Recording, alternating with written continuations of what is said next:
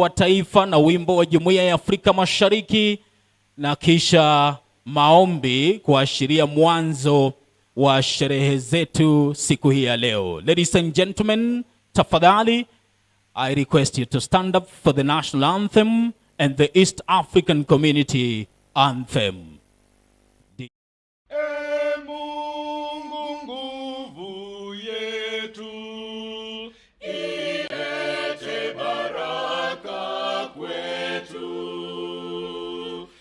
Iwe ngao na mlinzi, na tukae na udugu, amani na uhuru, raha tupate na ustawi.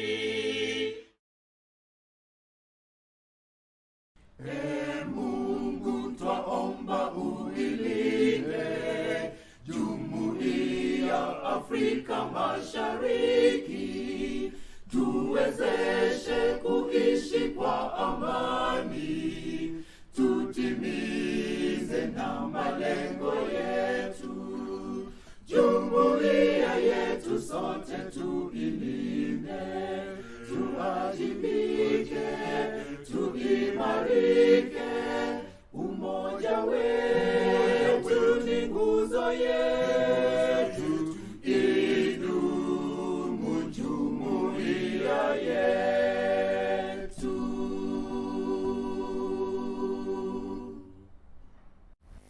While still standing, ladies and gentlemen, allow me to request Laura Jumba, who is also a co-moderator, to pray for us. Tafadhali, Laura.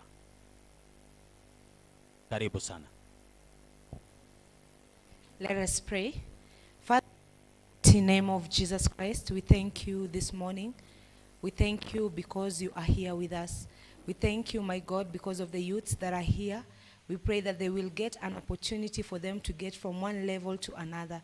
We pray that your Spirit will lead us and guide us today in the mighty name of Jesus Christ.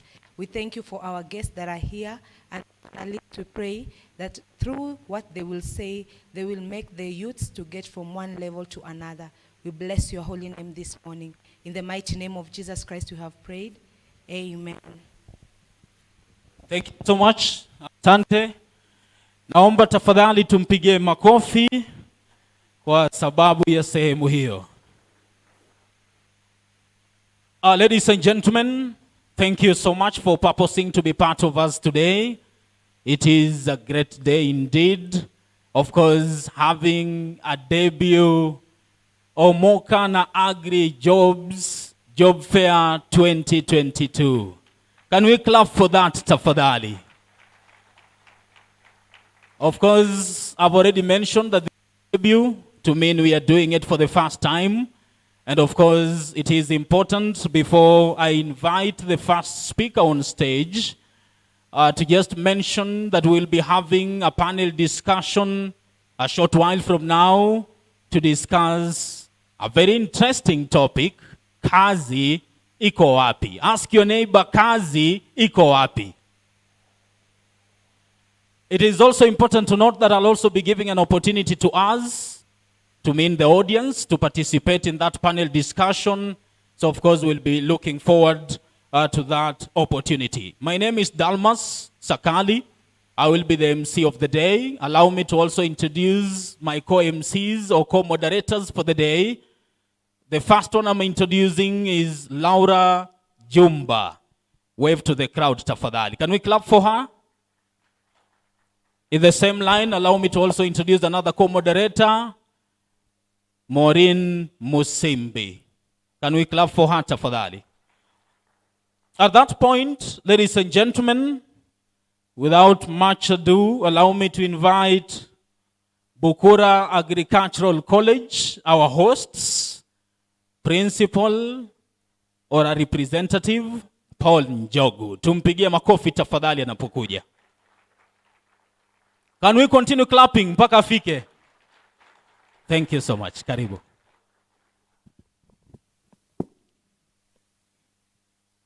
Good morning. Our chief guest, the representative of the county governor, county Government of Kakamega, Ambassador James Ochami, representative from the county government of Bungoma, Vihiga, Siaya, as well as Kisumu County, the representative from the Agri-Jobs economic bloc, representative from GIZ who are here, principals and representative of our sister TVET institutions, exhibitors and participants, the college management as well as members of staff, other distinguished guests, ladies and gentlemen, on behalf of Bukura Agri-Cultural College, it is my great joy and indeed a great honor to welcome you all to our Agri-Jobs for Youth Job Fair by the name Omoka Agri-Jobs Job Fair 2022. I'm greatly humbled by your overwhelming support for the job fair and finding time to attend despite the short notice that was given you. This will go a long way in supporting farming community in Western region and also beyond to address food security issues.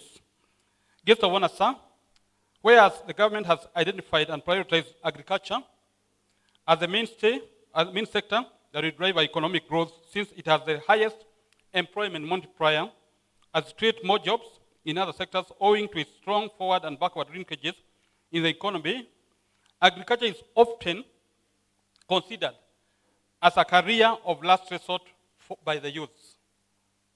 They look for opportunities in other places. When they don't get it, then they opt to get into agriculture. This perception impacts on the career choice of youth, having a bearing on the country's food security and overall agricultural sector.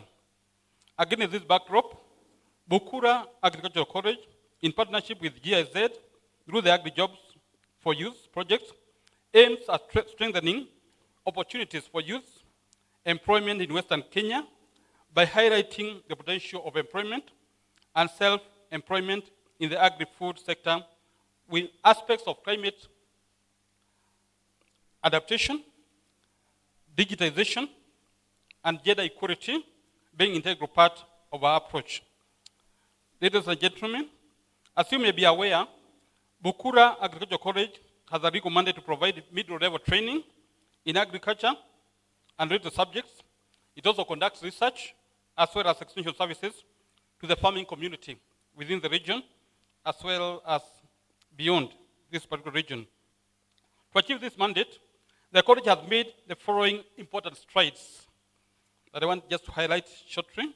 One, it has developed and is implementing around 21 diploma and certificate programs with a total enrollment of about 2,500 students. These programs are delivered in a competency-based approach to guarantee farming communities access to competent extension officers, farmers, as well as agripreneurs, who are playing key roles in various agricultural value chains. I encourage you to look at our brochure for details when you go out as if visit our tent. It has also developed around 10 skill-based courses in collaboration with partners like GIZ, Agricultural Development Services, as well as GF, among others, ideal for practicing farmers as well as youths. The program seeks to grow youth micro-businesses in the informal sector and also brings them to a level where they can create jobs in the region. For practicing farmers, the aim is to promote good agricultural practices in crop and livestock production. So far, our college has trained around 250 farmers from Vihiga County. They have benefited by a sponsorship by Agriculture Development Services. Plans are underway also to enroll others this coming January. We will reach to encourage other farmers also to enroll in this particular program. In order to promote access to clean, disease-free planting material and also combat climate change, the college is currently producing fruit seedlings, tissue culture bananas, and forest seedlings that are available at affordable prices.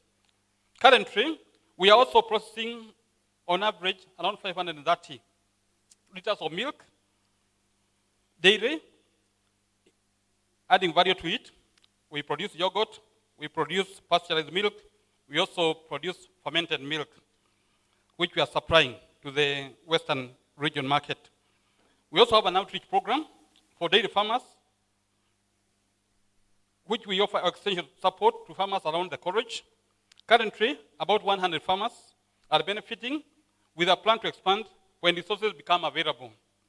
Due to high demand on our outreach program, the college has set aside every Friday as an open day where the colleges, universities, farmer groups, and cooperatives can visit, learn, and share experiences and technical expertise on agriculture. Every Friday is an open day in Bukura for colleges, farmers, as well as cooperatives.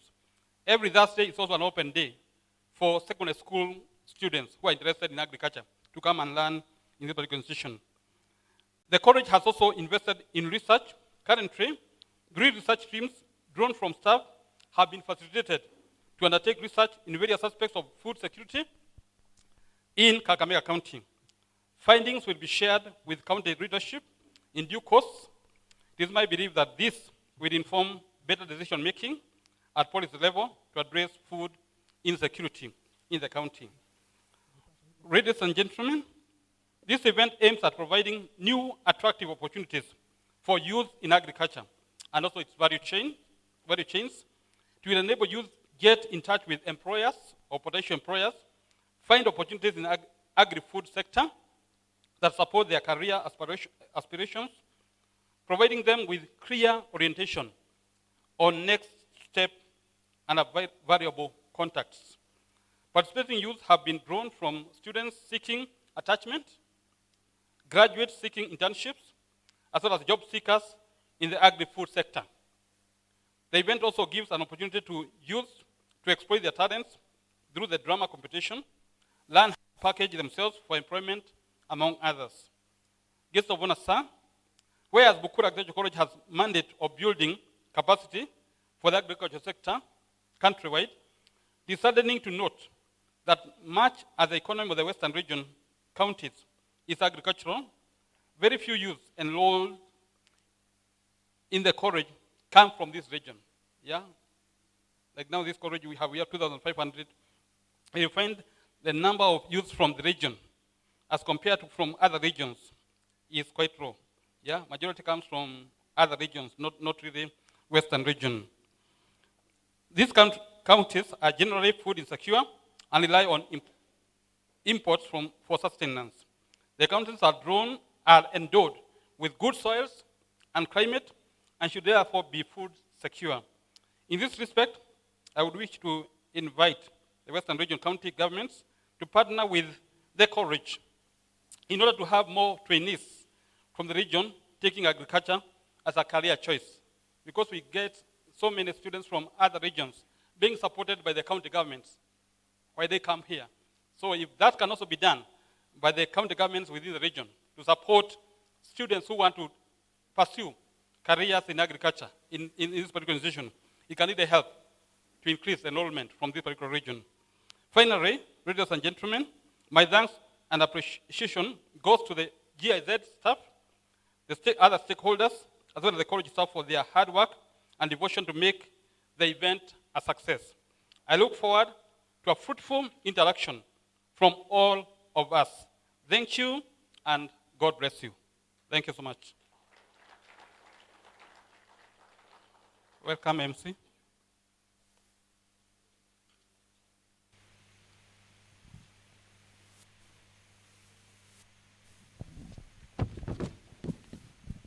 Thank you so much. Tafadhali naomba tumpigie makofi tena tafadhali. Thank you so much, Bwana Principal. On behalf of GIZ, Agri-Jobs for Youth Project, I'll invite the manager, Mr. Michael, to talk to us briefly. Tumpigie makofi anapokuja tafadhali.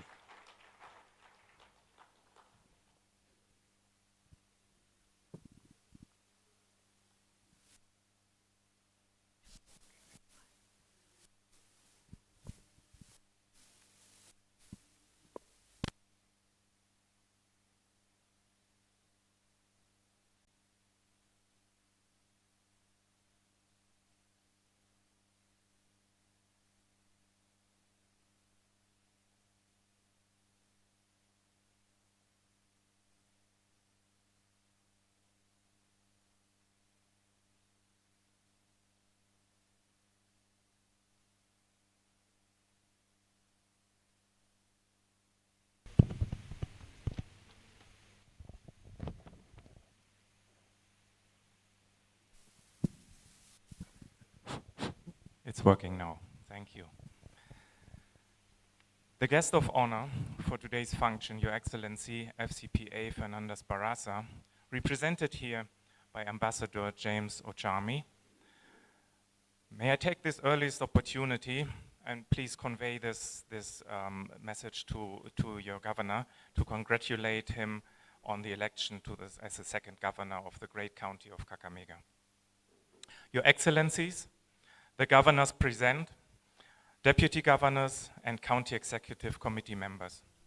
Our host, the principal of Bukura Agricultural College, Paul Njogu, the patron of the job fair, which is Lake Region Economic Bloc, the CEO, Victor Nyaga, represented by John Apollo here today. All government and public servants, both national and county governments, represented here today. I also want to greet all our co-sponsors of the event. I want to specially mention Ustadi, Buffalo Bicycle, United Millers, and my dear colleagues here, Ariane Riemann and David Kerstin, representing the Green Innovation Center and Pro Soil, two other GIZ projects that are working here in this region. Other representatives of development partners here today. Our implementation partners like Shujas, Brighter Monday, and Lake Up. Our partner AT Vets that are represented here. Private sector partners represented here as well as ASNET, the Agriculture Sector Network, and most importantly, the youth. Young agripreneurs and practitioners in the agri-food sector who are participating in this job fair and who are looking for employment. I especially greet you, and I'm really grateful to see so many of you here today. Distinguished guests, ladies and gentlemen, I greet you all, good morning and ham jumbo. My name is Michael Dürr. I'm the project manager of Agri-Jobs for Youth, which is a youth employment project. In an official function like this, I would normally be wearing a tie and a full suit. And since this is a youth event, a youth employment festival, I felt, I shouldn't overdo it and blend in with the young people. And so this is why I'm standing here as I am, because this is about the young people, this is about youth, this is your festival. As far as we know, this is the first job fair in the agriculture sector being held in this region. We were oftentimes thinking that there is so much potential for matching job seekers, students, or generally young people with employers in the agri-food sector, and it is often hindered simply because of lack of a common platform. Thus, we decided to create such a platform and organize the job fair you're attending today. Whether students, graduates, or young job seekers, larger companies, small and medium-sized enterprises, private sector associations, business incubators, educational institutions, or development partners, with the Omoka na Agri-Jobs job fair, we have created a meeting place that allows to exchange with each other at eye level and make those opportunities visible. The job fair enables youth from Western Kenya to learn about the sector, offer their talents and potentials, and find opportunities in the agri-food sector that support their career aspirations in the best possible way. Companies and other institutions can showcase their businesses and job offers and engage with young people. The fair has been organized by GIZ Agri-Jobs for Youth in collaboration with Bukura Agricultural College as the host and the Lake Region Economic Bloc as the patron of this event. And I really want to thank those two institutions for joining hands with us. Kindly allow me to give you a bit of a background on our project. Agri-Jobs for Youth is a German development corporation initiative that promotes rural youth employment in the agri-food sector and is implemented by GIZ in partnership with 5 counties in Western Kenya, namely Bungoma, Kakamega, Kisumu, Siaya, and Vihiga. Agri-Jobs for Youth aims to strengthen opportunities for youth employment in Western Kenya by highlighting the potential of employment and self-employment in the agri-food sector. Agriculture is often considered as a career of last resort. This perception impacts on the career choices of youth, having a bearing on the country's food security and overall agricultural sector and services. However, we are convinced that there is high potential for economic growth in the agriculture and agribusiness sector in rural areas. Unfortunately, opportunities often remain hidden. Let me point out one, I think, very important issue that I want to raise here. And this is the need for transformation of the agriculture and food sector here in Kenya. The agriculture and food sector is relatively unproductive. It is smallholder based, and it faces lots of challenges to feed the nation. And so we need to think about transforming the agri-food sector and the systems here to make it more sustainable, more productive, and more rewarding for those who are working in the sector. And the sector, of course, includes not only the primary production, but it also includes the upstream and downstream sectors as well. We are oftentimes thinking that, who should be the driver of this process of transformation of the agriculture sector? And we believe this must be the youth. Because the youth, they hold the future. They have the vision. They are able and willing to take risks. And they are a digital generation. It is not the old man with the hoe who is digging his field and planting some maize. It is the young people who are taking agriculture to another level. And so I want to encourage all of you who are here, the young students of Bukura Agricultural College and other places as we are gathering here. You are holding the future to the transformation of the agriculture and food sector. And this is not only about your own livelihoods, it is also about feeding this nation, and it is about sustainability, environmental sustainability. Because at the moment we are mining the environment, and this is not sustainable. So this is all in your hands, and we are encouraging you to become part of this. Our project was launched in 2020 and will be running until 2024. It uses an integrated approach to achieve the project development objective and addresses key pillars, or components as we call them. So we are working on the labor supply side, which is skilling young people, to present their talents on the labor market or start their own business. We are also working on the labor demand side in the labor market, which is basically the private sector creating additional job opportunities. Then we are working in the labor matching, bringing the two sides together. We are working with Brighter Monday. Brighter Monday is here and implementing some side events as well. But this job fair is also under that pillar. It's a matching the demand and the supply side in the labor market.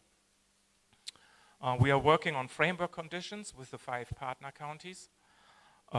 We have done a lot of work with them in domesticating and formulating the national youth agribusiness strategy and domesticating it and breaking it down to the county level needs and requirements. We are working in areas like good governance, working in areas like improving the framework conditions for young people to engage in political dialogue, and also for private sector, to find better conducive environment for growth and for their businesses to thrive. We are also working with youth organizations. We have been spearheading the formation of 5 youth umbrella organizations, 1 per county. And at the moment we have 2,300 young people organized in these youth organizations. We have also some cross-cutting issues, of course, that we are concerned with.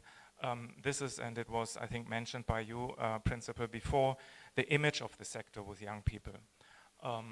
Young people do not necessarily see agriculture and food sector as their first choice. But we believe there is a great potential. So we do some image campaigns and things like that. in order to create an image that is positive for the sector and make young people understand the potential that is within this sector. We are also working on themes like gender equality and knowledge management and the like. We are partnering with some organizations, namely the Ministry of Agriculture and Livestock Development at national level as official government-to-government cooperation. We always partner with a political partner in this country or in the country in the partner country. In this regards, it's the Agriculture Ministry. We are partnering a lot with private sector partners, youth organization and networks in agribusiness. We are working with research organizations and of course with agricultural training institutions. It is a great achievement and a joy to see all these partners here today and basically pulling on one rope together, because this is what we need. It's not us to do it, it's not one of the other partners, it's bringing everybody together and pull this difficult task off. This fair is organized in a festival-like mood, with lots of interaction which we believe will appeal to our target group, the youth. The image and perception of the sector must change from the old, unattractive drudgery and dirty profession to one that is exciting and able to provide good quality of life to appeal to our capable and skilled young women and men. Today, you will have the opportunity to interact with potential employers in the sector. So to all the young people here today, go and talk to the around 40 exhibitors that are here today. Ask them about job profiles, required qualities and qualifications, and career options in their field of work. Even better, go for an informal job interview in your job matching tent and get one-on-one experience and insight. The fair also acts as a showcase where future agripreneurs, which may be one or the other of you, will be inspired by already existing thriving agri-food businesses who are exhibiting here today. Lastly, our partner ATVETs are displaying the courses they have on offer for all those who want to further their professional knowledge. During the job fair, we will have several side activities that include panel discussions, a drama competition, CV writing workshops, and an award ceremony for our gender competition, Jenga Gender Omoka, that ran as a precursor to this job fair. I also wish to inform you that the various events of the job fair are being streamed live. We have a big LED screen at the entrance of the Bukura Agricultural College compound for the many students who cannot fit into this main fairground. In several locations throughout our project region, our partners are hosting the live broadcast for youth to join us remotely. You can also log in with your personal devices by linking in to the GIZ Kenya YouTube channel. It is our desire as GIZ Agri-Jobs for Youth project that this is only the first of a series of annual job fairs in the region to be held in different counties in Western Kenya. We want to advance the topic of youth in agribusiness in the region and therefore lobby for support from the public and private partners on how to firmly establish and even broaden such an event. Based on the experience and lessons learned from this first job fair, we offer to jointly develop a long-term plan that includes partnerships and fundraising approaches. As the main organizer of this event, I would like to wish you all an enjoyable, successful day that will bring benefits to all participants of this great inaugural event. I therefore would like to hand over back to the Master of Ceremony to bring to you the patron of this Omoka na Agri-Jobs job fair. Asante, thank you and have a great day.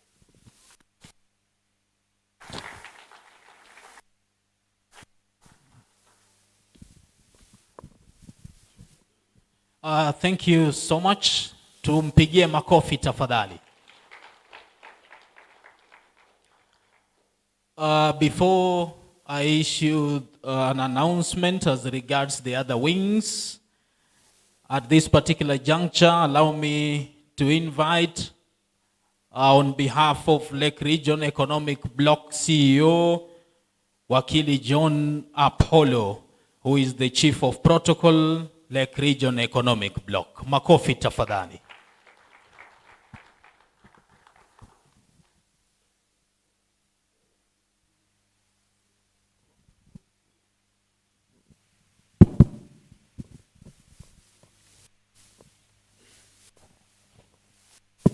Thank you very much, the MC, to the County Secretary of Kakamega County, Ambassador James Ochami, representing the Governor of the Great County of Kakamega,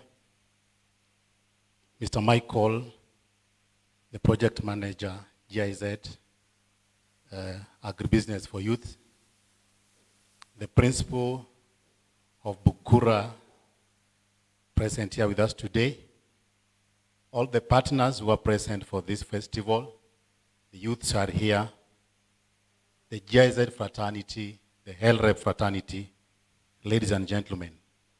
My name is John Apollo, the head of protocol at the Lake Region Economic Block. I'm standing here on behalf of our CEO, Mr. Victor Nyagaya, who's engaged somewhere in Nairobi for another very important function. Before I proceed, allow me to introduce the LREB staff who are here today. We have Catherine, Head of Communication, just wave to them. Duncan Ohuma is in charge of ICT at the Lake Region Economic Block. I saw Rosemary, I think she has stepped out, in charge of Health Pillar. Ladies and gentlemen, thank you so much for accepting to join Omoka on Agribusiness Youth Festival 2022. This festival, being held by GIZ in collaboration with the Lake Region Economic Block and Bukura Agricultural College, has brought together stakeholders in agribusiness on one platform to exhibit, share experiences, lessons learned, and network along the agricultural value chain. The architecture of this festival is timely, as the region charts out sustainable interventions in addressing creation of decent jobs for the growing youth bulge in the block. Youth and women form 70% of the 15 million LREB population. This festival is inspired by the need to motivate the youth to accept agriculture and its related activities as a commercial business venture in the block, whose economy is largely driven by agriculture.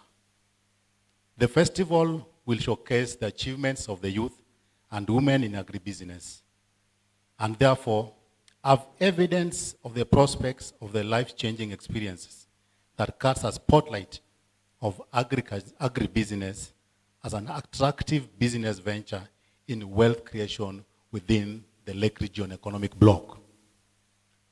Ladies and gentlemen, the Lake Region Economic Block, we term as LREB, is a regional integration arrangement where 14 counties, namely Bungoma, Busia, Bomet, Homa Bay County, the Great County of Kakamega, which is hosting this festival, Kisumu, Kisii, Migori, Nyamira, Siaya, Trans Nzoia, and Vihiga, falling within the Lake region, have entered into an agreement to enhance economic cooperation through agreed institutions and rules focused on removing barriers to free trade, increasing free movement of people, labor, goods, capital across the borders of the 14 member counties.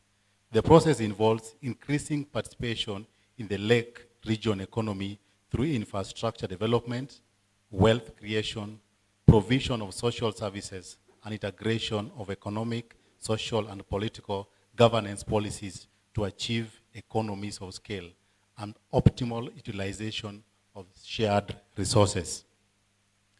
our guest of honor, LREB undertakes implementation of its mission through the governance of organs of the summit. We have the council, secretariat, and county assembly forums. The governance structure provides a framework to implement the mandate. This is done through partnership with the county, state and non-state actors that support the Lake Region Economic Bloc coordination role and oversight. Specific interventions supporting agriculture in the bloc as targeted approaches in its current program of work and in the strategic plan that will address activities that seek to strengthen an enabling environment for the empowerment and participation of the youth and women in the agriculture value chain. Interventions earmarked are.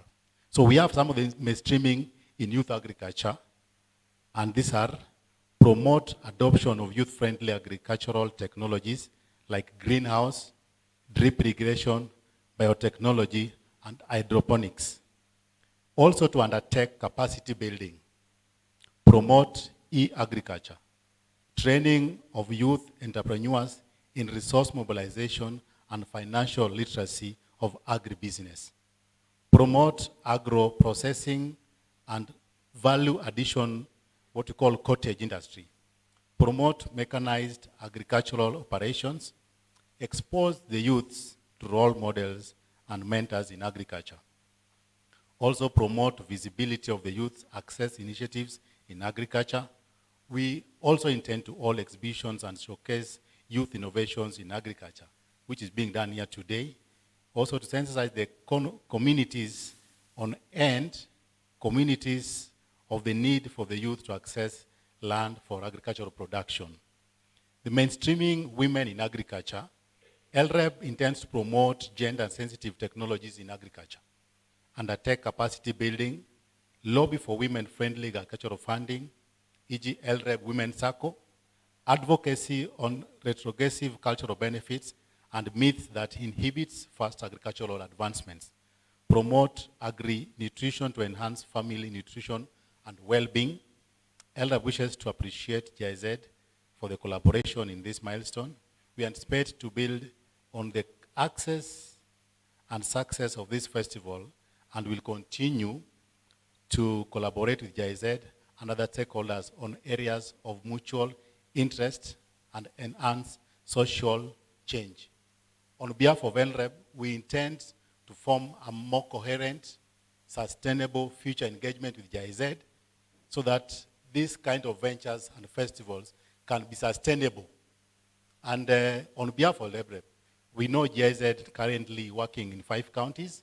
That's Bungoma, Kakamega, Kisumu, Siaya, and Vihiga. But when it comes to agribusiness, we request that this be extended to other counties that also are wealthy in agriculture. If you go to Kisii and Nyamira, you get a wealthy of agricultural activities taking place. So this is a plea that we'll make so that we can, on behalf of LREB, if the governors were here today, the first thing they'll ask, why not in Homa Bay? Why not in other counties? So our request that this is a very important initiative, kindly extend it to other counties. This is our plea on behalf of the LREB fraternity. Otherwise, ladies and gentlemen, thank you so much. My name is John Apollo. I'm in a t-shirt because of the function today. On normal days, as head of protocol, I'll be in a suit. Let me follow what Michael said. Otherwise, thank you so much. May God bless you. Thank you so much. Asante sana, Bwana Apollo. Naomba tumpigie makofi tena tafadhali.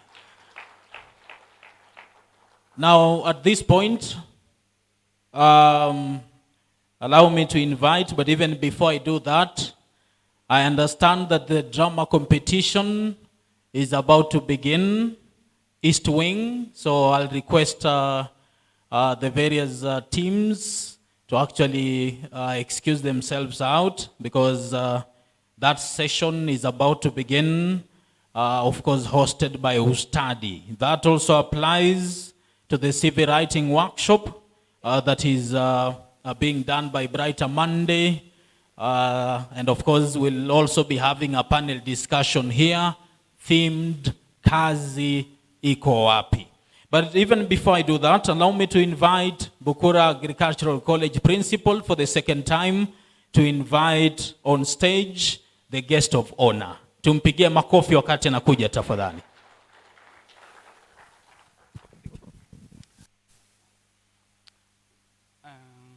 Our chief guests, other representatives, all protocols observed. I want us to stand up so that we can welcome the chief guests. And we shall put our hands together as a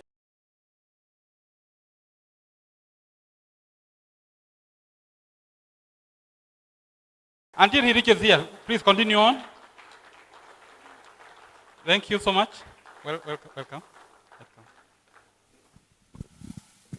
Be seated.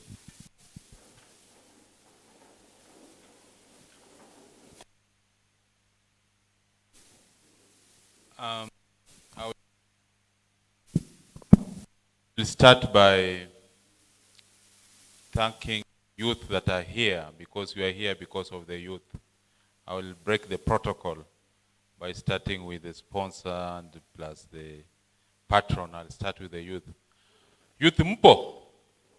Mpo kweli? Thank you very much. My name is Ambassador James Ochami. Ambassador James Ochami is the County Secretary and Head of Public Service in Kakamega County, which is the host county as we speak at this moment in time. And as such, I'm overwhelmed with gratitude to be here to talk at the youth of Kenya, not the youth of Kakamega. Sindio? Because this is a national college, Bwana Principal. But what we are sharing today, I'm sure it will impact on the national perspective. The program manager, GIZ, and the other partners that have accompanied you, the principal of Bukura Agricultural College, LREB, of which Kakamega County is a representative, the youth that are here, ladies and gentlemen, I'm not sure whether it's afternoon, but it's still morning. Good morning. I'm here on behalf of His Excellency the Governor of Kakamega County, FCPA Fernandez Barasa. What FCPA means is a fellow and a certified public accountant. Fellow means he has done so much in the accountancy field that he has been given that. I'm not a fellow, I'm just a CPA. I haven't done much in that field, but I've done much in the diplomacy. So it gives me a great pleasure to be with you here today as we deliberate on the theme of the workshop, Omoka na Agri-Jobs Youth Festival 2022. I was asking what Omoka means, and they told me what my son tells me: you are not old, but you are ancient, because you don't know what Omoka means. Just to know that Omoka during our times, it was Kudosika, you know, it's a generation gap. Mnajua Omoka nini, si ndio? Who doesn't know what Omoka means? To raise his hand. You know, I teach, so I don't want to point at people I see who are in my age group to ask them. So, this festival is timely and aligns to the Lake Region Economic Bloc's agenda in undertaking pro-poor interventions that enhance sustained wealth creation. To this end, our third generation county integrated development plans 2022-2027 has continued to provide an enabling policy framework that mainstreams priority activities targeted at empowerment of women and youth to participate in the socio-economic development of the region and Kenya as a whole. As we have just heard, we as a region, 14 counties, want to ensure that we are able to empower and engage, especially the women and youth, in the socio-economic development. According to statistics from the Kenya National Bureau of Statistics, of course, we know unemployment rate in the country is on the increase over time.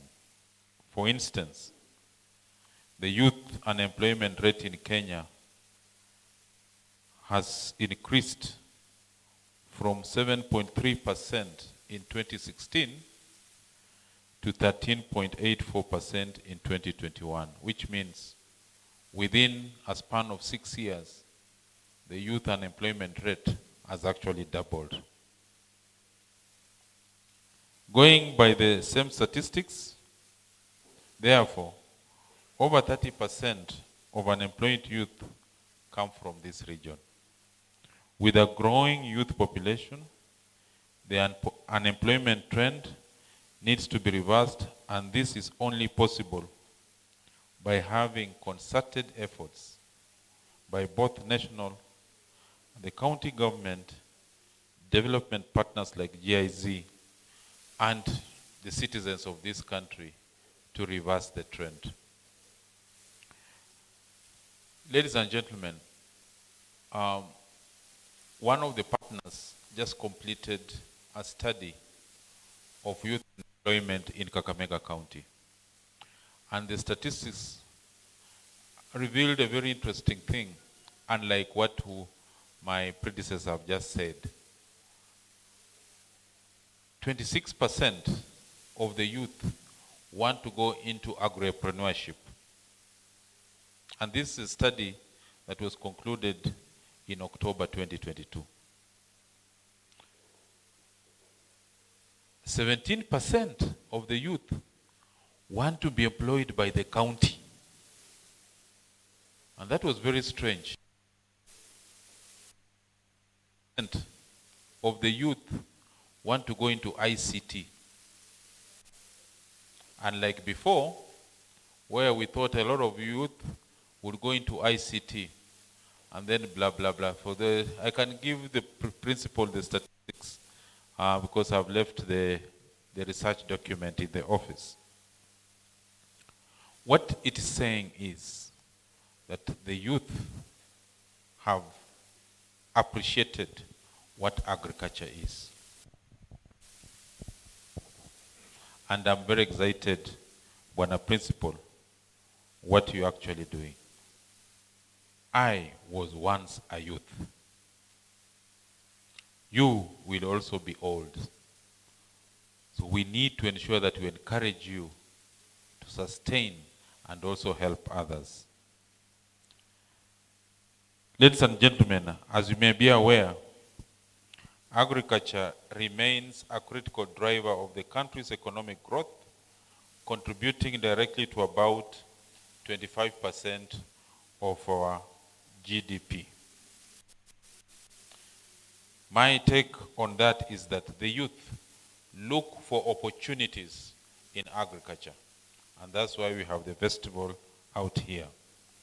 According to the agricultural sector statistics, the sector is a source of income for more than 18 million Kenyans, making about 64% of the country's workforce, employing 70% of the rural population, recognizing the importance of the sector.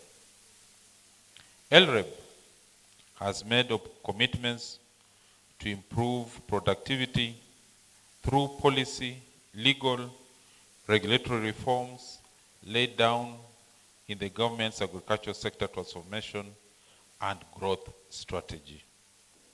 The achievements of set targets are envisioned to further expand the opportunities by the sector is the incomes and livelihoods of those who directly or indirectly depend or need to make a living. As earlier said, the LREB Summit, which brings together the 14 governors, having recognized the importance that the agricultural sector plays in our region and Kenya as a whole, has given it a priority in the budgetary allocations to ensure that planned interventions, the annual development plans, are undertaken.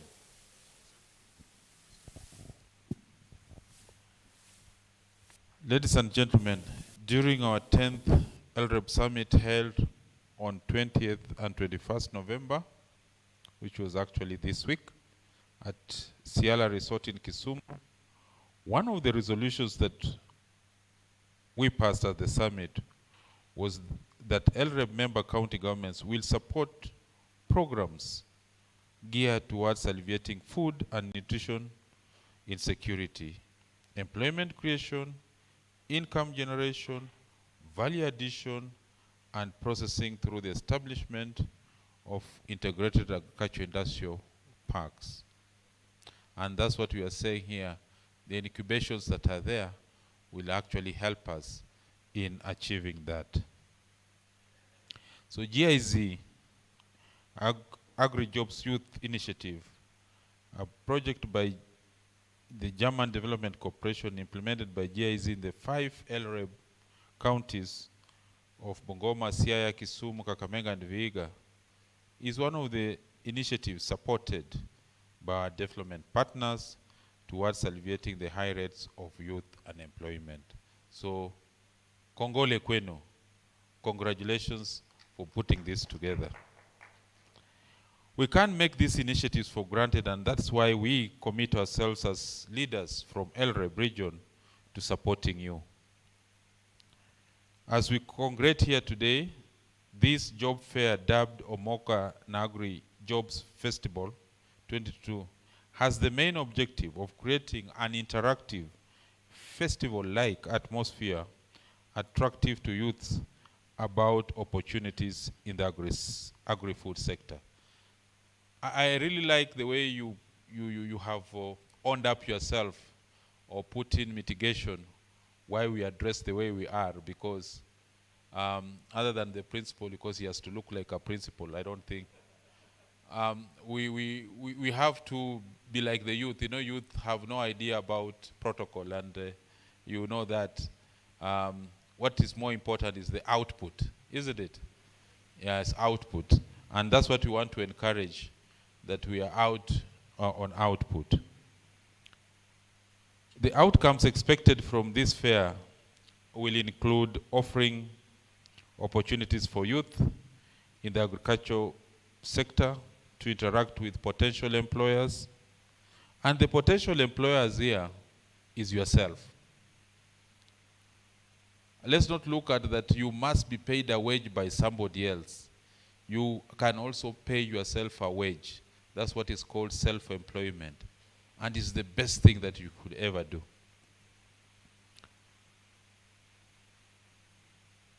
This will find opportunities that support your career aspirations, get professional orientation and contacts, and all will be exposed to successful agripreneurs.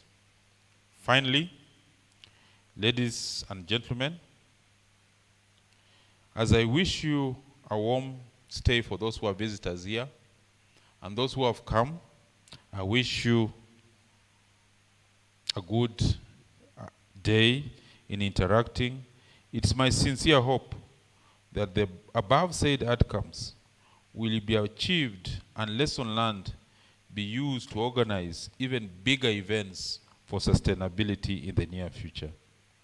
With these remarks, I have the honor to declare Omoka na Agri-Jobs for Youth Festival 2022 officially opened.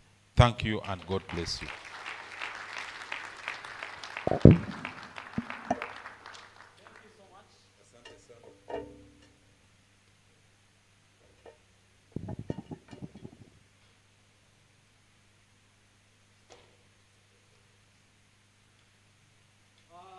Naomba tafadhali tumpigie makofi tafadhali.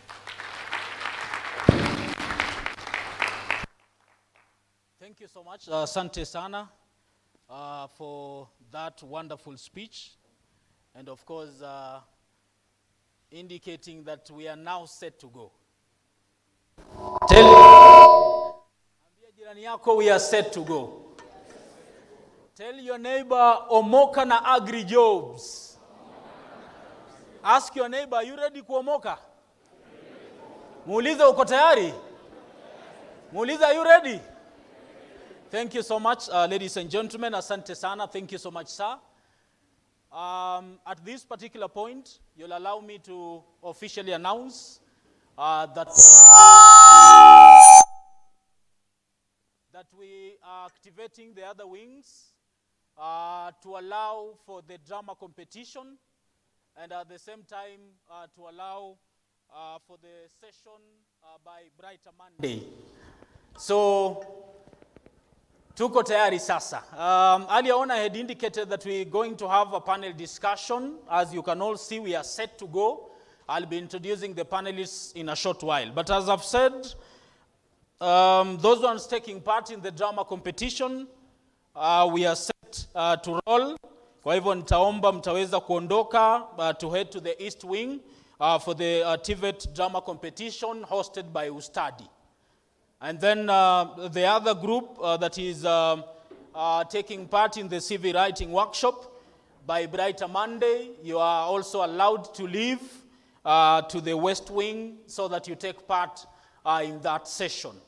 But now, on to the panel discussion. I will be beginning by introducing the panelists, and then later on, you will be taking part in the discussion. And even before we begin our discussions here, I'll be getting two responses to a very simple question.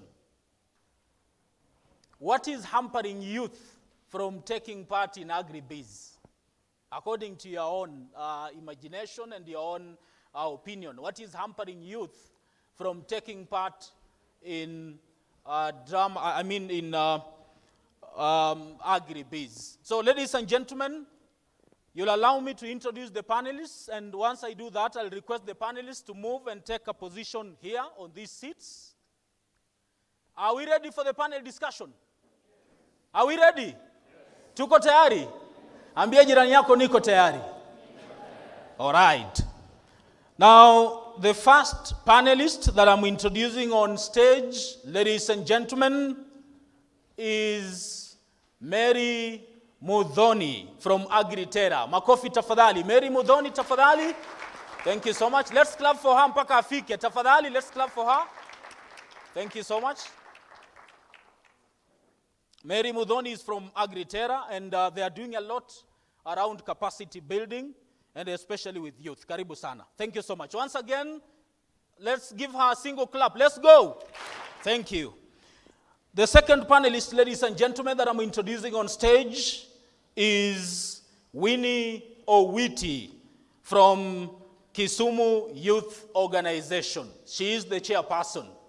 Tafadhali. Let's clap for her as she's coming. Tumpigie makofi tafadhali. Winnie Owiti, who is the chairperson of Kisumu Youth Organization, an organization that is doing a lot with youth and especially around agri-biz. Karibu sana to take part in this discussion. One single clap for her tafadhali. Let's go. Thank you. Allow me to also invite on stage, ladies and gentlemen, Abisai Nandi, who is the founder of Chicken Basket. She'll be telling us much more about Chicken Basket. Tafadhali tumpigie makofi. Thank you so much. Even as he's taking his position.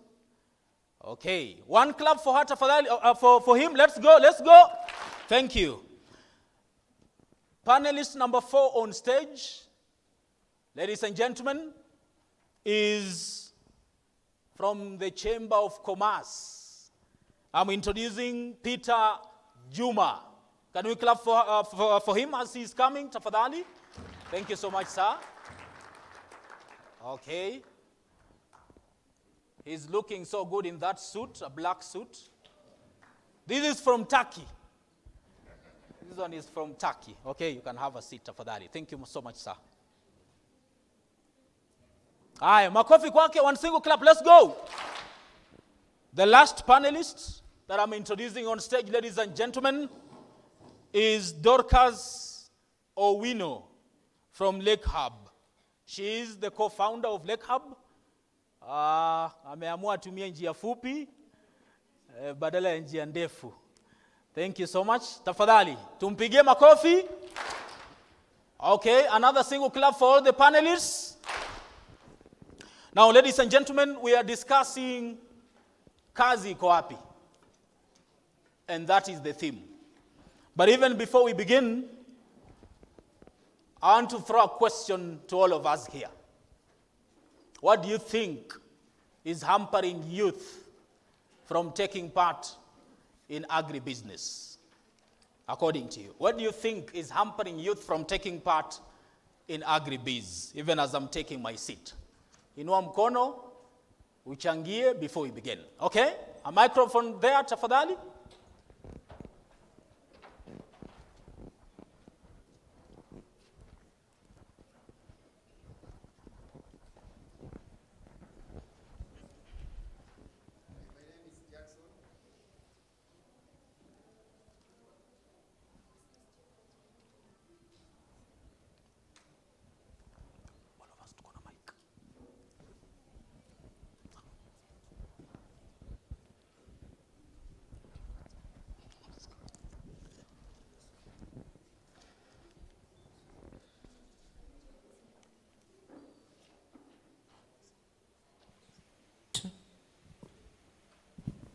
My name is Nzawa Wich from Vihiga, Young Agripreneurs Network. I think one of the things that is hampering youth from venturing into agribusiness is our own attitude. We don't want to get dirty. We want to look into other things that are, we want to earn clean money, that is. Second is parental influence. Our parents always want us to go for the white-collar jobs, and any moment to tell them about venturing agribusiness, they'll think you're getting out of your senses. So you need to work on that. Thanks. Thank you so much. Can we clap for him, tafadhali? Moja tu, let's go. Thank you. Someone else? A lady, tafadhali, for gender balance issues. Thank you.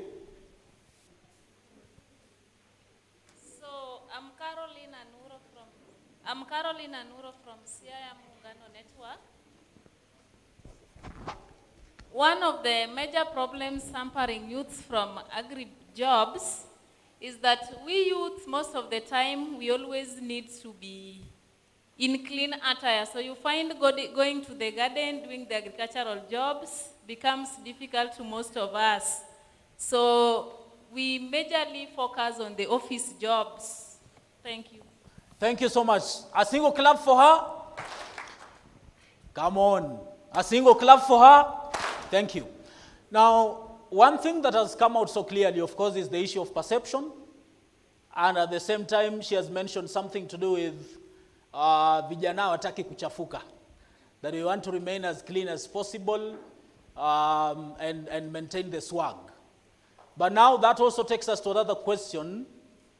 Is agribiz all about getting dirty? I mean, of course, that is a question that we're going to discuss with this panel here. Thank you so much for sparing time to be with us today. I'll take one round of question from myself to these panelists, and then I'll get back to the audience. So in case you have a question, I'll just request that you note it down. And of course, we'll be coming to you for the panelists to respond. But of course, we'll also request that even as you're asking your question, try as much as possible to go specific, if you have a specific question to a certain panelist.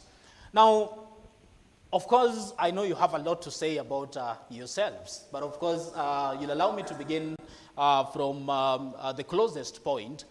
1 minute, just tell us who you are briefly, what you do, and what pushes you going forward. My name is My name is Dorcas Owino. Okay. Okay. Hello. Hello.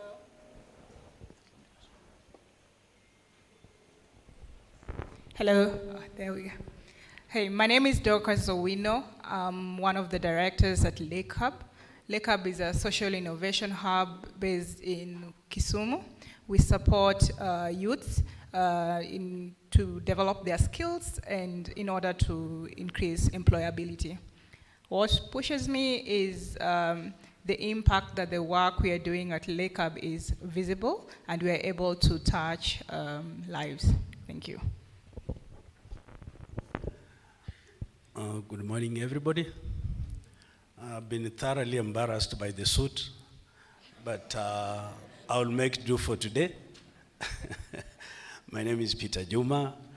I'm a director in charge of economic diplomacy at the Chamber of Commerce, Kakamega. I'm a businessman and a former high school principal. I'm passionate about youth empowerment, having previously served as a National Institute coordinator for Baha'i educational programs in Tanzania for quite a number of years. So I've come back to do business. And as you know, the Chamber is a business membership organization. So we're looking forward to networking and creating more diverse linkages. Thank you.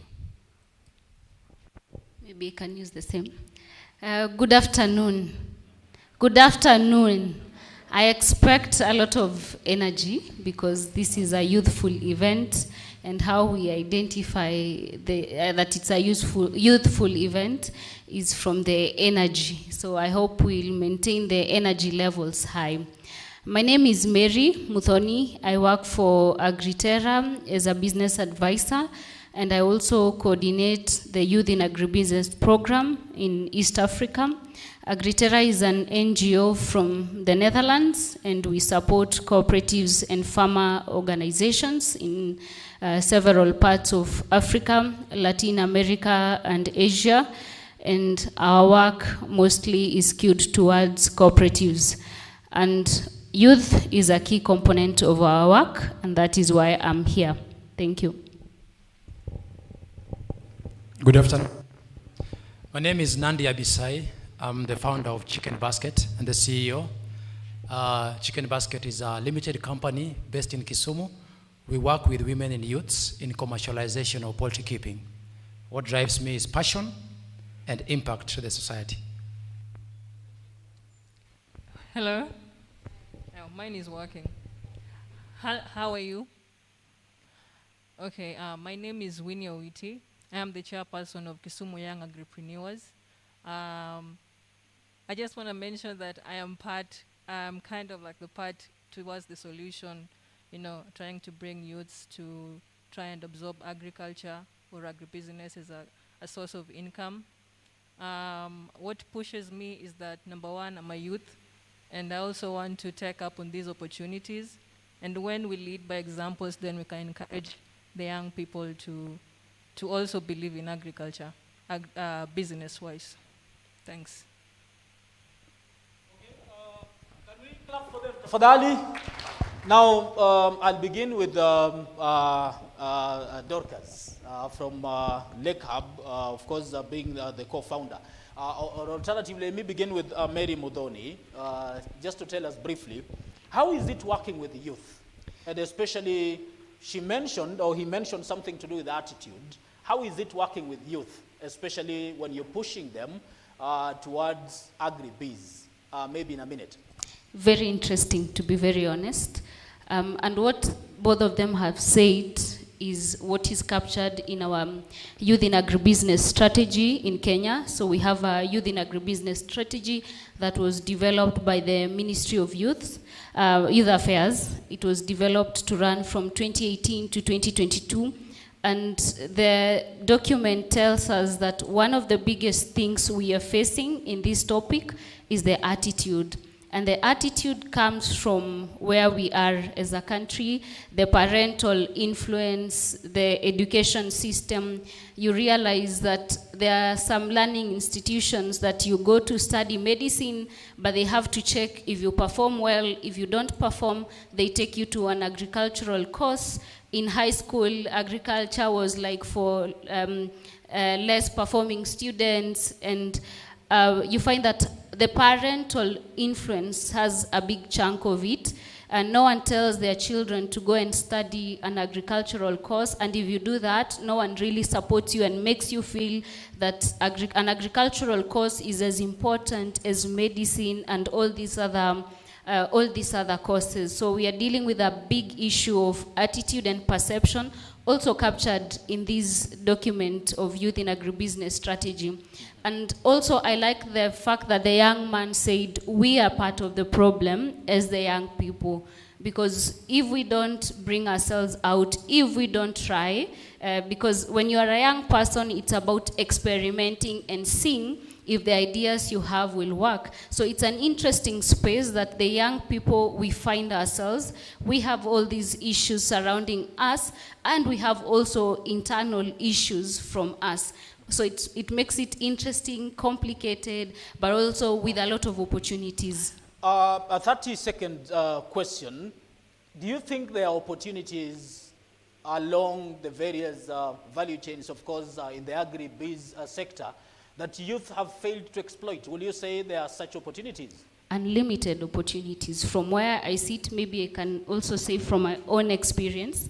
As I said, we work with cooperatives and farm organizations. It means the most important profession we need are like extension officers, agronomists, animal health experts. And when you come into that space, you, for example, we had a program which we want to continue called Jobs, Jobs, Jobs. So we support cooperatives to create jobs for fresh graduates from universities and colleges. So we convince them that we need to create these jobs because we need to professionalize. We need to also support the farmers to change their mindset in terms of adopting to new technologies. And then we succeed with that. But when we bring the young people to the table, for example, you want to interview them for this position, you see a very big gap between what they are bringing in terms of the knowledge or the skills they have and the job that they are required to perform. So for me, when I look at it, we have immense in the value chain. And also the CS for Youth said recently that our country, we can only create 20% jobs. And by the way, let me mention this, that in the document, they also say we need to create 1.3 million jobs for the young people annually. This is for those who went to school and those who did not go to school. But the capacity is only 20%. And then the rest should come from agriculture. Okay. My next question will go to Winnie Owiti. Of course, even as we're talking about youth, there is a huge percentage who are women, and of course we are talking about young women and women of different ages. Which are these challenges you think are facing women to the extent that they hamper women from exploiting their potential around agribiz? Let's talk about these challenges. Thank you very much. Okay, so I believe that women have a different kind of universe when you compare them with the male, with men. And number one, in our setup, traditional setup, one main challenge would be cultural or traditional beliefs of the Luos and the Luyas, I guess. I'm a Luo, I can only speak about the Luos. So, and another thing I would say is also perception. And most women are perceived that they are not able to handle certain things, especially in business. And there was a discussion once that we had where a man who is a husband somewhere was saying that there was no way the wife can start a business without his consent. And even if all the investments was her. So I would say that kind of universe, and when we, I think it also just also depend we can also say the same with the youths, like perception and attitude. It could be two-way. You may perceive that youths are not taking up these opportunities that are being presented to them. They are not trying to be aggressive enough, but they don't want to get dirty in the farm. Just the same way as the women, they can't handle businesses. But what if the person providing the opportunity also changes their perception, that give you chances, you know? It's not like if I have to give you chances, do not give me opportunities that are so limited. Give me that unlimited word and test my potential. Then, at that point, then I think we can also sit down with the employers, other partners, and the youth and the women. And then we can now start pointing fingers. Yeah, that is what I think. Okay, a straightforward question, is land a challenge, especially to those women who want to do agriculture specifically that needs land? Do you think land is a challenge? And if it is, how do you think women can go around that issue of land? Absolutely. I think land is a challenge because I know the law allows fathers to now give their girl child pieces of land, but they are not really practicing that. They would still prefer to give their sons. And if women are given land, they're given small kitchen garden farms that they cannot do long-term or perennial farming, They'll just be given small farms. You can do like vegetable farming, which would take 3 to 4 months, and then they can take the land back again. So that is not even helpful. About the solution, I feel like one thing that is really helping so many marginalized groups is kind of coming together, kind of creating a movement. You in a group, you have higher bargaining power to something.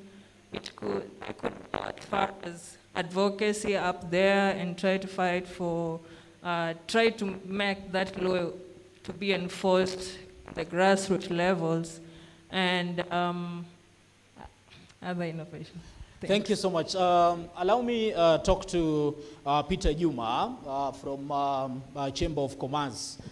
Do you think there are viable business opportunities in the region around agri-biz? Of course, we are talking about Omoka and Agri-Jobs. Do you think there are business opportunities around agri-biz in the region?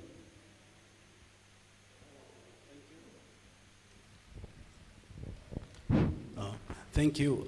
Again, the answer will be that we have unlimited opportunities to create business around agribusiness. Along the value chain, there are limited opportunities. But the elephant in the room is, do we have the capacity? Because we need to build the capacity, then to utilize the various opportunities that are already available. And that is why I would like then, as an employer and as a representative of a business membership organization, that we have issues of attitude. But once you change attitude, you can scale the altitude. The young people have a lot of capacity, but we are shortchanging them in the training that we provide to them, in the environment that we set up for them. We set them up for failure because we want them to succeed when they are older. Okay, we don't open like entrepreneurial programs for them. We are looking for experience. And these are some of the challenges that the utilization of available opportunities face. As an employer, I am always shortchanged when I find a youth with so much knowledge, but so limited skills. This is very important for our educationalists here to understand that once you are preparing somebody for the job market, you have to read the realities accurately. What are the current demands of the labor market? And what are you doing with a child going through 1979 manual for milking? This may be very interesting, but even sitting in a master's class, at the University of Nairobi, I still had a lecturer who was using 1980 notes to instruct me, to empower me. So we have to go back to the drawing board so that our educational system itself is competency-based, not in name, but in practice. I am privileged to have gone to a technical school when I was young, but I think those technical schools were gotten rid of. And this is something that, an experience that I don't want to throw away.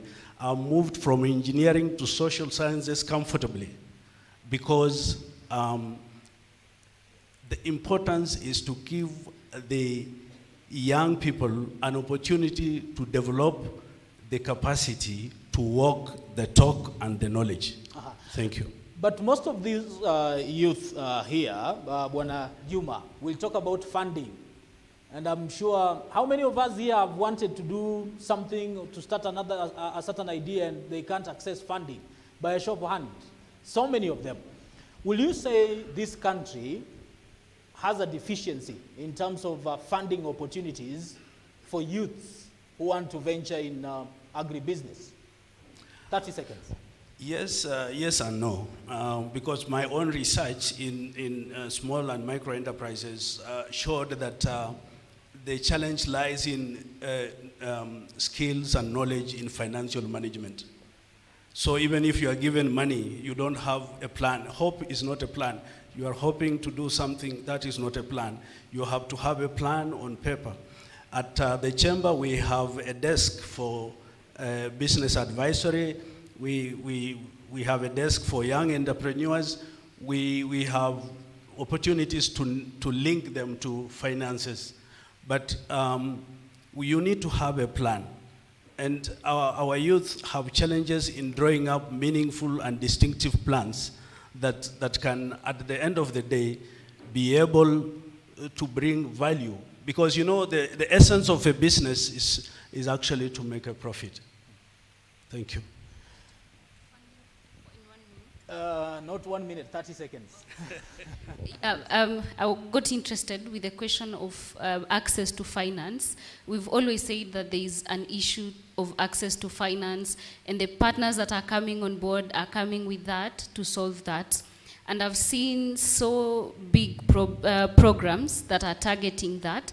But yesterday, actually, we were at the Dutch embassy where the topic was the same. Let's discuss about the youth topic. And someone from UNDP told us that they give a call for applications to finance youth-led enterprises, but very few apply. And those who apply, as he says, don't have like a very good plan, like, you know, the bankable plan that you see, if this is done, there's a bit of result. We have a big program by, it's called actually Agri-Biz. If you Google on the internet, it's funding from EU and Denmark, and they specifically target youth and women. So for me, I would not say right now we have an issue with access to finance, but the capacity. We still have the youth fund with us and so many others. And then, of course, I'm tempted to ask another question, but because time will not allow me. Of course, there is now the issue of communication and connecting, linking between the financiers and those that are seeking these finances. But I'll still twist that question to Dorcas Owino, who is the director of LREB. Potential employers and potential employees. Do you think we have a link? Because at times you'll meet someone who is looking for certain professionals around agribusiness and even other sectors, but at the same time you also have thousands who are seeking such opportunities. Do you think there is a link between potential employers and potential employees or such platforms where the two can actually interact and meet? Yeah, very good question. I think there's a link, but the link is not accessible or in a place where the youth can see it. So then that definitely means that the link is not working. Because the reason why I say that is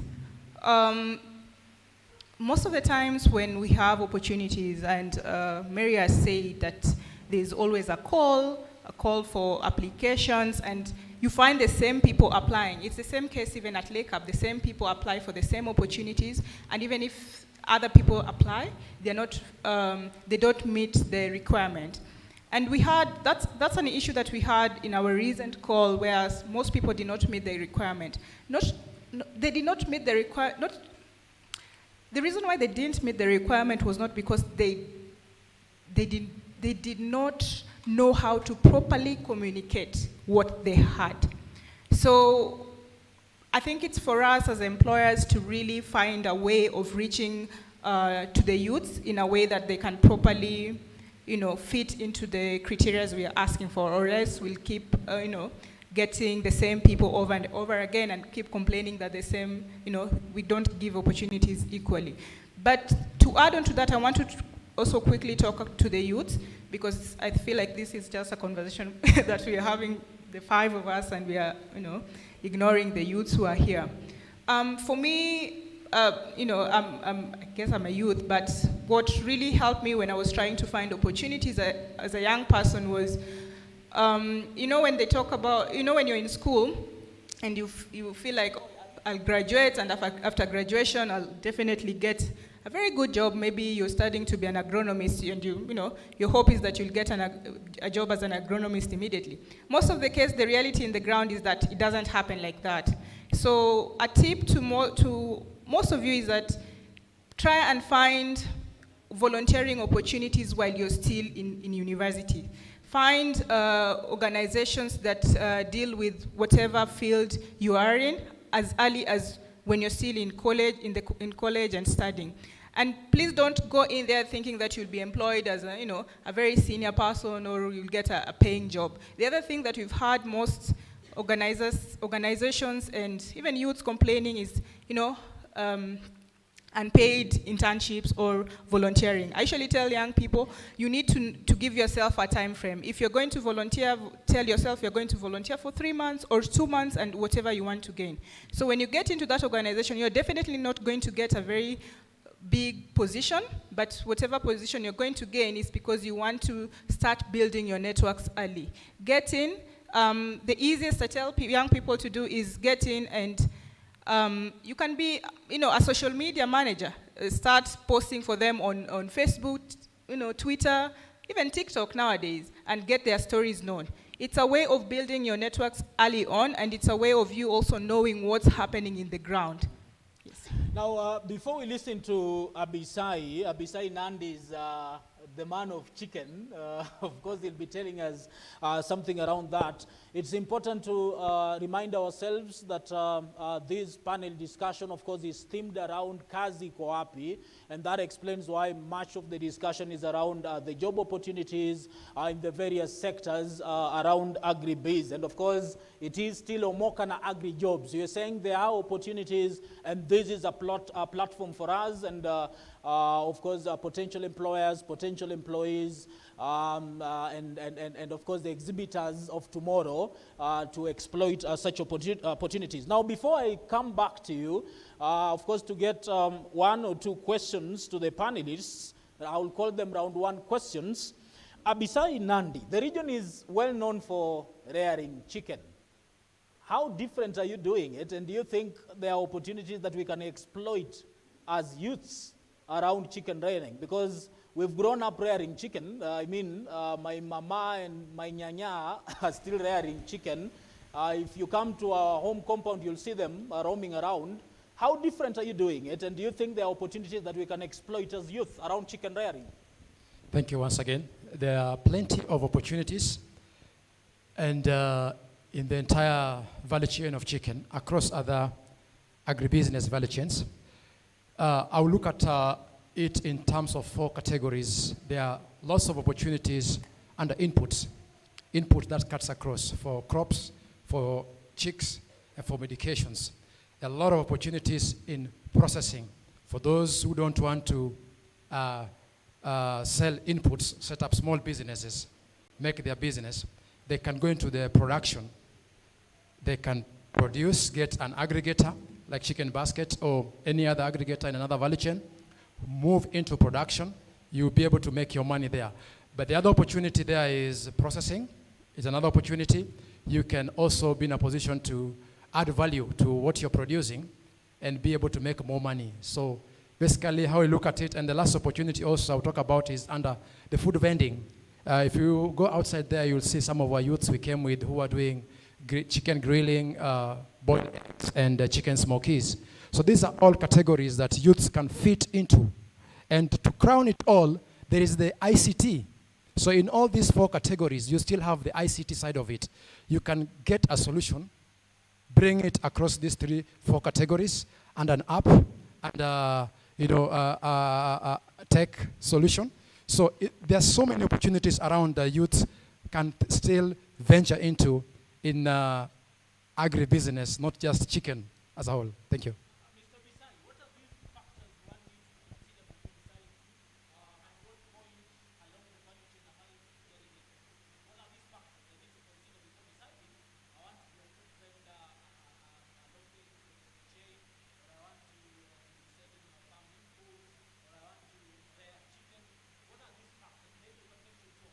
Very clear. I think for me, my case is passion. Find where your passion is in the 4 categories and pursue it.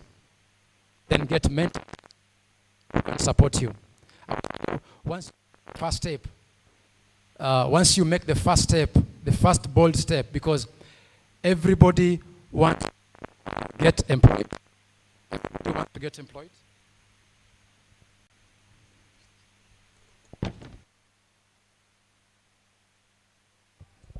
So everyone wants to get employed. That is what probably most graduates or people who are lining here want to do once they move out of this place. But in the 4 categories I've mentioned, passion should be the first thing. Get where your passion is in those 4 categories. And then you can make the next bold step and initiate something. In the old days, this is how I will crown it. We were practicing agriculture. Our parents were practicing agriculture. Agri and culture. But now there's a new word coming in, agri-business. So if you add business to agri, then you have to think about solutions, think about innovations, think about problems that your innovation can solve. So let's split the 2. For the youths who are here, you want to get it right, don't practice agriculture. For me, that's my motto. Don't practice agriculture. Practice agri-business in those 4 categories. Then you'll get it right. Of course, this is Omoka Agri-Jobs, Job Fair 2022. We are working on the technicalities, of course, a few of them. But now, ladies and gentlemen, allow me to get 1 or 2 questions from the audience, 1 or 2 questions.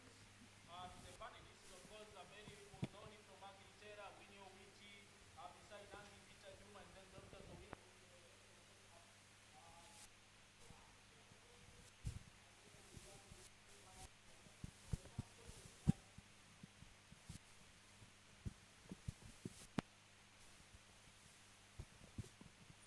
Thank you. My name is Nikhil Tari from Chamber of Commerce. My question goes to Abisai Nandi. We are talking of Omoka na Agri-Jobs, huh? And you've talked of passion along the value chain. Sometimes you find that my passion, the passion I have for that value chain does not bring money, and the other one brings money. So where do we draw the line between passion and making money? Thank you.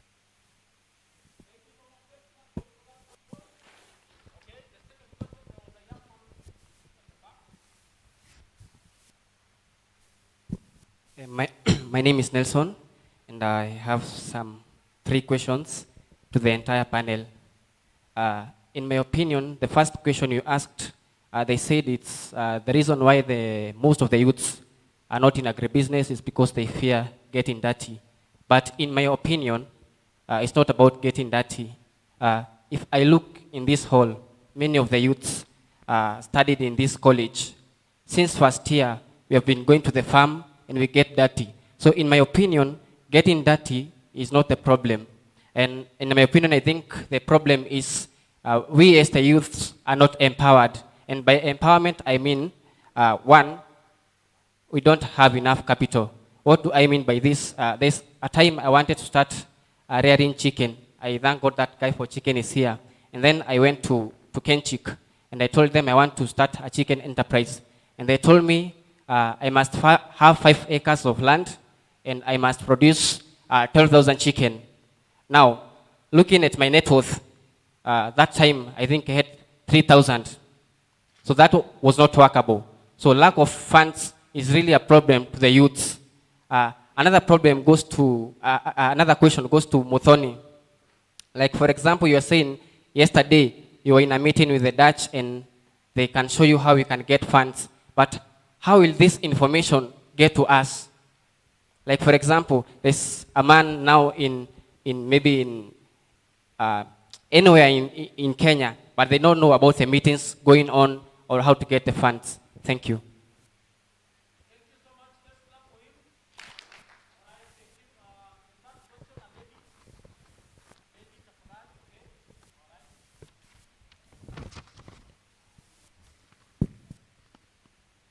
Very much.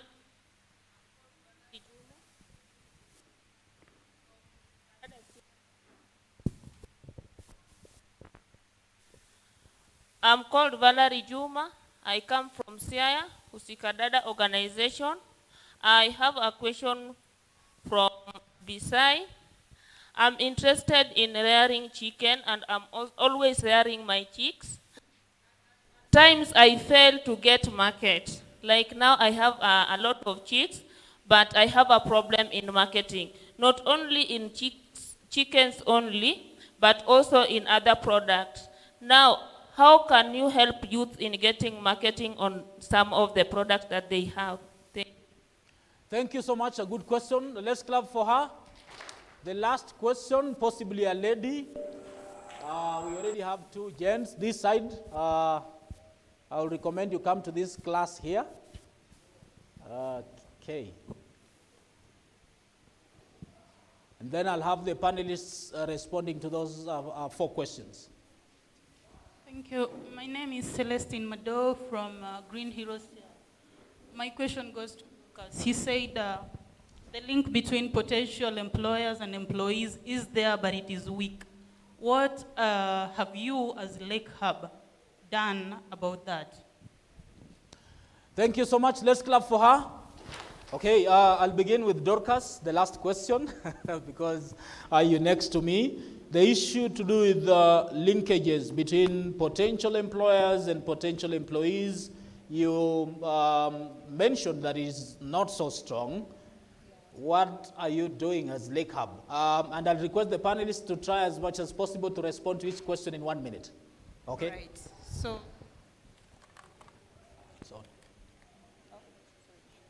okay, so thank you very much for that good question. So what we've done as Lake Hub is, so we've tried to get the youth from where they are. So this, what I mean is, we have we keep our social media open. There's Facebook, where we feel like the youth are always on Facebook and we reach them there. Besides that, we've always tried to create events that target youth. Every year we have the Lake Basin Innovation and Investment Week. In this week, we provide opportunities for youth. It's a fair like this. We bring in different people within the country and even beyond to come and showcase opportunities that are available to the youth.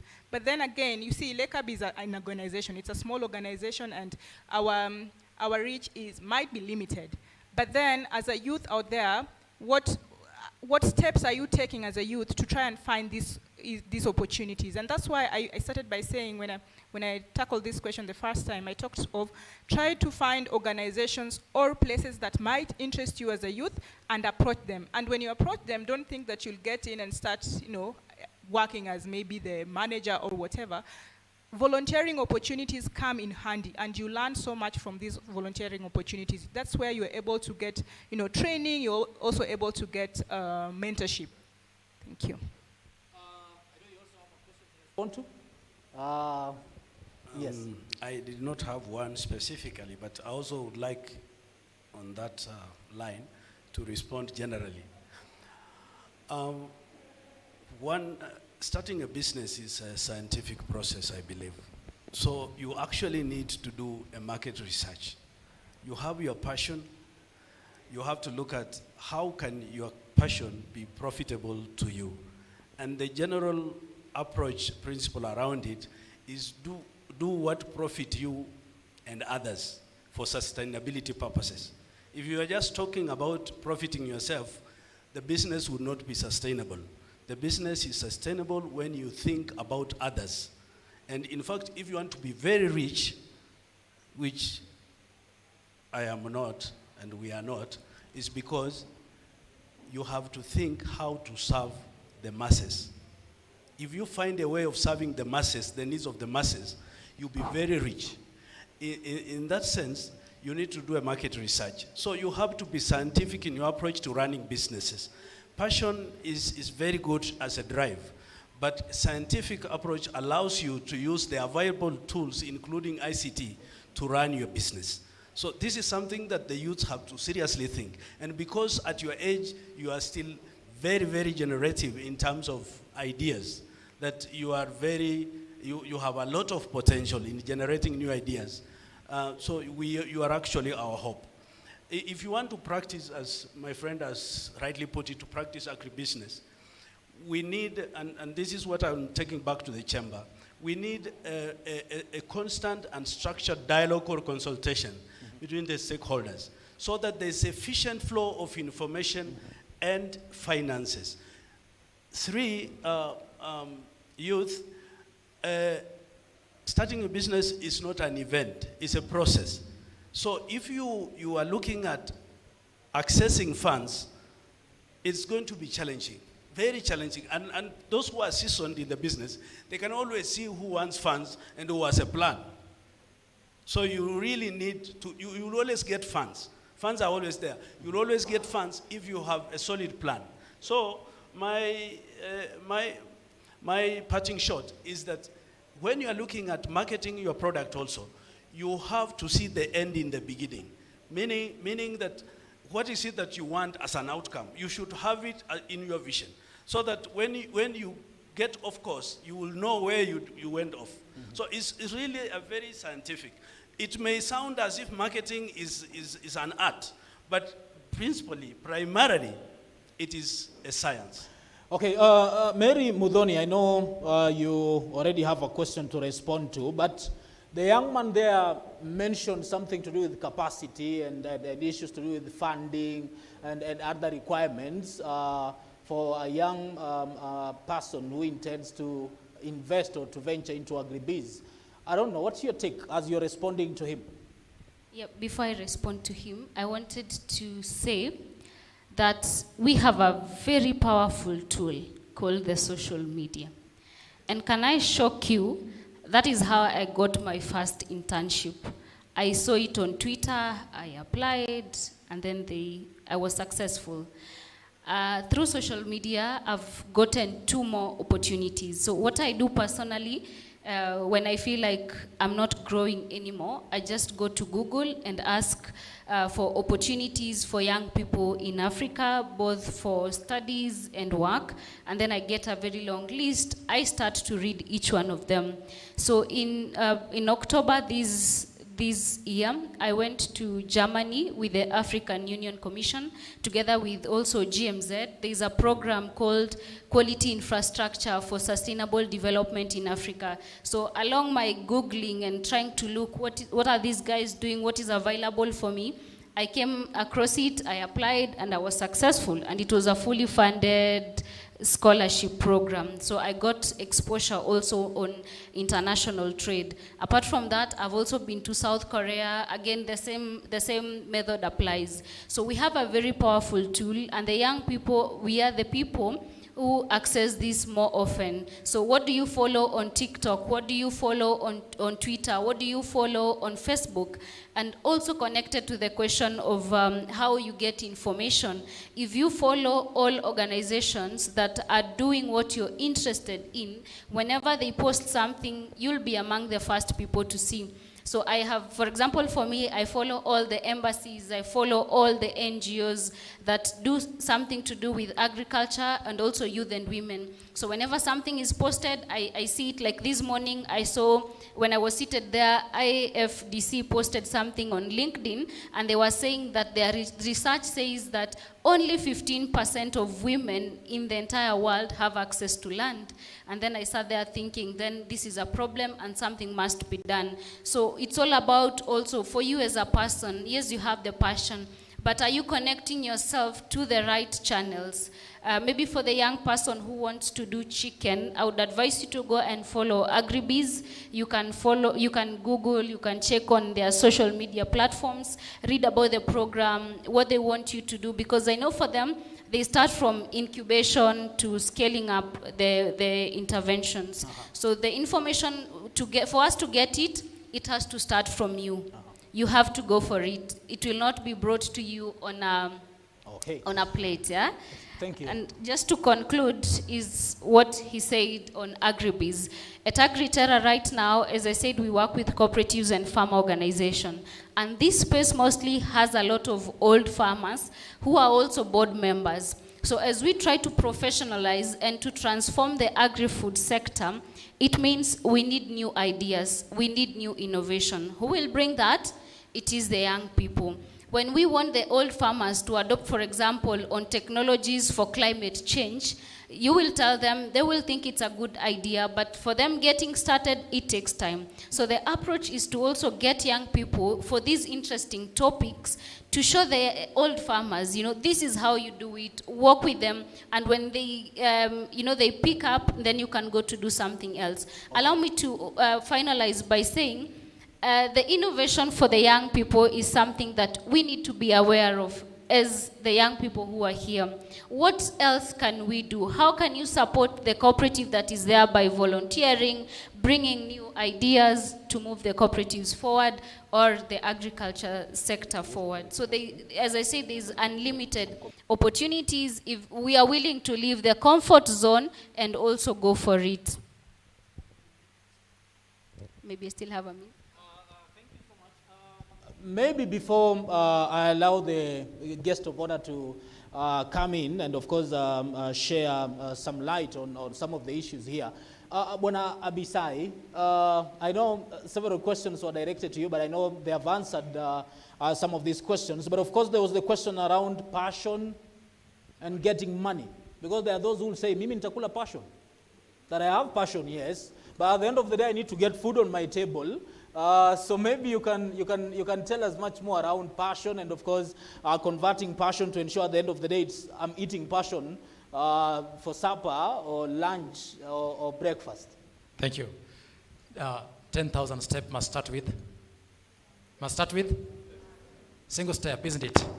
Now, I will address this question in two dynamics. One, I want to be very clear to you, young people, as an employer. Let me use my example. It's taken me 7 years to build a company with 40 full-time employees, working with around 3,000 farmers. 7 good years. That's how far my passion has driven me. But I'm not yet there. Now, let me say this. For the ones who want to be employed, your passion is still important. As you get into the employment, remember one thing.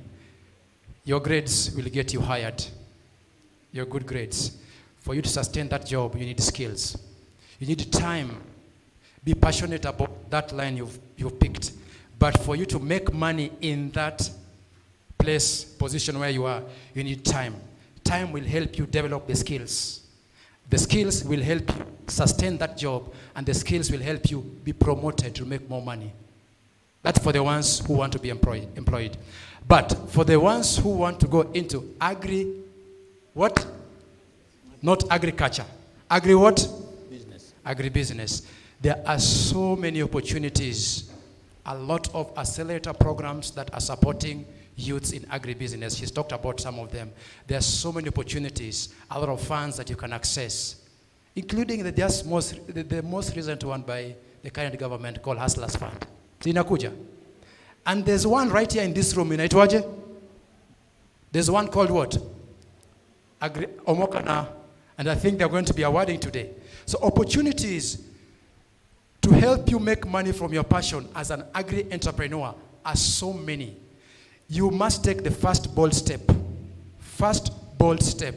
in taking among the 4 areas I mentioned, the inputs. the processing, the production, value addition, the market end, the food vending end. Pick one where your passion is. Take the first step. Develop a work plan, a business plan.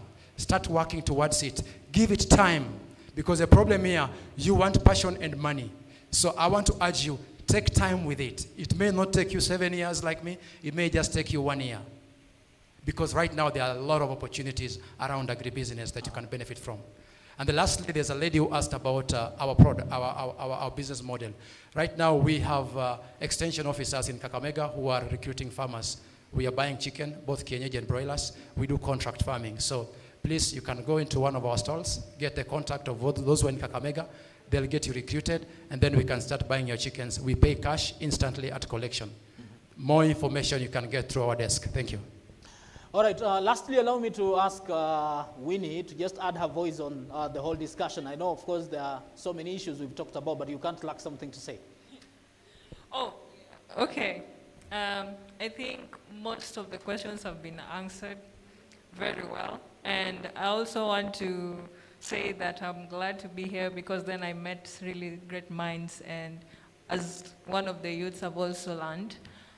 What I would like to add is in the point of working with corporates or other development partners in terms of ICT innovation.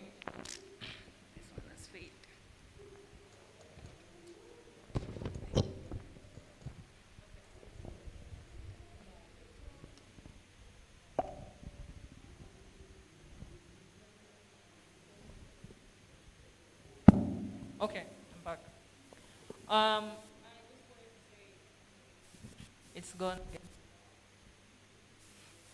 So, one thing that the youth just continue. Where ziko wapi sector, they're saying that kuna brokers have it.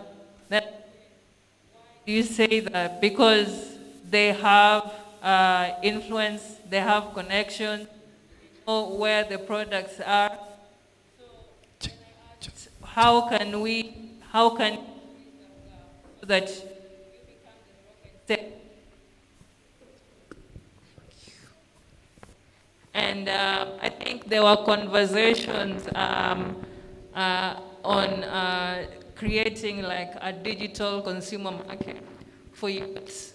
I mean, something like Jumia or Kilimall, because then you will be attacking the non-brokers and corporates at a level where they won't reach. It will be a platform where you will allow, members of a youth organization or maybe youth from or any farmer out to post their products, and they can be sold at a, a fair level. There's no one who was an in-between that.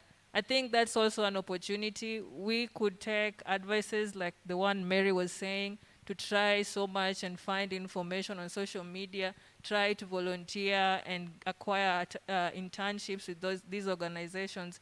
But again, if we can create such kind of an innovation, I think it will solve a lot of problems that the youths are having. Let's clap for them. Tafadhali, moja, mbili. Thank you so much. I'll invite the chief guest to address us briefly.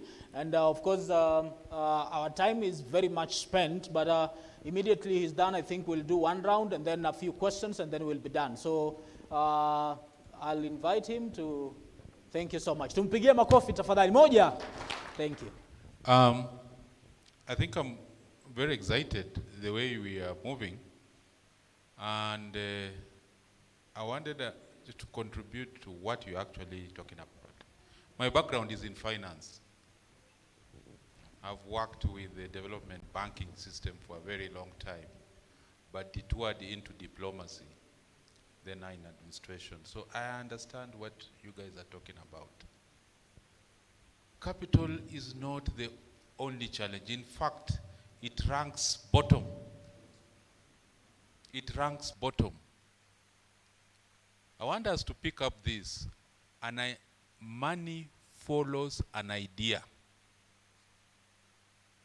One of the things when I was in the bank, when somebody say, I want funds, the next thing is, what for? What for?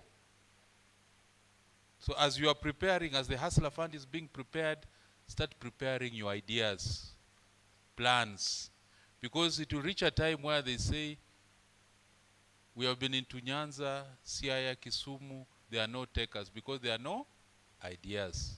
And those ideas should be turned into bankable proposals.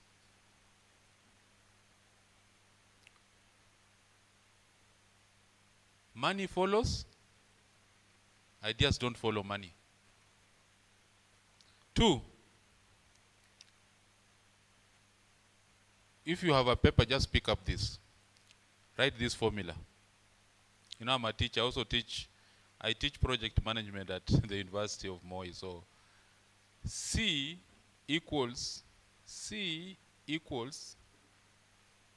K plus S plus A. Am I talking to people here? What it means is, C is competence, K is knowledge, S is skills, and A is attitude. For you to be competent in what you are doing, for you to be successful, you need knowledge.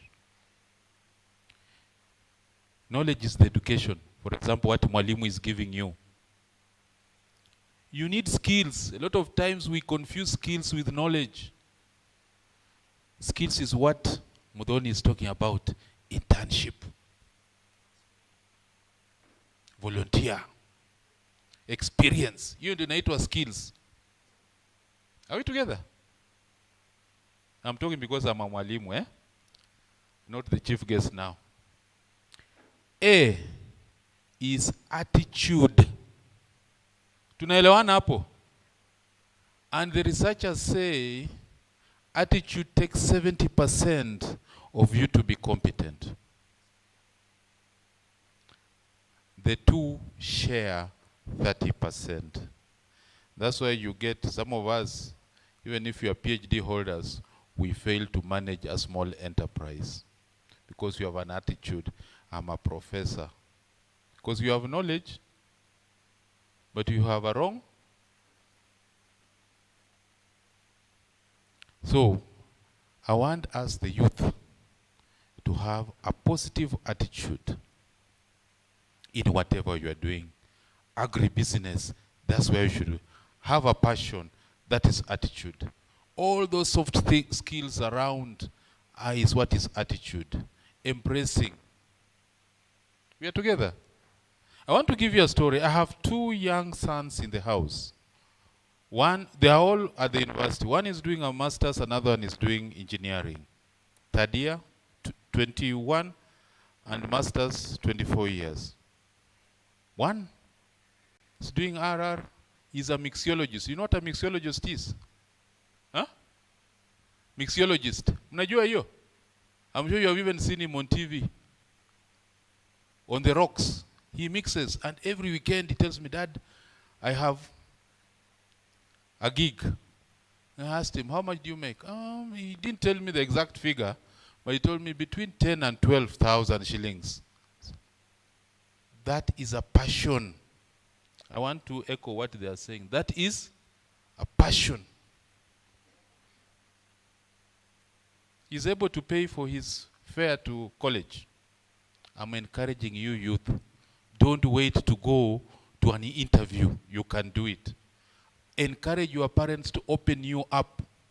Have friends with your parents. Maya, who is doing civil engineering, he makes cookies. And he sells cookies. And I'm the accountant, because my background is in accounts. I help them keep the books. Don't ask for fees from them. He sells a cookie 100 shillings.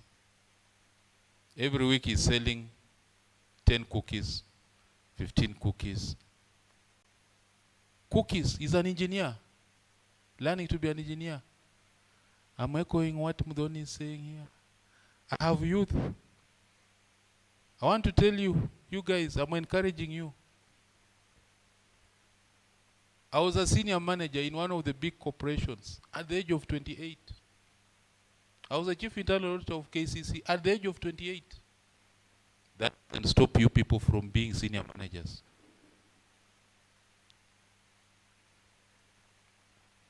Musijione huruma tafadhali, youth. I see that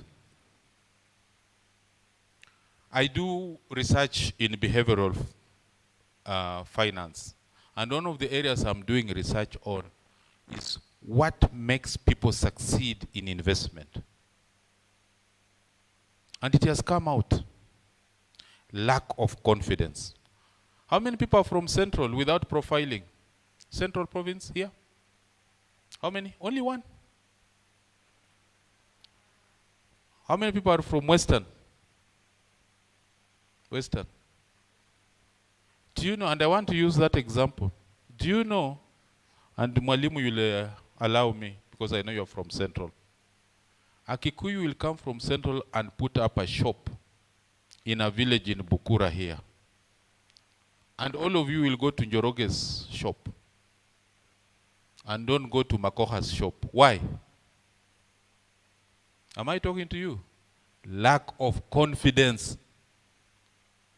The behavioral finance says that lack of confidence. And we are not able to open ourselves to opportunity. Opportunity comes first through an idea. Entrepreneurship is only through identifying an opportunity. Lastly, what is the county doing? We're encouraging youth. The new government has appointed a chief officer just in charge of youth. Want youth to form associations, to form cooperatives. The county has grants that will be giving to cooperatives.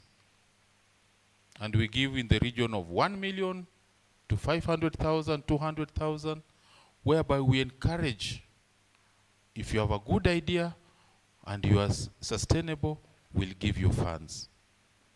Form associations. You will see the bigger market. Mudhoni, you need to encourage them to form association, social media. I know about Instagram. I know Twitter. I know TikTok. I follow. I also follow for my children. And you are laughing at me. You know, I could be older, but I'm young in the mind. Use social media to Instagram, Facebook, Twitter. I don't want you to think about, is it called blue collar jobs or white collar jobs? Which one? Not blue. And agripreneur is called brown collar job. Let's go brown collar job. The president of ADB, I repeat, Adesina, he's an agriculture economist. He was the minister of agriculture in Nigeria before he became the president of African Development Bank. He says, the millionaires of tomorrow are from agribusiness. I almost said agriculture. Are from agribusiness. You are the millionaires of tomorrow. You can only do that if you interact with the likes of this. And these are your peers. Follow them up. Get contacts. Let them show you the way and you'll make it. Thank you very much, and I wish you the best of luck today. Asanteni sana. Thank you, sir. Asante. Naomba tumpigie makofi tafadhali. Thank you so much, sir. Asante sana. Even as they are leaving to have a look at the various exhibitors, Now, allow me to bring you into this discussion for the second time before I conclude this discussion. Of course, I'll allow one or two questions before I end it. But before I do that, a random question to any of the panelists who will be willing to handle this question. He has mentioned issues to do with passion, attitude, and earlier on, she also mentioned issues to do with there not being a link between potential employees, potential employers, ideas, and those to finance those ideas, and so on.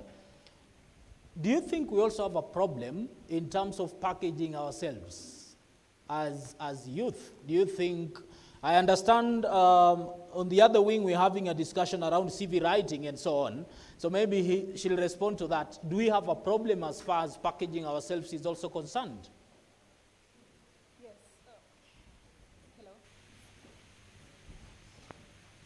Hello? Okay, much better.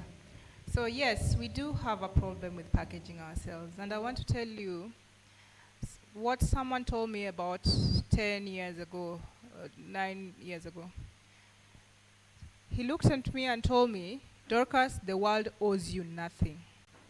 And that's the hard truth. The world owes you nothing.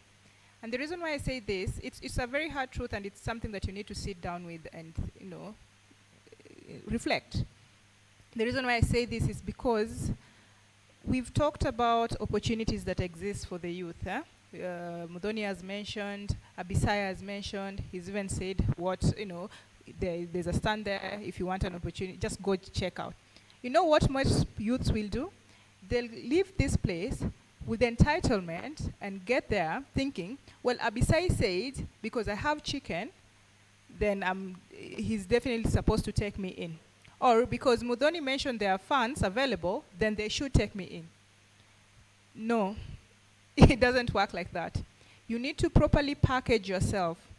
Every time when I send out a call for applications, we have a call that we recently just closed, and we for our accelerator program. And let's give an example of someone who's rearing chicken. You'll ask, there'll be a question of, why do you want to be part of the program?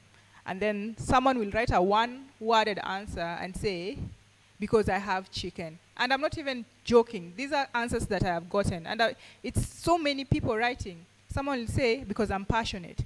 How is that supposed to help me make a decision whether you deserve to be in the program or not?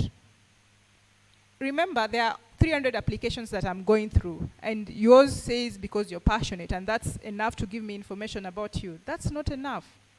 You need to properly package yourself, and you need to sell yourself. If you can, oversell yourself.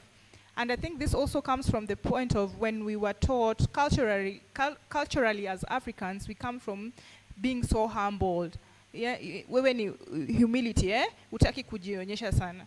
There are places where you need to leave your humbleness out, wear it away and get there and know you're fighting for these opportunities that so many people want. So if you let me just finish. Yes, go in and talk about why you want that opportunity. Make sure know that you're fighting for this opportunity with 1,000 other people. Bwana Juma, on the same. 30 seconds though. 30 seconds, yes. Well, I think she's said quite substantial, but I think as just to emphasize what has been said by the guest of honor, it is important for you to place value on the table. And placing value on the table, it means you have to sacrifice and make effort to gain that knowledge and skills, but above all, an attitude. Because, the world is there for you, but as she said, it doesn't owe you anything. You need to, in one way or another, demonstrate that you are a spiritual product. I have heard some comments about finding ways of, probably competing other businesses. My approach to business is that do your level best Don't even compete with others. Do your level best. If you can get an A and you are getting a C, and somebody who can get an E is getting a C, that person who gets a C from an E has made an effort and sacrifice. The person who's getting a C and is supposed to get an A, that person is not sufficiently sacrificing and making enough effort. You need to make an effort to be able to get into serious business. You need to be confident, and we don't need to be stereotyped. For those who come from Western, we live in heaven. Thank you. The same question, but slightly differently. Is there a D-link between the education system na mambo kwa ground? Can I speak from experience? Yes. So as I said, tuko pamoja by the way bado. Are we still together? I hope you're part of this conversation ya Omoka na Agri-Jobs. For the program, I said we had jobs. We were creating employment for young people, especially agronomists, extension officer, animal health, those that are fresh from colleges and universities with like 1 year of experience in internship. And this is interesting because this is something I came with to this festival, and I didn't want to go back with it home. So you get, as she says, 300 applications. Everyone wants the same job. Maybe it's one position. What makes you different from everyone else before you are called for an interview? What value are you placing on the table? So for me, I have seen a lot of negligence from the young people. You have done an internship, but when you're writing your CV, you just say there internship at Bukura and nothing on what skills did you gain during the internship period. So there's nothing that really communicates in terms of the profile that you're bringing. So when I have 300 applications, I look for someone who knows that I did an internship with the county government, I acquired skills on report writing, advising farmers, and so on and so forth. So there's a lot of negligence on how we package ourselves as young people. So you just write it because there's an opening, and just like nikutupa, you know, ikikuwa successful ni sawa, isipokuwa successful ni sawa. And remember that the jobs that are being created are only 20%. And for you to be able to come to the table and explain yourself, the first thing we see is your CV and the cover letter. Sometimes the young people write their cover letters with handwritten, and then they scan it and then send it to you. At times you find a little bit of grammatical errors here and there, but for me, I just call it negligence. Because if you know that I need this job, you will oversell yourself, as she says, that this guy has only 6 months with maybe the incubation program at Bukura, but they have skills on advising farmers, training farmers, coaching, and also maybe giving examples. So it doesn't have to be very big, but just put something there that communicates who you are, so that when you're given an opportunity to come for the interview, then you can prepare now to tell us more about what we see there. And then, just allow me to finish this because it's important, please. 15 seconds. Yeah, we don't want them to miss their opportunities, because like right now, if you go to the Brighter Monday page, we are looking for an extension manager for a certain cooperative, but we're not getting one. Why? All of you have studied the same thing. No one has tried to do something on leadership apart from the extension that you've studied, the animal health. And there are free courses, and YALI is Young African Leaders Initiative, where you can do free courses on leadership, so that when you're coming to the table, you say, I have studied a diploma in extension education, and I've also done free online courses with YALI on management, so I can become an extension manager for this cooperative. Okay. Mr. Bisai, I know much has been said, but maybe something to add around packaging yourself and writing CVs and stuff, even as we are looking for these job opportunities? Packaging, very important. Whether you are in agribusiness or whether you want to move into employment, you must repackage yourself in a certain way that matches what the employer or whoever you are targeting to finance you as an agribusiness wants. So always avoid this issue where you have one CV you always just throw away to everybody whenever you see an application. I want to reiterate the same thing. Right now we have about 4 positions running on Brighter Monday as well. And I think the last 3-4 months we've been hiring a lot. But some of the positions are staying there for long because the people who are applying don't fit in. Some are throwing CVs that have been there almost the last 1 year that have not been upgraded. So ensure the CV you are putting in is tweaked to match that particular position. Remove some of the things, add some of the things, because it's a continuous process. The skills that you gain are extremely important. Lastly, let me say this. For the people who are here and the students who are here, it's very important from an employer angle that you take patience to get skills, get the right skills through the internship programs and attachments that we offer. Over the last, I think, 10 months, we've taken over 50 internship programs, and about half of those ones have been put into other firms and fully employed. But also, there are a few who came in with very wrong attitude the first 1 month and left because the perception they're coming with is that they are going to be paid, is that they are probably feeling more entitled. There is no patience to learn the soft skills. And I will keep telling you one thing, your knowledge and your good grades are important, they'll get you hired. But what will sustain you, I will keep telling you, is your skills. And those skills, you need to spend time with the right attitude and get those skills through an internship program, through a attachment, or when you're employed, through the competency and the right attitude, or through some of the aspects that our chief guest raised. It's very important for you to sustain that job through the right skills. And skills take time. So be passionate about it, but remember, you have to be patient and take time in agribusiness. It's not a cash cow business. Agribusiness is not a cash cow business. Let me be very clear and open to you. It needs patience. It needs time. It needs work. You work it out and you'll get it. And lastly, money will follow the idea. Remember that.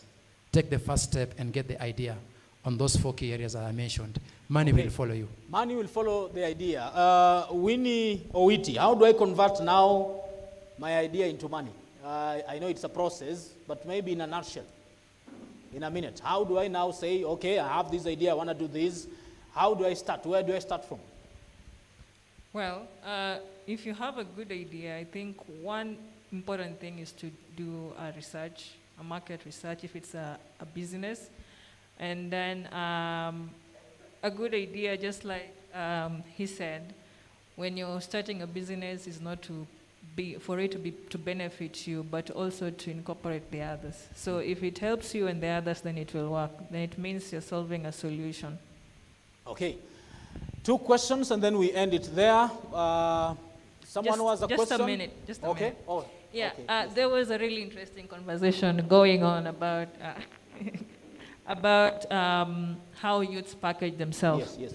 Yeah, I think most of the panelists have spoken about the other side where youths are not doing their part well. But I also just want to mention a few things on the side of youths that may be a reason why maybe they don't package themselves well, or maybe they don't get the opportunities, but they try. Well, the first thing is education. At this moment, I think we've talked a lot opportunities, but we have dwelt on people maybe who have education, probably from high school to colleges and universities. How do we include the rest who may be dropped out of school due to circumstances that are unavoidable? How do you incorporate them, and they also need these opportunities? Another thing is I have applied jobs. But sometimes you hear the posted jobs and they tell you, we need somebody with 5 years experience, 10 years experience. You just graduated from school. You're also looking for an opportunity. I feel like we need to be given a fair ground. When we want to fight for these jobs, the older guys are there, we are also there. Let's give us these opportunities, you know? And another thing I would also say is the CVs and resume and how you package the information inside.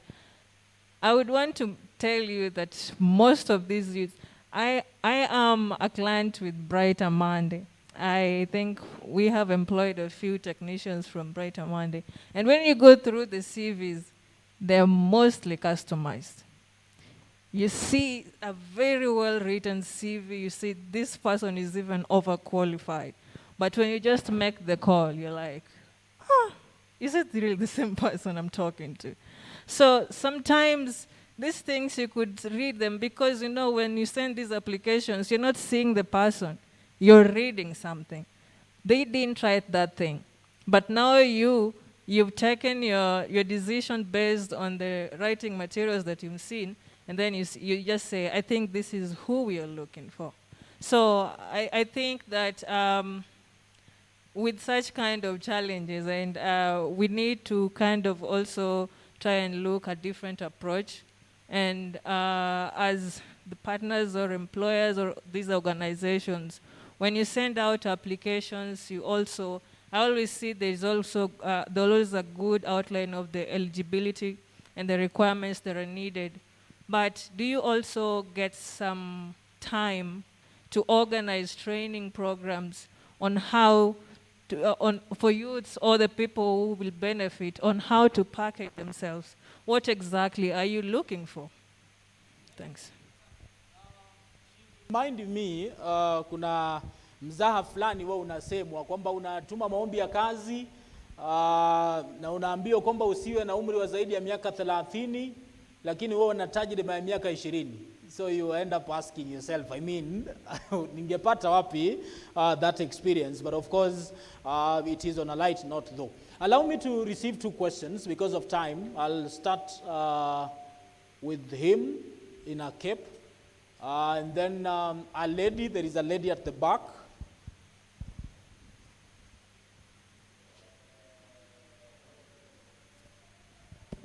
Function. Hello, my name is Sise from Vihiga, Agripreneurs Network.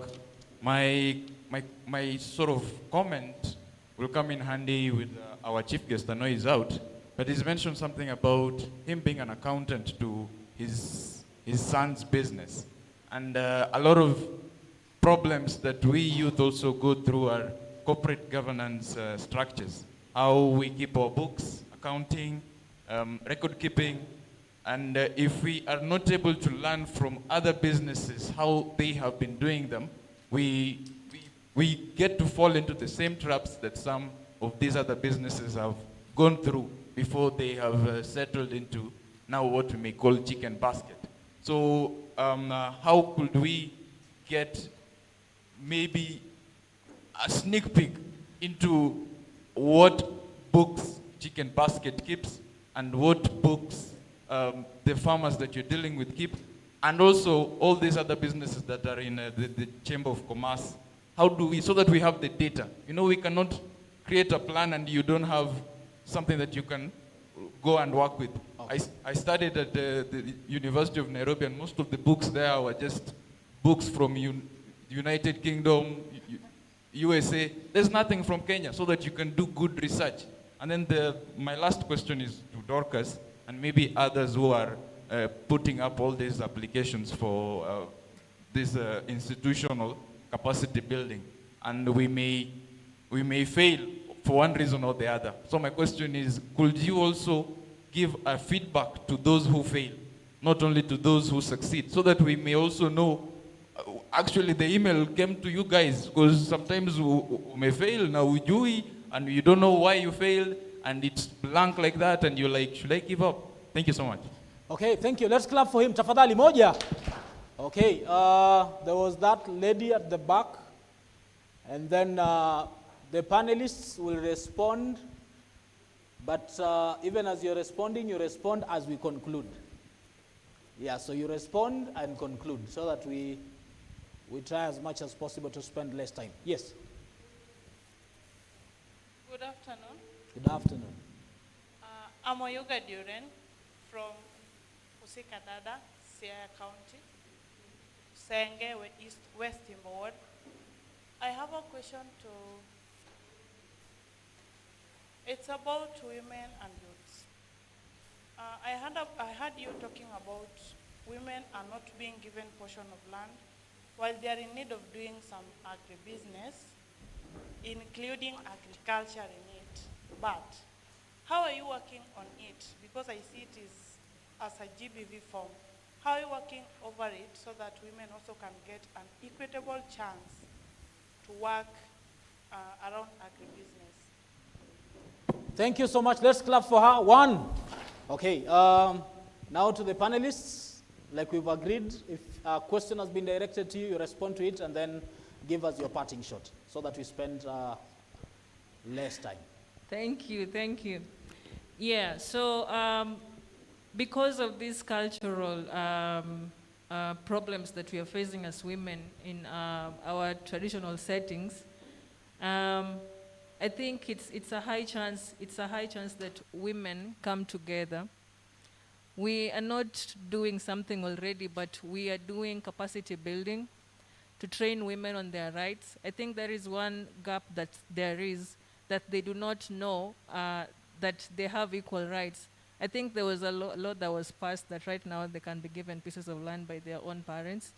So if they work their capacity build, and again, you don't only need to capacity build the women, you also sensitize the families back at home to try and stop, still, you cannot tell them not to exercise traditions or that much, but the ones that are infringing in somebody's right, then you have to let them know. Another idea is to come together as women, form groups, associations, that you can lobby and advocate for such kind of policies and rights that are being infringed. I would want to say thank you. I'm really glad that I was here. I am so happy that I met you guys, that we had this discussion. I hope that it was helpful, and I'm hoping to see you out there and to network. Thanks. All right, thank you. Let me answer your question, my brother. I think with the little that we have done, that's why in the first conversation I said mentorship is important, very important. And the question here is, who are your mentors? So it's easy, you can learn from the mistakes of your mentors, and some mentors will guide you into getting it right. In the first 1 year, when I was setting up the company, I had somebody who was coming in twice a week, a bookkeeper. You see, I didn't have to hire a full-time accountant or a bookkeeper because my revenue then turnover was about 1 million per month. That is very, very low. I'm trying to use the figures to guide you, because sometimes as a young business person, as a young agripreneur, you may think you need to hire a very huge, expensive, competent accountant. Yes, you need a competent person, but probably what you're left with down there, are you in business at the end of the day? Are you able to make money? So let it grow organically. On the second year, then I had to hire a full-time person to take care of the accounting department. It was very, very, very key. On the third year, I had 2 people in the same department. On the 4th and the 5th year, we have 3 guys in the same department. I'm trying to answer your bookkeeping. So we would be, that's why I say, people who are in the same value chain, doing the same business, and learn from them. It's important that you have a mentor as a mentee. Very, very important. And that's my last parting shot. Thank you.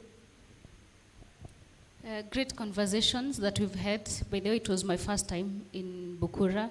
I don't pass Kisumu, so I'm very happy I came. And my parting shot, before I say the parting shot, is also the question about women. Of course, for us, youth and gender go together.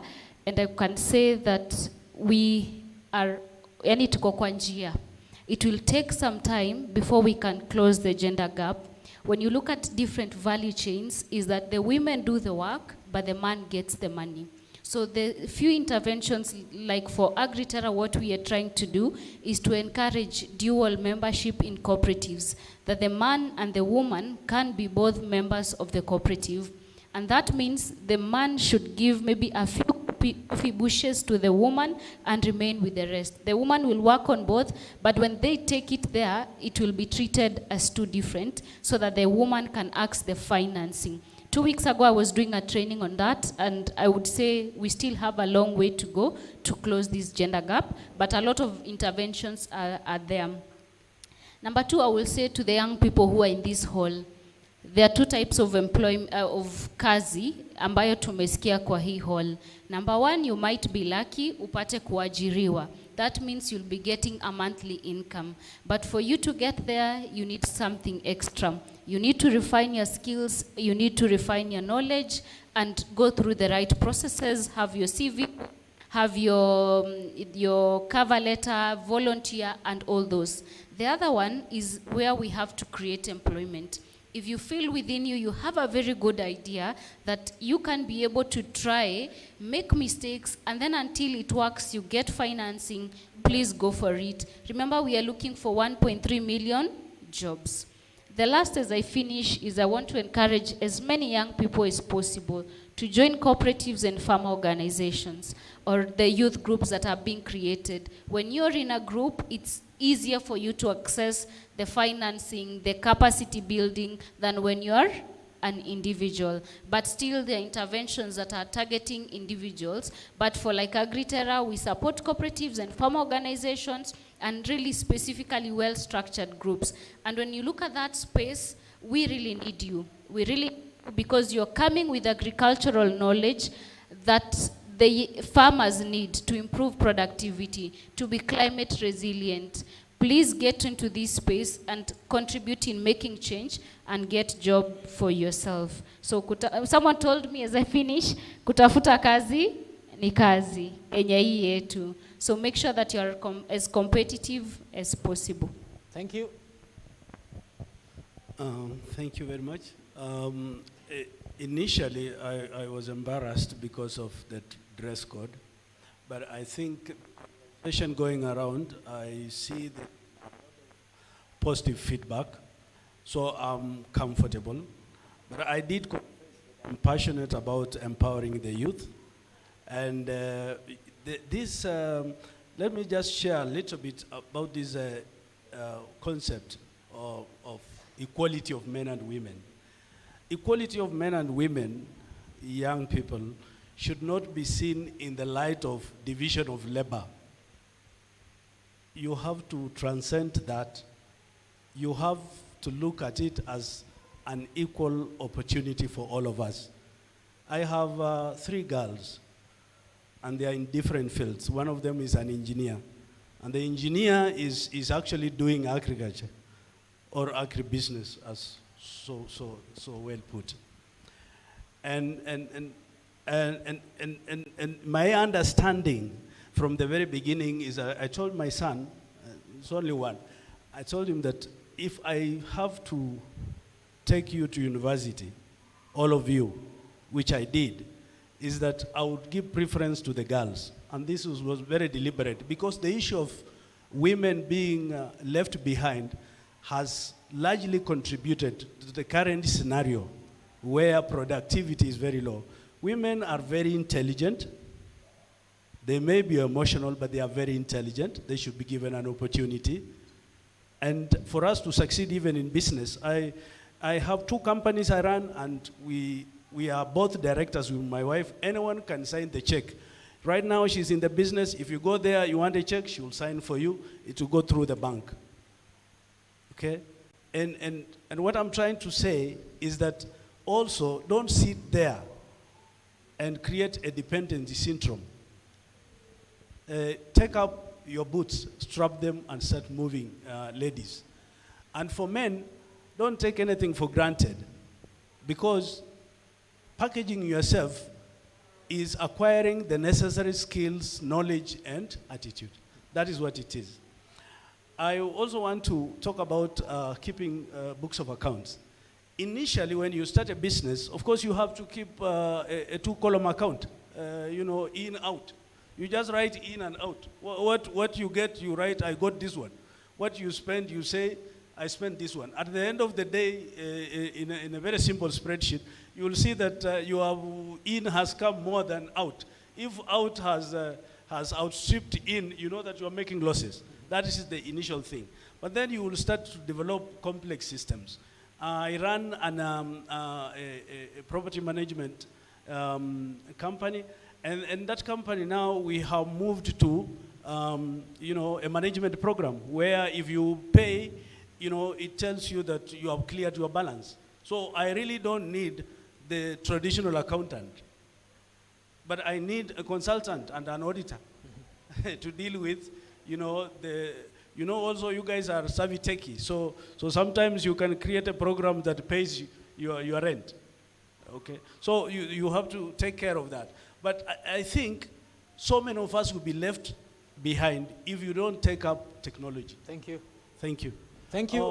Lastly? Sorry, just for a minute. I want to invite all of you to the Chamber of Commerce. It is a business membership organization. Any of the companies that run need to be members of the Chamber. It is the front shop for every country. This is an international organization. We have localized it here. You cannot import even from Kenya without a certificate of origin from the Kenya Chamber of Commerce. In the Chamber of Commerce, you'll find a very young CEO, please. Yeah. So you can talk to Mr. Tari, he's young, he's the CEO of the Chamber of Commerce. There's a desk there if you want to start your business and you don't know where to start it. There is a desk there to advise you how to run your business. There's a desk that helps you how to access funding. There's a desk that deals with advisory issues on your tax matters. Thank you very much. All right, lastly? Yeah, I'm going to make it very fast. So thank you for your feedback. We'll do a better job in providing feedback to the people who haven't made it to the program. And finally, my parting shot is, I don't know why most of you don't count volunteering, internship, attachments as experience. That's experience. You're in the company, you are working, even if it was an attachment for 6 months, internship for 1 month, that's experience. So please start putting in those as experiences and start counting your experiences from then. Maybe they'll definitely add up to maybe 5 years. Thank you. Thank you so much. I request that we clap for them for a good job done. Let's go. 1, 2, 3. Of course, thank you so much. Mary Mudhoni from Agri-Terra, thank you so much for your time. Winnie Owiti, Chairperson, Kisumu Youth Organization, I really appreciate. Bisai Nandi, who is the founder, Chicken Basket, thank you so much. I hope by the end of this we'll get some chicken product. And then thank you so much, Peter Juma from Chamber of Commerce. And lastly, Dorcas Owino from Lake Hub, thank you so much. Okay, as they are going to sit, let's clap for them. Tafadhali, 1, 2, 3. Asante sana. So that is it from me, your host, I'm Dalmas Sakali. I'll request that we take a break, and then we'll be back here at 2:30 p.m. for the rest of the program, as I'll be able to guide. So asanteni sana for being part of us. I'll ask us to take a break, and then we'll be back in an hour's time. Thank you so much.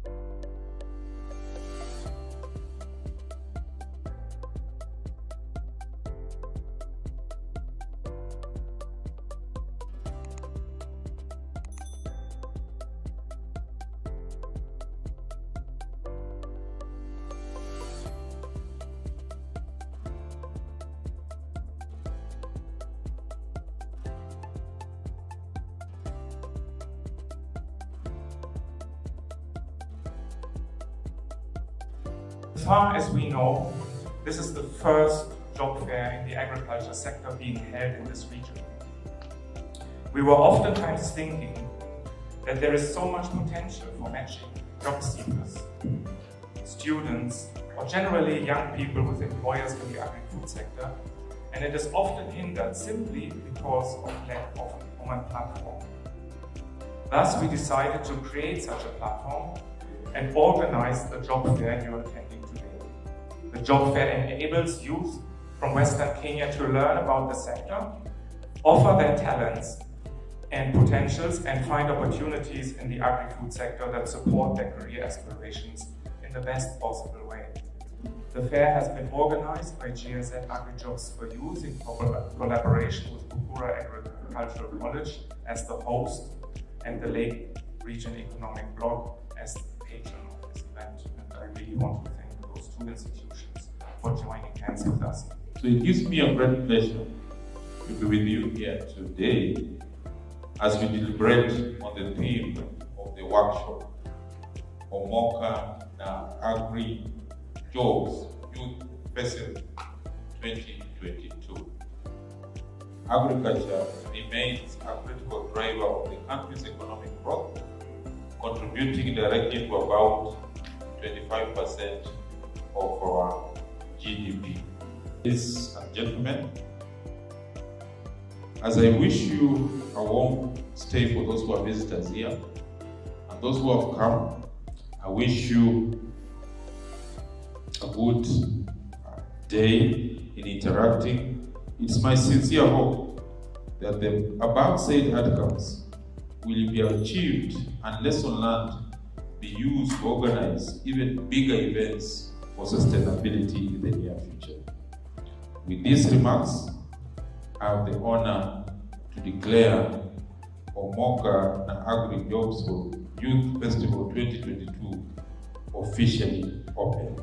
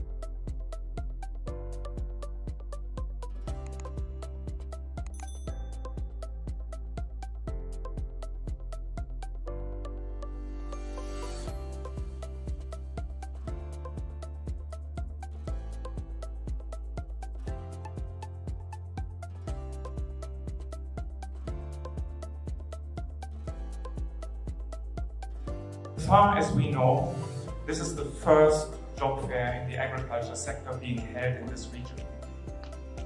We were oftentimes thinking that there is so much potential for matching job seekers, students, or generally young people with employers in the agri-food sector, and it is often hindered simply because of lack of woman platform. Thus, we decided to create such a platform and organize the job fair you are attending today.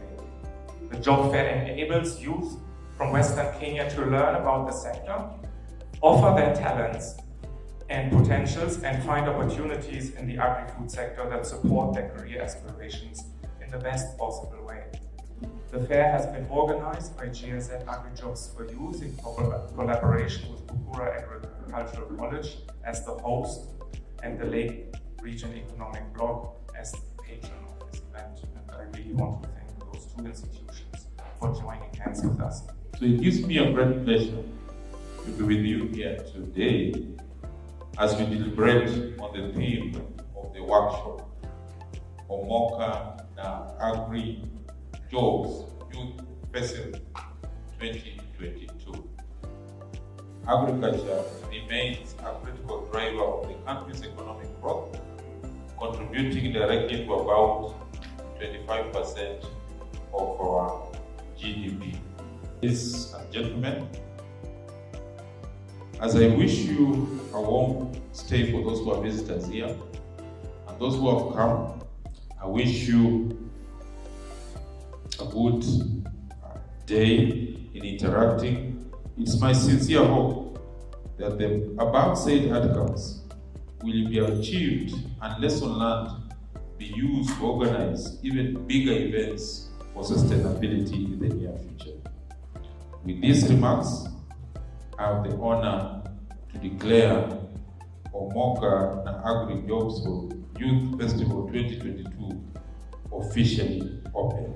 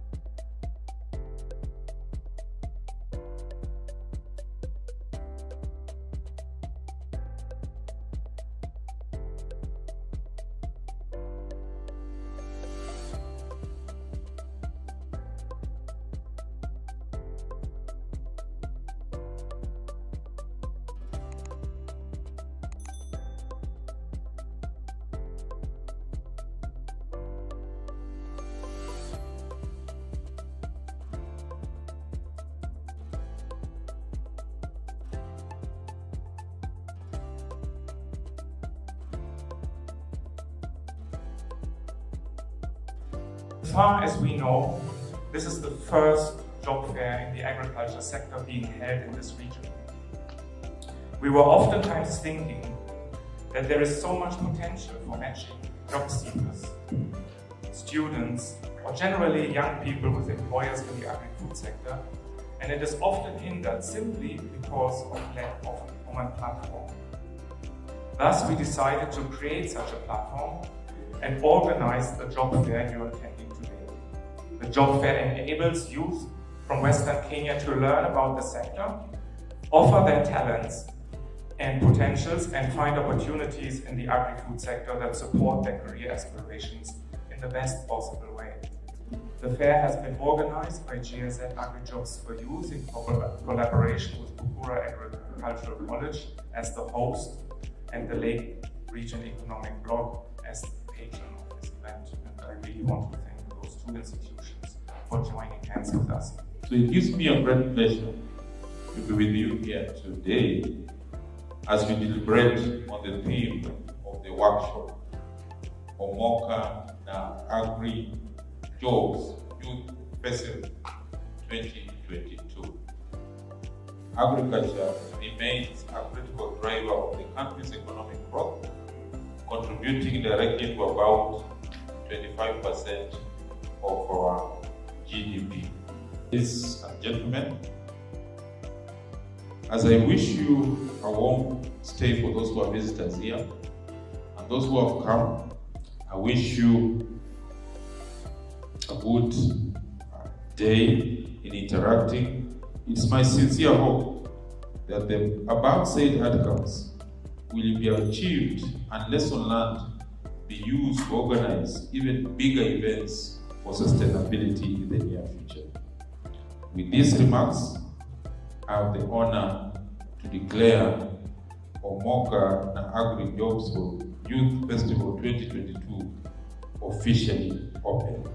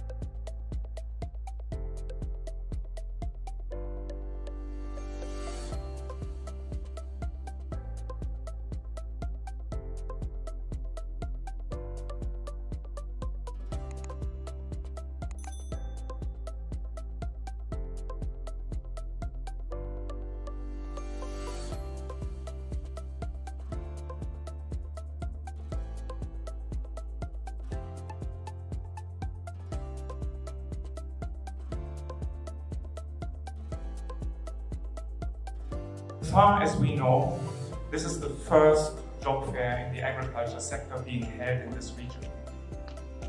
We were oftentimes thinking that there is so much potential for matching job seekers, students, or generally young people with employers in the agri-food sector, and it is often hindered simply because of lack of a common platform.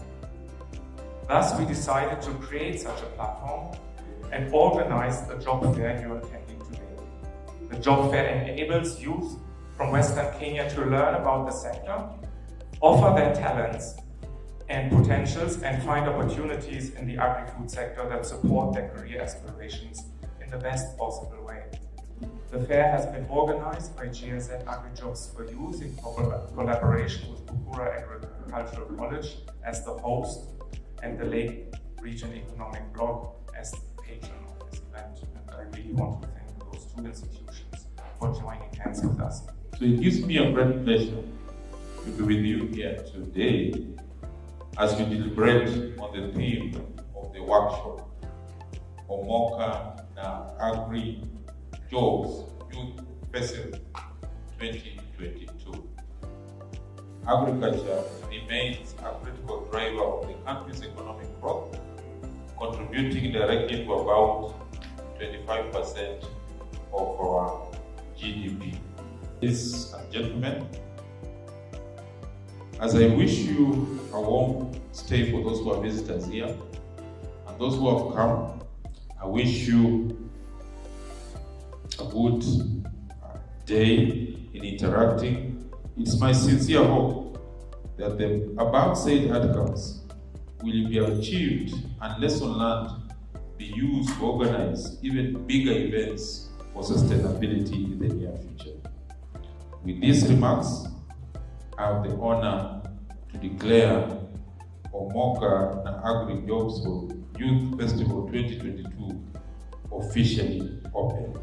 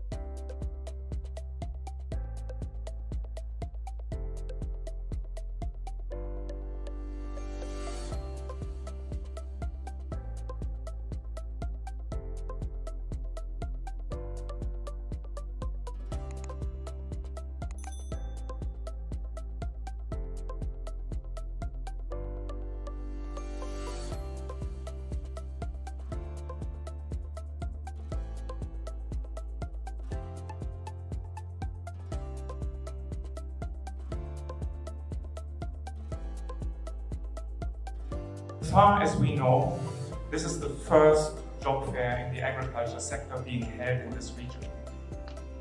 We were oftentimes thinking that there is so much potential for matching job seekers, students, or generally young people with employers in the agri-food sector, and it is often hindered simply because of lack of a common platform. Thus, we decided to create such a platform and organize the job fair you are attending today. The job fair enables youth from Western Kenya to learn about the sector, offer their talents and potentials, and find opportunities in the agri-food sector that support their career aspirations in the best possible way. The fair has been organized by GSZ Agri-Jobs for Youth in collaboration with Bukura Agricultural College as the host and the Lake Region Economic Bloc as the patron of this event. And I really want to thank those two institutions for joining hands with us. So it gives me a great pleasure to be with you here today as we deliberate on the theme of the workshop, Omoka na Agri-Jobs Youth Festival 2022. Agriculture remains a critical driver of the country's economic growth, contributing directly to about 25% of our GDP. Ladies and gentlemen, as I wish you a warm stay for those who are visitors here, and those who have come, I wish you a good day in interacting. It's my sincere hope that the above said outcomes will be achieved and lesson learned be used to organize even bigger events for sustainability in the near future. With these remarks, I have the honor to declare Omoka na Agri-Jobs for Youth Festival 2022 officially open.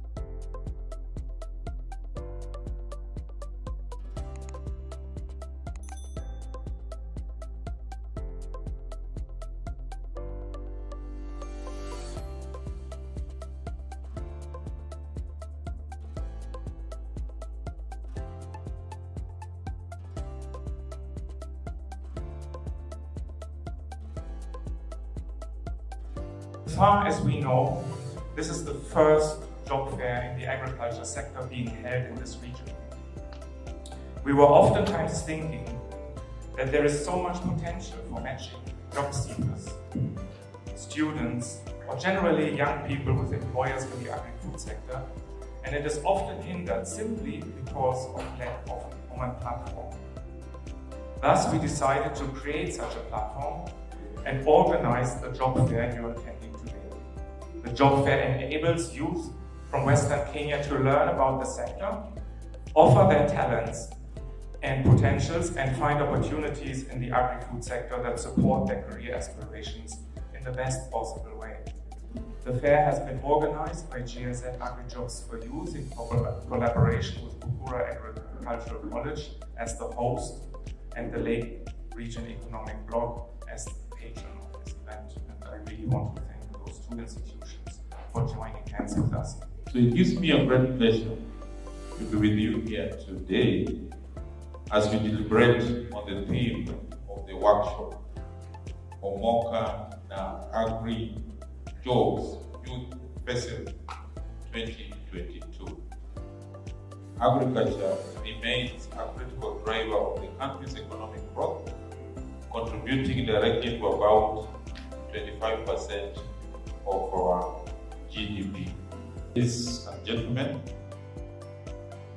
as I wish you a warm stay for those who are visitors here, and those who have come, I wish you a good day in interacting. It's my sincere hope that the above said outcomes will be achieved and lesson learned be used to organize even bigger events for sustainability in the near future. With these remarks, I have the honor to declare Omoka na Agri-Jobs for Youth Festival 2022 officially open.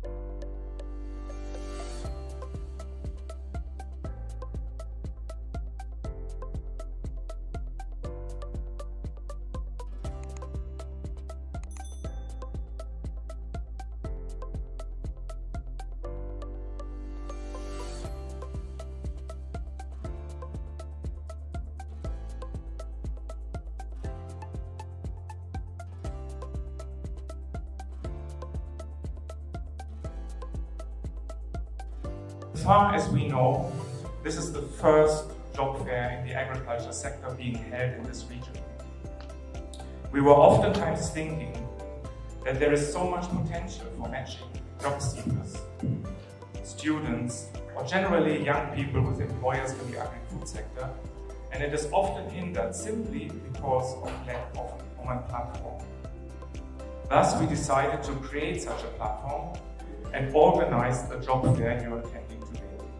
The job fair enables youth from Western Kenya to learn about the sector, offer their talents and potentials, and find opportunities in the agri-food sector that support their career aspirations in the best possible way. The fair has been organized by GSZ Agri-Jobs for Youth in collaboration with Bukura Agricultural College as the host and the Lake Region Economic Bloc as the patron of this event. And I really want to thank those two institutions for joining hands with us. So it gives me a great pleasure to be with you here today as we deliberate on the theme of the workshop, Omoka na Agri-Jobs Youth Festival 2022. Agriculture remains a critical driver of the country's economic growth, contributing directly to about 25% of our GDP. Ladies and gentlemen, as I wish you a warm stay for those who are visitors here, and those who have come, I wish you a good day in interacting. It's my sincere hope that the above said outcomes will be achieved and lesson learned be used to organize even bigger events for sustainability in the near future. With these remarks, I have the honor to declare Omoka na Agri-Jobs for Youth Festival 2022 officially open.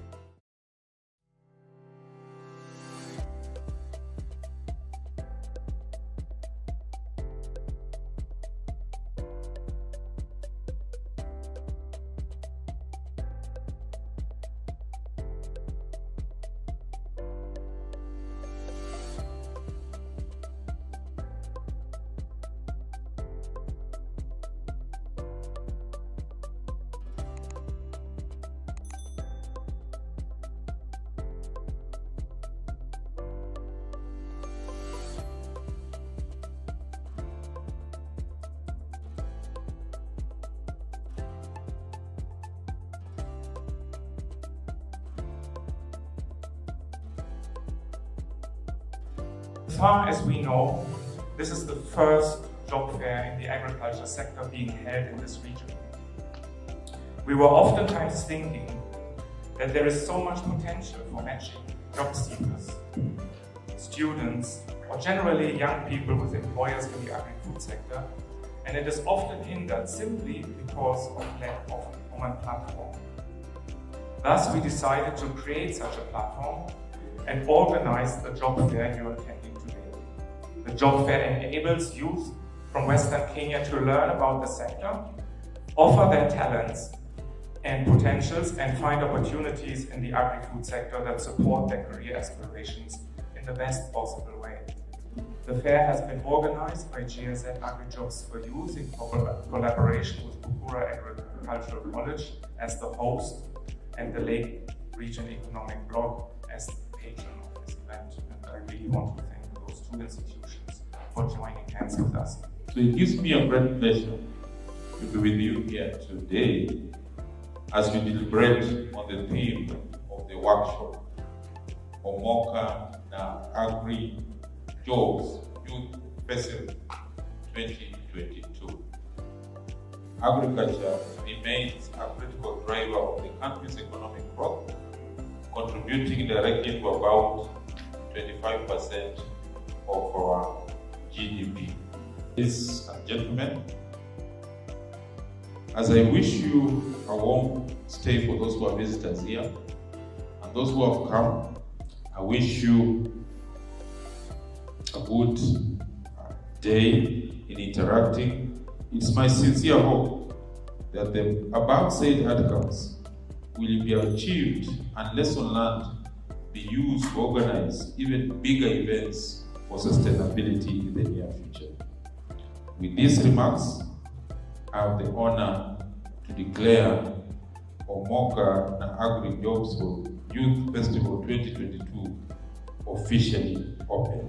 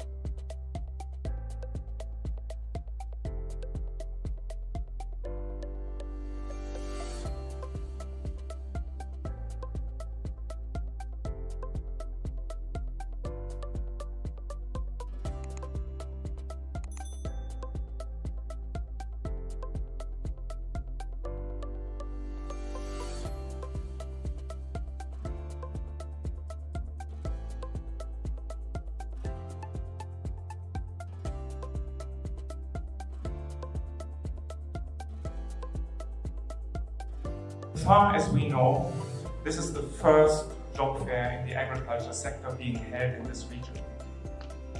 We were oftentimes thinking that there is so much potential for matching job seekers, students, or generally young people with employers in the agri-food sector, and it is often hindered simply because of lack of common platform. Thus, we decided to create such a platform and organize the job fair you're attending today. The job fair enables youth from Western Kenya to learn about the sector, offer their talents and potentials, and find opportunities in the agri-food sector that support their career aspirations in the best possible way. The fair has been organized by GSZ Agri-Jobs for Youth in collaboration with Bukura Agricultural College as the host and the Lake Region Economic Bloc as the patron of this event. And I really want to thank those two institutions for joining hands with us. So it gives me a great pleasure to be with you here today as we deliberate on the theme of the workshop, Omoka na Agri-Jobs Youth Festival 2022. Agriculture remains a critical driver of the country's economic growth, contributing directly to about 25% of our GDP. Ladies and gentlemen, as I wish you a warm stay for those who are visitors here, and those who have come, I wish you a good day in interacting. It's my sincere hope that the above said outcomes will be achieved and lesson learned be used to organize even bigger events for sustainability in the near future. With these remarks, I have the honor to declare Omoka na Agri-Jobs Youth Festival 2022 officially open.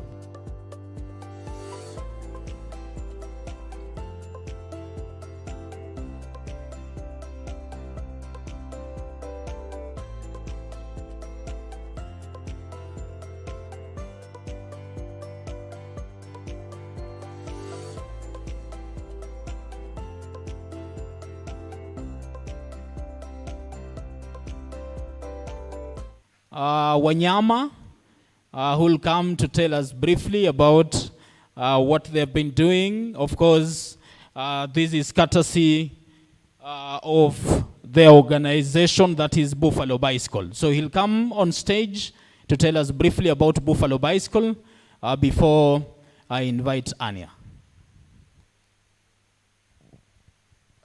Good afternoon, everyone. All protocols observed. My name is Patrick Musumba. I work with an organization called World Bicycle Relief. So our product is Buffalo Bicycles. That is what we commonly are known with. So our brand is Buffalo Bicycles. What is our purpose? We provide mobility solution for small and medium enterprises, mostly youth organizations that are just startups. We are proud to be associated with GIZ and other partners who are represented here in trying to push toward. And why is that so?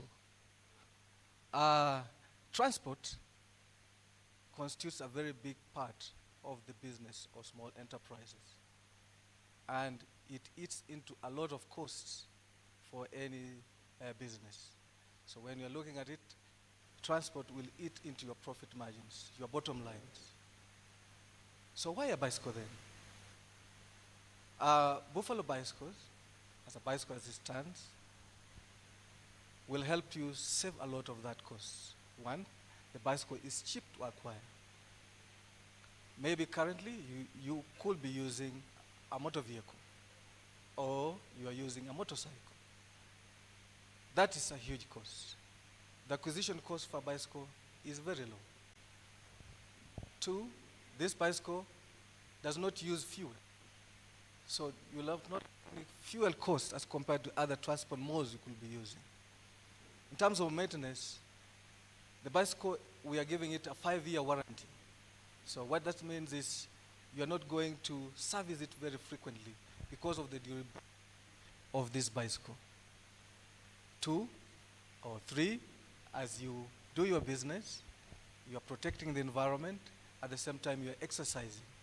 Nowadays, people hop from their cars as they do their job work, and on motorcycles, so they have little chance of exercising. So as you do business, you're also exercising. So we'll be able to engage with the other partners and the youth as they graduate on these frontiers. I've taken up enough numbers, and we are going to engage as we go forward. Thank you, GSZ, for providing this opportunity for that purpose. For today, we are presenting a bicycle for our prize winner for the treasure hunt, and we are really proud to be associated with you. We are based in Kisumu. Our headquarters is in Nairobi, and right now we have about 6 branches across the country. So we are rapidly spreading and reaching out as many youths and most enterprises. Asanteni sana.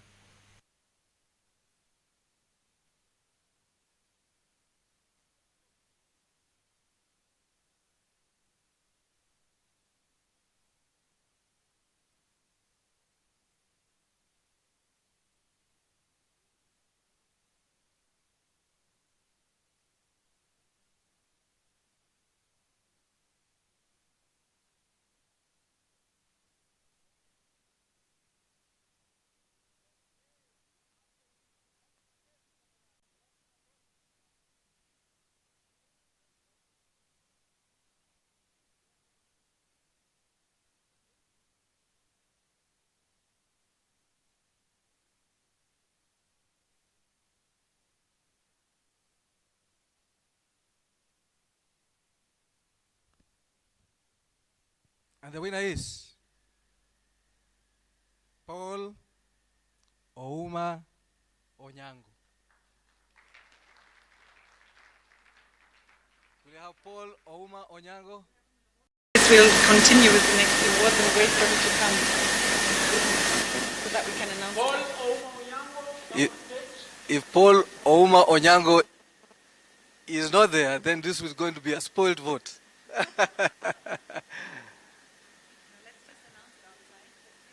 Okay. Okay, so who's going to do that? Okay.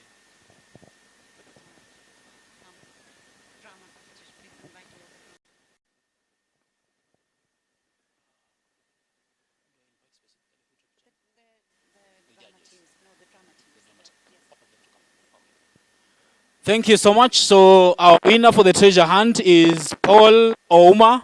We'll be awarding him later because I understand he's not in. Ama amefika? Kuna mtu amefikishia taarifa? Pardon? Just a second. He's coming in. Okay. Allow me to move on to the next awarding segment for the drama competition. And I'll call the teams to kindly come on stage. Tafadhali.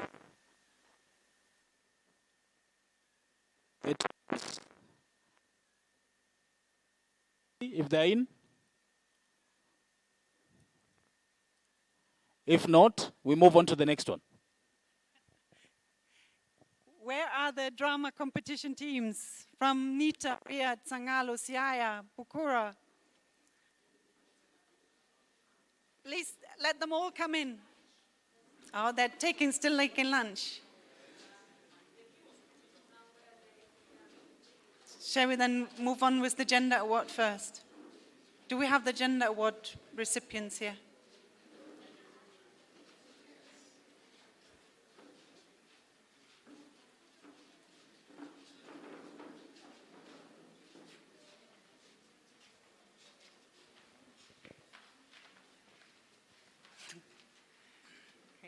You're from Rhyme Institute. Sorry. Okay, we have one team here. How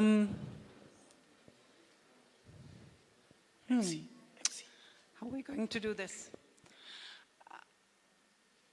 I would rather start with not the winners.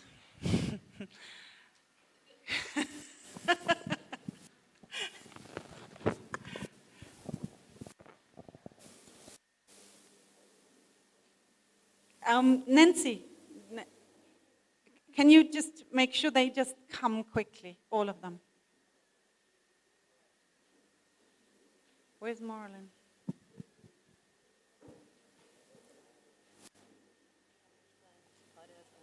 So Essen, yeah. Okay. brauche aber Moreland. Moreland ist in charge of the Gender Award. Ich weiß nicht, wer die, Michael, weißt du, wer die Gender Award Winner sind?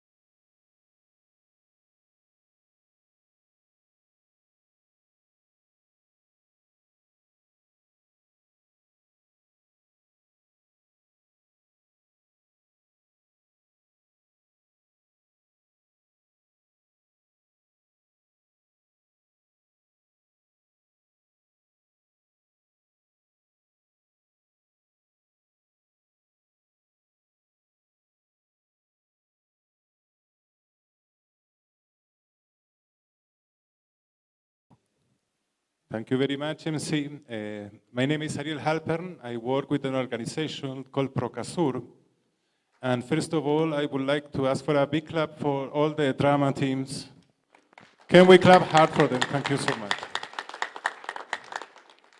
This is a beautiful fair. It's a nice event. I would like also to extend our gratitude to all the organizers, but also to the private sector that's been sharing their experience and the opportunities that exist into agribusiness. This fair is absolutely to match what the youth is looking for with what the market is offering, right? And I think in that sense it's a big success, so congratulations. I would just say that we work for a project that is called JOY, that means Jobs Open to the Youth, and it's implemented in Kenya by our partners who study, as in Cameroon by the Agri-PME Foundation. This is a program that is carried out in 9 countries here in Africa. It is funded by BMZ and IFAD and has as objective to bridge that gap that exists between the talent of these people and the market of jobs. Our effort is placed on the 70% of wage employment. So if you still have the chance, please visit us outside the tent. Thank you. Thank you too, Ariel. So I would also like to extend our thanks to Ustadi, because this drama competition has happened thanks to their efforts and their contribution to this fair. So they have been one of our sponsors, and I would like to just acknowledge this here as well. We had 7 drama teams from all the 8 events that we are partnering with competing in this competition, and it has been quite a tight draw. And I would like to start with those who unfortunately didn't make it to the first 3. Just give them a round of applause before we announce the winners.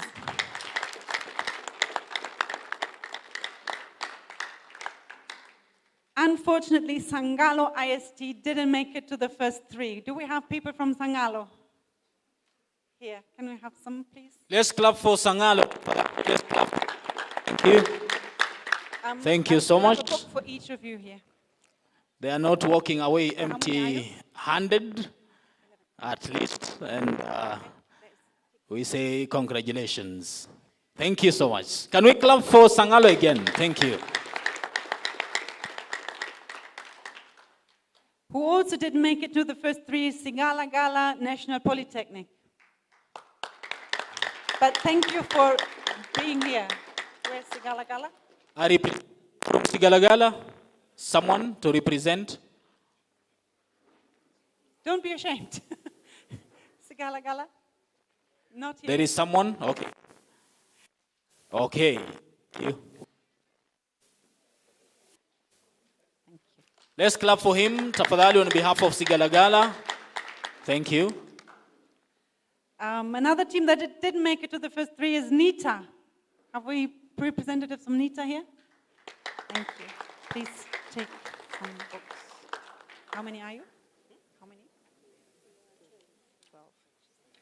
Yes, please. And the last group that didn't make it is Friends College Kaimosi.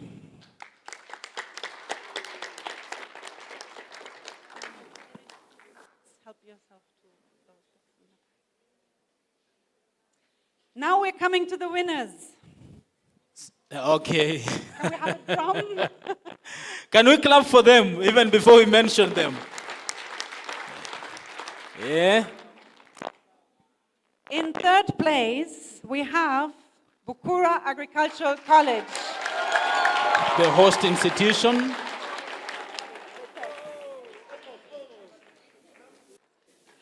Let's continue clapping for them. Tuwapigie makofi tafadhali. They are our hosts.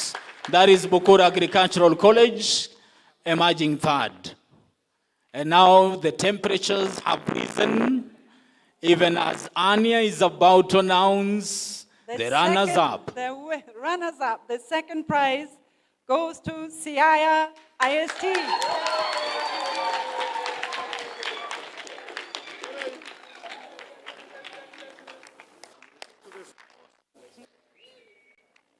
And now, let them have their moment of picture taking in honor.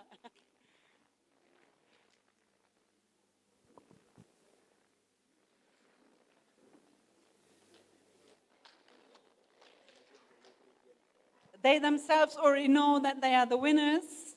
And Nancy Alou also announced it to me in the morning that they would definitely win. And they made it. Congratulations, Nancy. Riyadh is #1, the winner of the drama competition. Congratulations, Riyadh. Congratulations for emerging victorious in the drama category.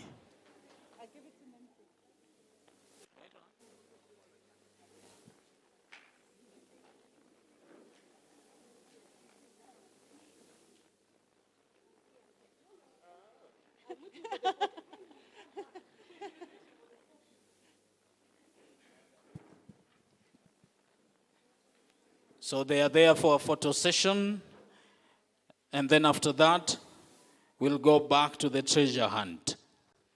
First of all, thank you all very much for your input, your hard work, and your dedication. I really loved all of your performances. It was very good fun to watch that, and I hope you'll come back for the next round next time. Thank you very much, and congratulations to the winners. Let's clap for them as they go back. Thank you so much. Asanteni sana. Congratulations to Riyadh and all the winners. And now, even as they are going to sit, I'll be inviting Mr. Wanyama for the treasure hunt so that we award the winner. Finally, we have the winner with us on stage after the draw, Paul Ouma. Naomba tumshangilie Paul Ouma tafadhali.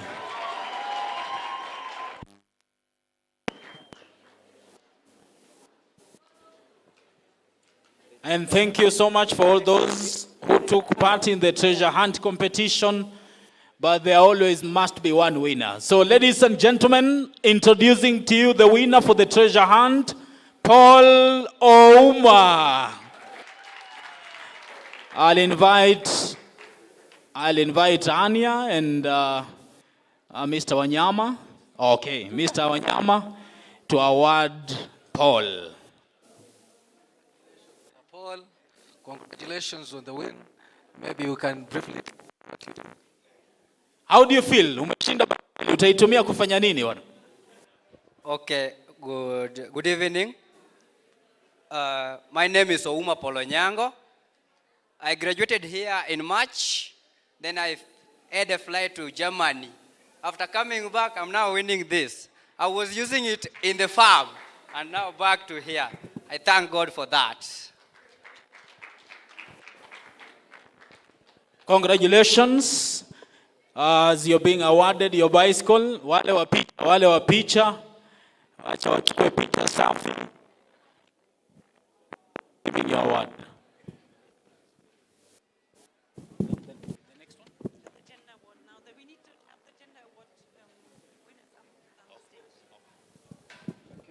Thank you so much. Asante. Can we clap for him wakati anakwenda kuketi na baiskeli yake? Okay. Allow me move on to the next one, the Jenga Gender Omoka. And I'll invite the teams on stage. Plus Farm Kenya, Capacity Training Institute, Rieko CBO, and Friends College Kaimosi. Tafadhali, just come on stage before I invite Mr. Michael. I'll invite the 4 teams on stage, tafadhali. The 4 teams for the Jenga Gender Omoka. Just have some seats.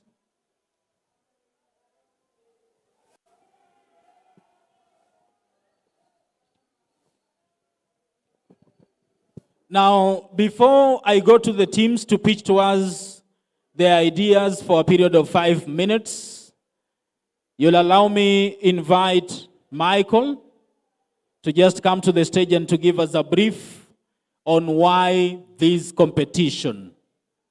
Michael, tafadhali, the stage is yours. Just talk to us briefly about this competition. Thank you, MC. Good afternoon. I hope you're all enjoying yourself. Jenga Gender Omoka. There is something that's called the Gender Gap Index score, and it shows the difference, between male and female in terms of their opportunities and other criteria and so on. And it says for Kenya here in 2021 that females were 30% less likely to have the same opportunities as males in the country. 30% less opportunities for females. And this goes for economic participation and opportunity, political empowerment, and so on. Among the performance in sub-Saharan Africa, Kenya is positioned number 16 out of 34 nations that were evaluated. So not too bad, but I think there is room for improvement. Females here in this country, or women, normally earn, or on average earn 23.7% less than their male peers. So that is about a quarter less for the same work, and oftentimes, honestly, for a better performance even. They have limited opportunities to advance to senior positions, and just by addressing gender inequality in Africa, the GDP of Africa is forecast to go up by almost 12% in 2025, just by giving women the same opportunities like men. So it doesn't even, apart from other aspects, of course, it doesn't even economically make sense, to exclude women from these opportunities, because it eats into economic growth and GDP. So we wanted to host this competition to allow partners and beneficiaries to showcase existing ideas and good practices and give them an opportunity to come up with new, creative, and innovative solutions when it comes to activities that can be done in order to enhance the equality, gender equality between men and women. And we want to also create a conversation with this about gender equality amongst our visitors here, and we encourage you, to take this home and also discuss amongst yourselves about these things. So in this competition, we have sort of approached a number of our partners. We have approached ATVETs, youth organization, private sector partners, county governments, and other project beneficiaries to join in and come up with their ideas. And we have created 4 categories, and these ideas should be sort of clustered or organized along those categories. So category number 1 was participation in training and education. So how can we enhance, improve participation of women, young women, in training and education? Because at the moment they are still underrepresented. Then participation and representation generally, in things like leadership, membership, and so on. The category number 3 is access to finance, input, services, and markets. I think we have even heard it in the panel discussion this morning, that females and young women are oftentimes disadvantaged when it comes to these things. And then we had an open category for any innovative ideas you came up with or wanted to come up with in terms of improving, closing the gender gap and improving gender equality. So what was in for this, for the participants? Number 1 is the attendance of the award ceremony here.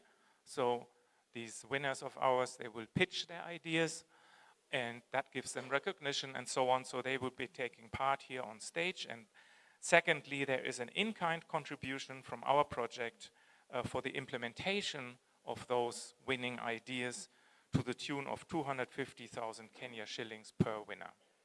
So that allows them to actually implement these ideas that we have selected and found worth financing or funding. So we had an independent panel of experts consisting of GIZ, private sector partners, youth representatives, and the public sector, and education and government. And then the selection was done according to several criteria, like, for example, clarity of the concept, scalability, inclusivity, and so on. We have received a total of 64 submissions. We shortlisted 17, and we came up with 4 winners. And with this, I think I would like to give back to the MC, hand over to you to present the winners, to present again their ideas and pitch their ideas, and then we will award you with your well-earned prize. Thank you very much. Naomba tumpigie makofi tafadhali. Thank you so much.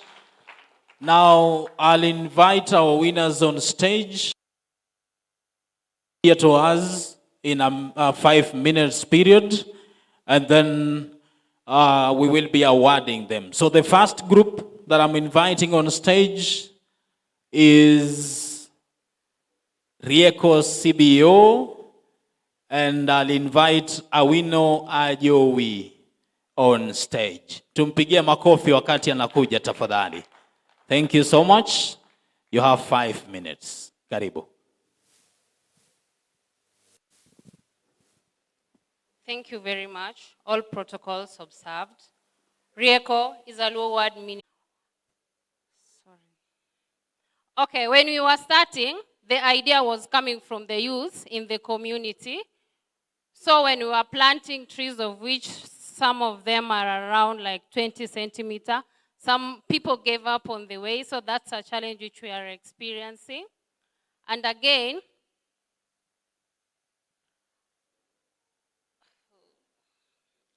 okay, sorry. The idea, sorry. Just pardon me. Okay, the new idea being the community, being that the CBO will be implemented in the community, the youth will be involved, the old people will be there, whereby we'll be learning the new ideas from them, how people used to do agriculture. And then the organization or the CBO is based in Kisumu, Kobura Ward, Kathing Village, and then by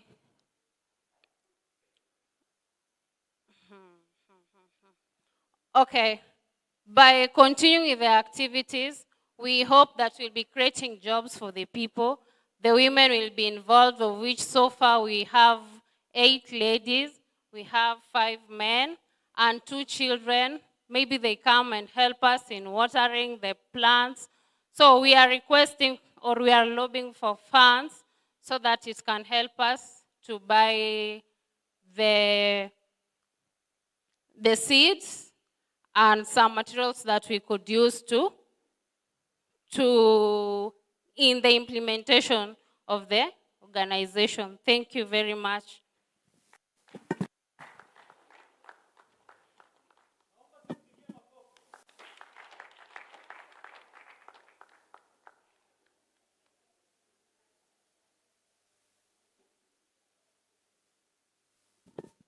So I'll ask Michael, I'll ask you to come here so that you be awarded, and we say congratulations on behalf of Rieko CBO for emerging victorious. I don't know if Michael has anything to say before awarding you. I just want to congratulate for very good ideas that you have presented and for winning this award. And I wish you good luck when you are implementing your ideas. So I'm handing over this to you. Congratulations. And of course, more importantly, there is a check over 250,000 Kenyan shillings, which I want to hand over to you as well.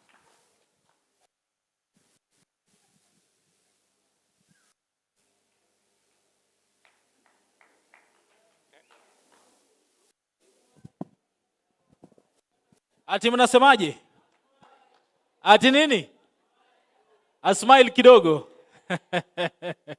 Allow me invite the second team on stage, and that is Plus Farm Kenya.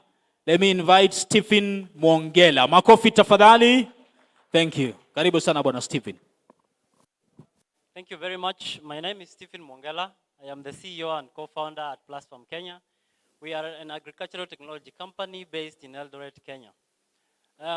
While most of the time, or rather our ordinary day, is spent managing farms for urban-based and diaspora farmers, we also participate in GIZ projects, or rather have been participating for the last 6 months. We have been carrying out a project called Maarifa Mtaani, whereby we have been training farmers using digital tools such as video projectors and video content as well.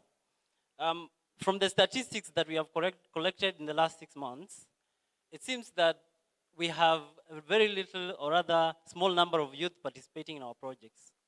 To be more specific, is around 30% youth.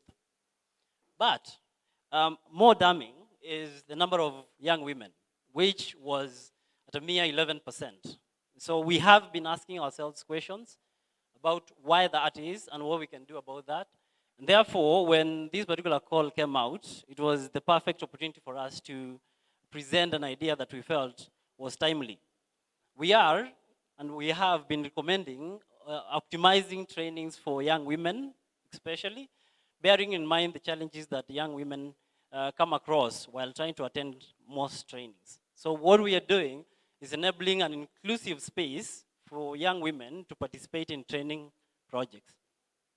So we recommended to carry out a pilot project in both the Vihiga and Kakamega counties, where we do a lot of our work, whereby we will be training 120 youth to be able to participate in trainings using our digital tools, because they very much fancy that, while at the same time optimizing those trainings for young women, especially by providing special treatment, if I may say, for these young women. Whether that may be daycare services for those who have kids, whether that may be accessibility closer to where they are, because some of them mentioned that they're not allowed to go that far from home, and so on, to optimize their access and participation as much as possible. At the end of the program, we will incubate 20 young women, 10 in each of those counties, and we will also pair them with successful women in society, especially in the agribusiness space, to be mentored, and we will use these particular funds to be able to enable that linkage and the participation, and we will very much, like the platform way is, document that process so that that project can be used in future carry out for you to be able to be informed on whether that works or not, and if it does, what we can do. And I hope it does work so that we can do way more for our young women to enable the transition, the once in a lifetime transition of agriculture, and for young generation to participate in agriculture. So thank you very much. Thank you so much. And like I did with the first one, I'll invite Michael to award Plus Farm Kenya with a trophy, and of course, a check in that regard. But of course, I know you'll want to tell them congratulations. Congratulations to Plus Farm, well done.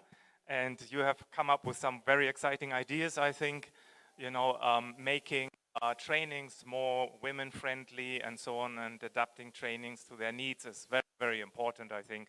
So this is why you were awarded with this. And again, here is the check for implementing your activities.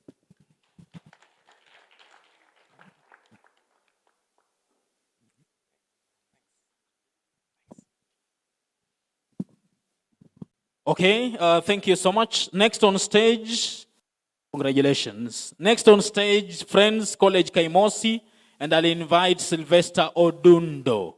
Karibu sana.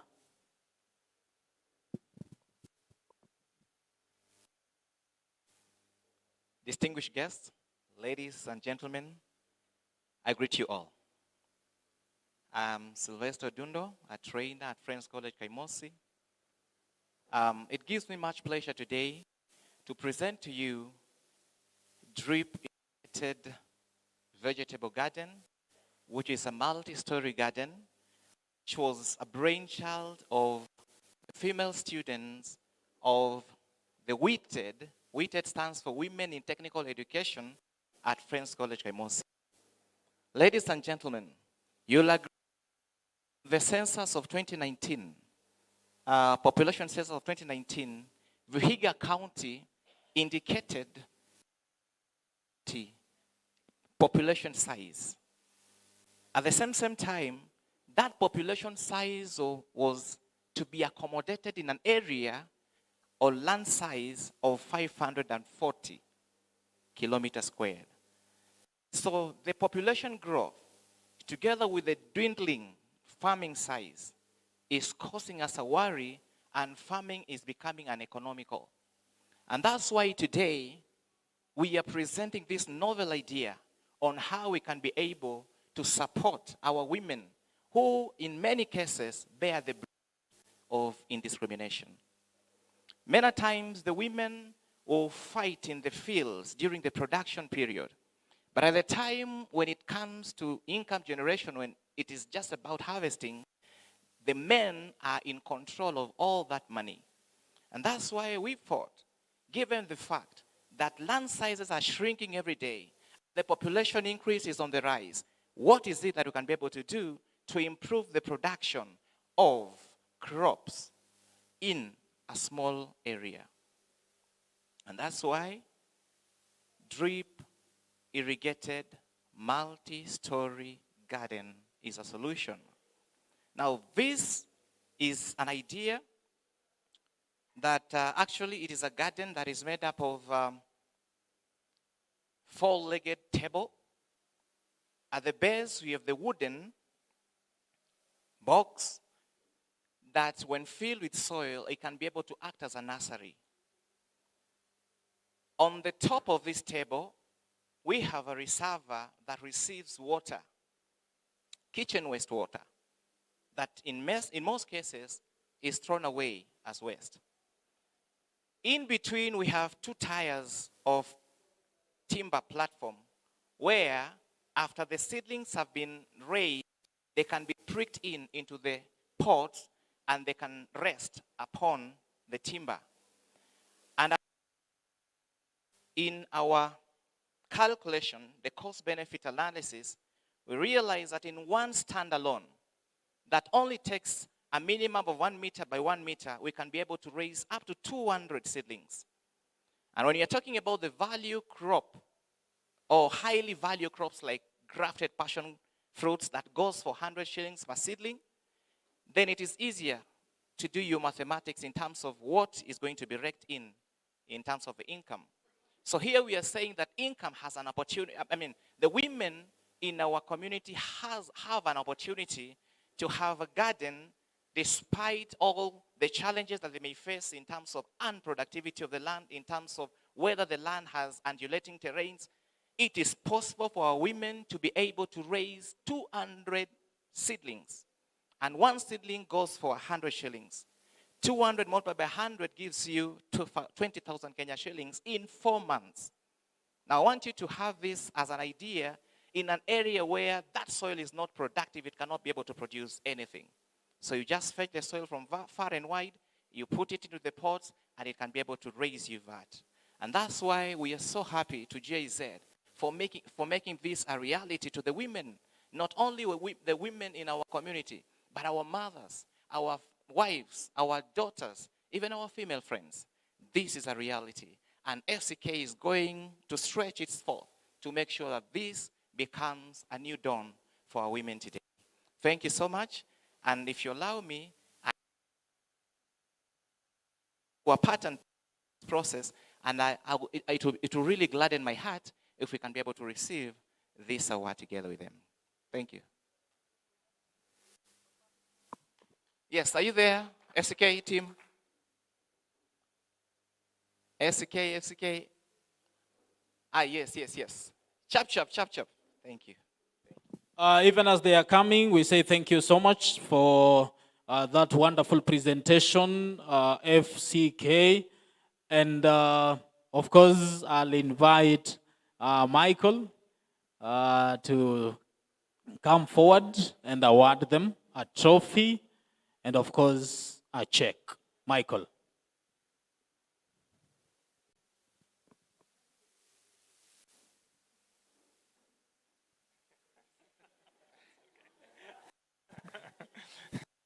Okay, this is a big team and a great idea, I think.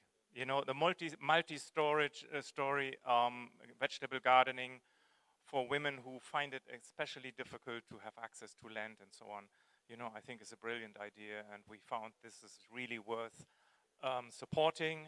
And this is why we want to hand over this trophy to whom? To him. Okay, congratulations. And of course, we got the check here, which should allow you to implement your activity. Congratulations. Well done.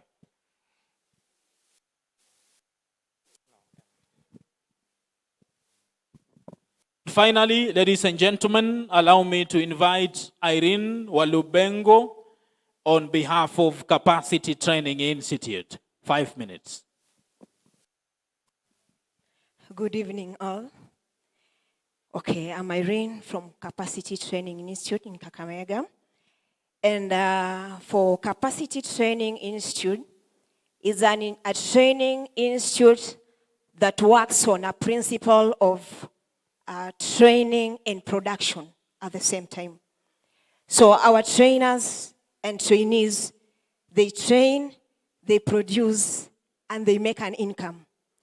And we were looking at a challenge whereby young women, young mothers, they are denied an opportunity to come and gain those skills or have those trainings. And we look at it and say, like, what could be the problem with that? And we saw that maybe more young women and more young mothers, they have little children at home. They have no one to live to, so they have to stay back at home with them. That denies them a chance to come and receive the training. So as Capacity, we sat down and said, what solution can we offer to this? And we came up with an idea of a daycare, whereby we have a daycare. As a young woman, you come with your child, a child is taken to the daycare, and you go into class for training and production at the same time. At the end of the day, you have something in your pocket. Thank you. Wow, thank you. Thank you so much. Hautaki zawadi.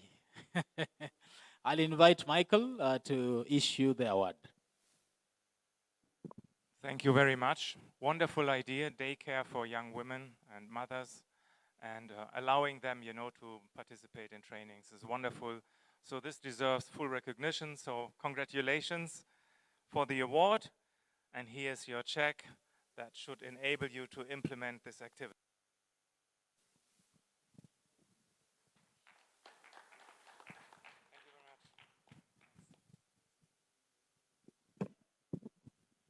Thank you so much, Michael. I'll allow our winners to take their seats on the other side. Asanteni sana, congratulations. Let's clap for them tafadhali wakati wanakwenda kuketi. Pongezi sana kwa kuibuka washindi. So ladies and gentlemen, DJ.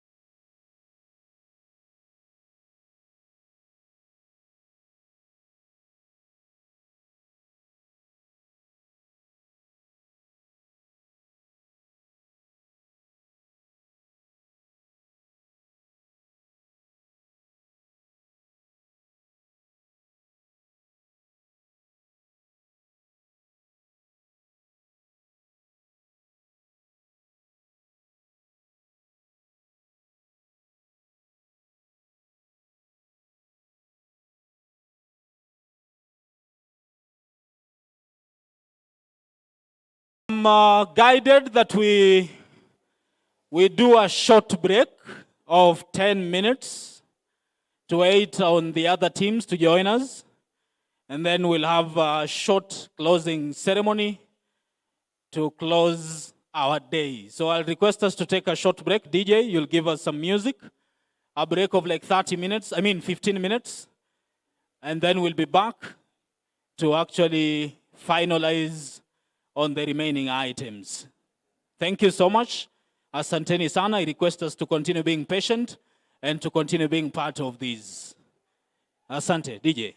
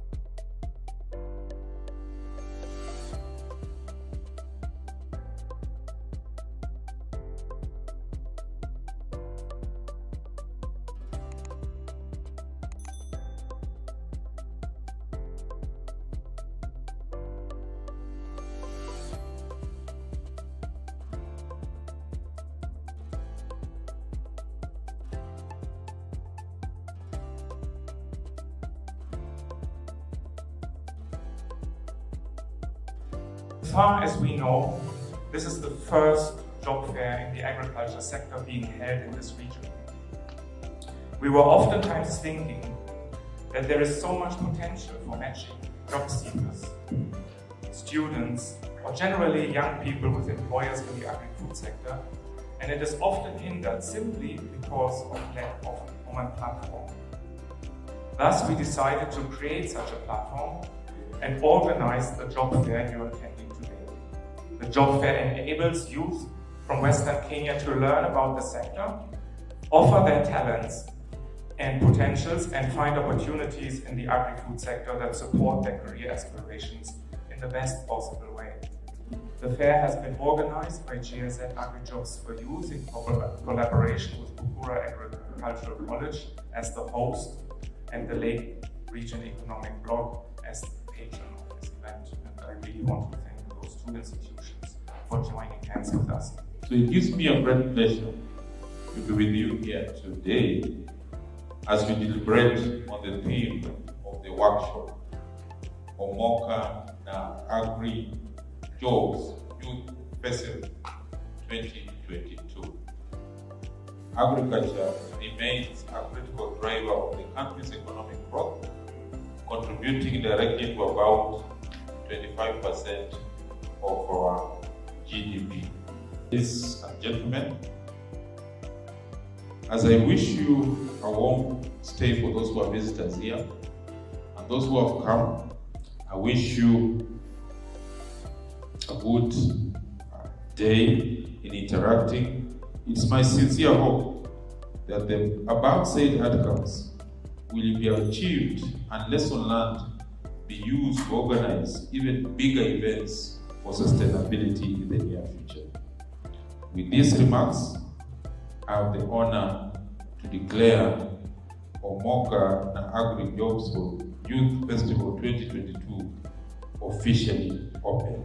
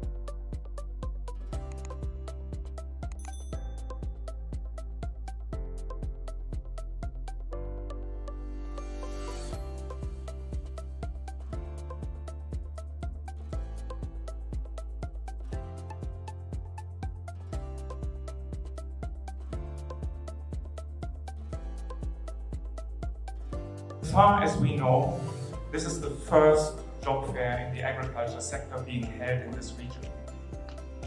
We were oftentimes thinking that there is so much potential for matching job seekers, students, or generally young people with employers in the agri-food sector, and it is often hindered simply because of lack of a Omoka platform.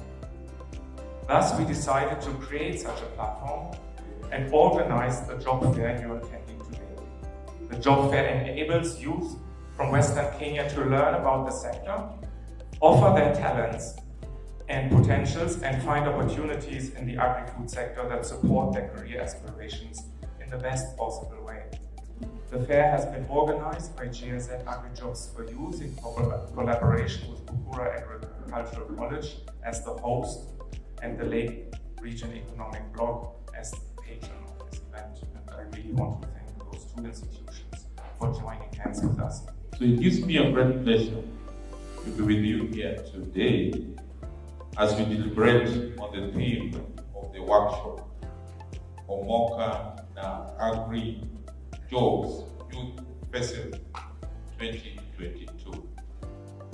Agriculture remains a critical driver of the country's economic growth, contributing directly to about 25% of our GDP.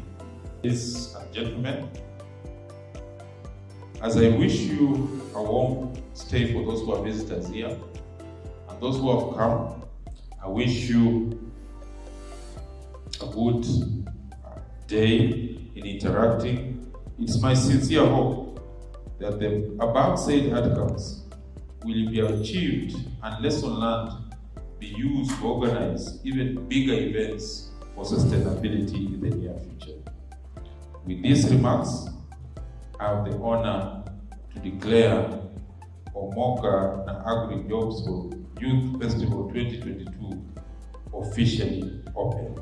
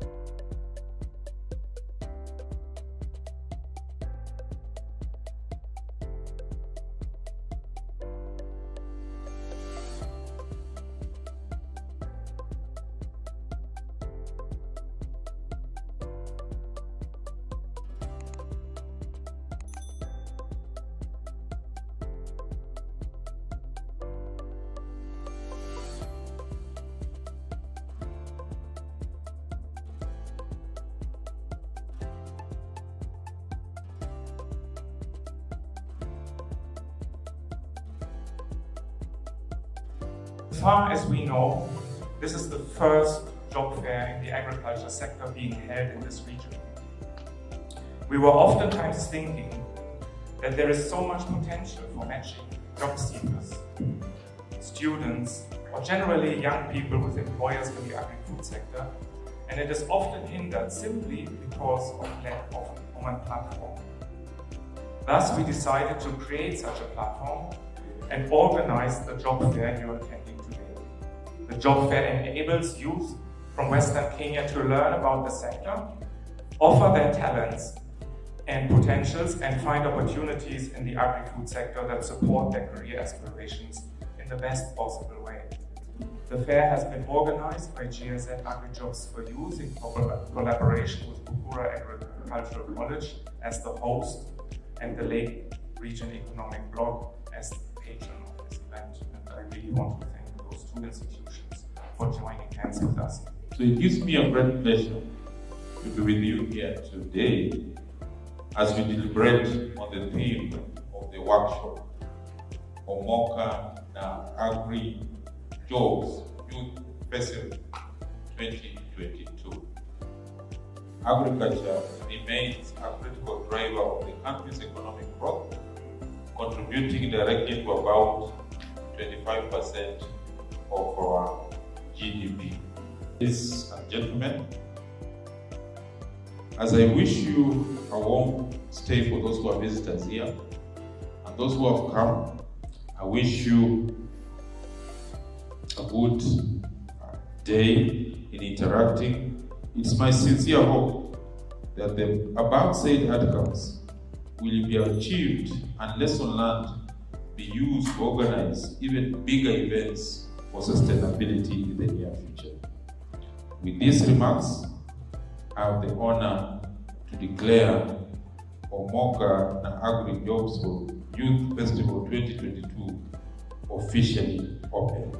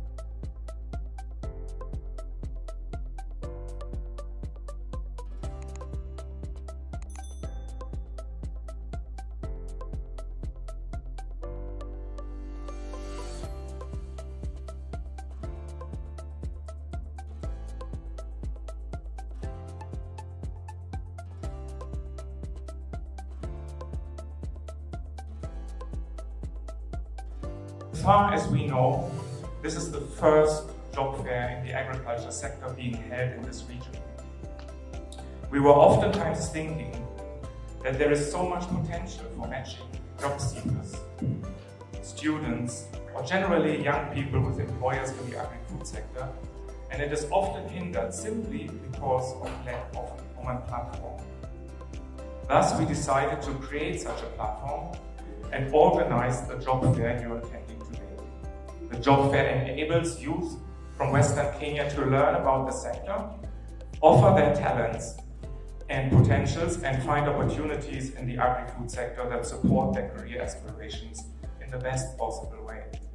The fair has been organized by GSZ Agri-Jobs for Youth in collaboration with Bukura Agricultural College as the host and the Lake Region Economic Bloc as the patron of this event. And I really want to thank those two institutions for joining hands with us.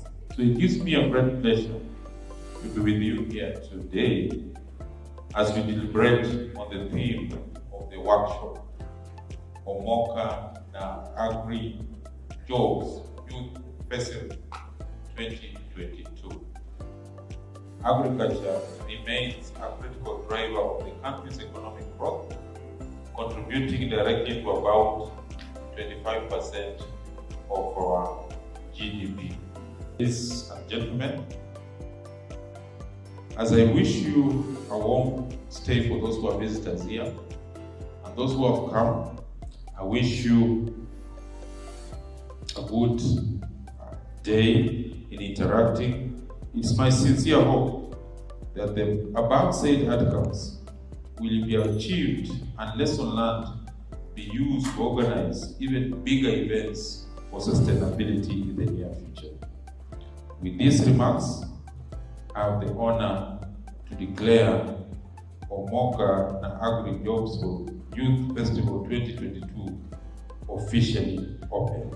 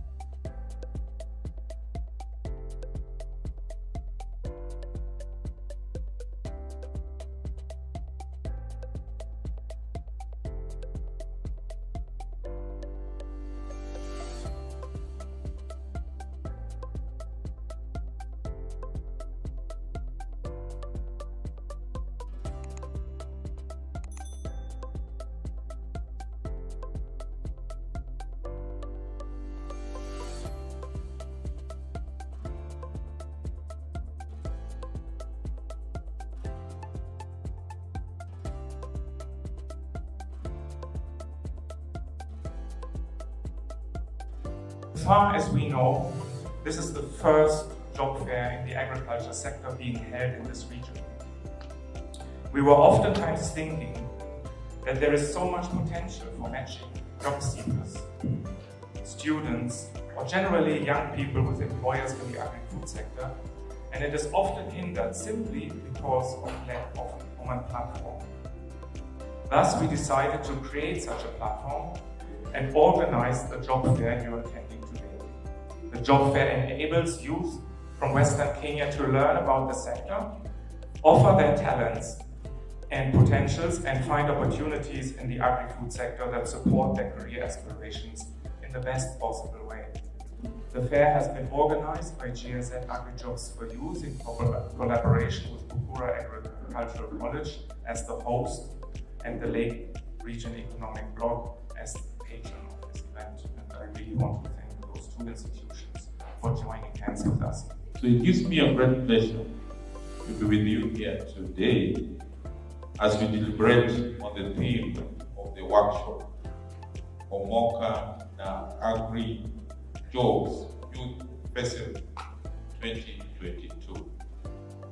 Agriculture remains a critical driver of the country's economic growth, contributing directly to about 25% of our GDP. Ladies and gentlemen, as I wish you a warm stay for those who are visitors here, and those who have come, I wish you a good day in interacting. It's my sincere hope that the above said outcomes will be achieved and lesson learned be used to organize even bigger events for sustainability in the near future. With these remarks, I have the honor to declare Omoka and Agri-Jobs for Youth Festival 2022 officially open.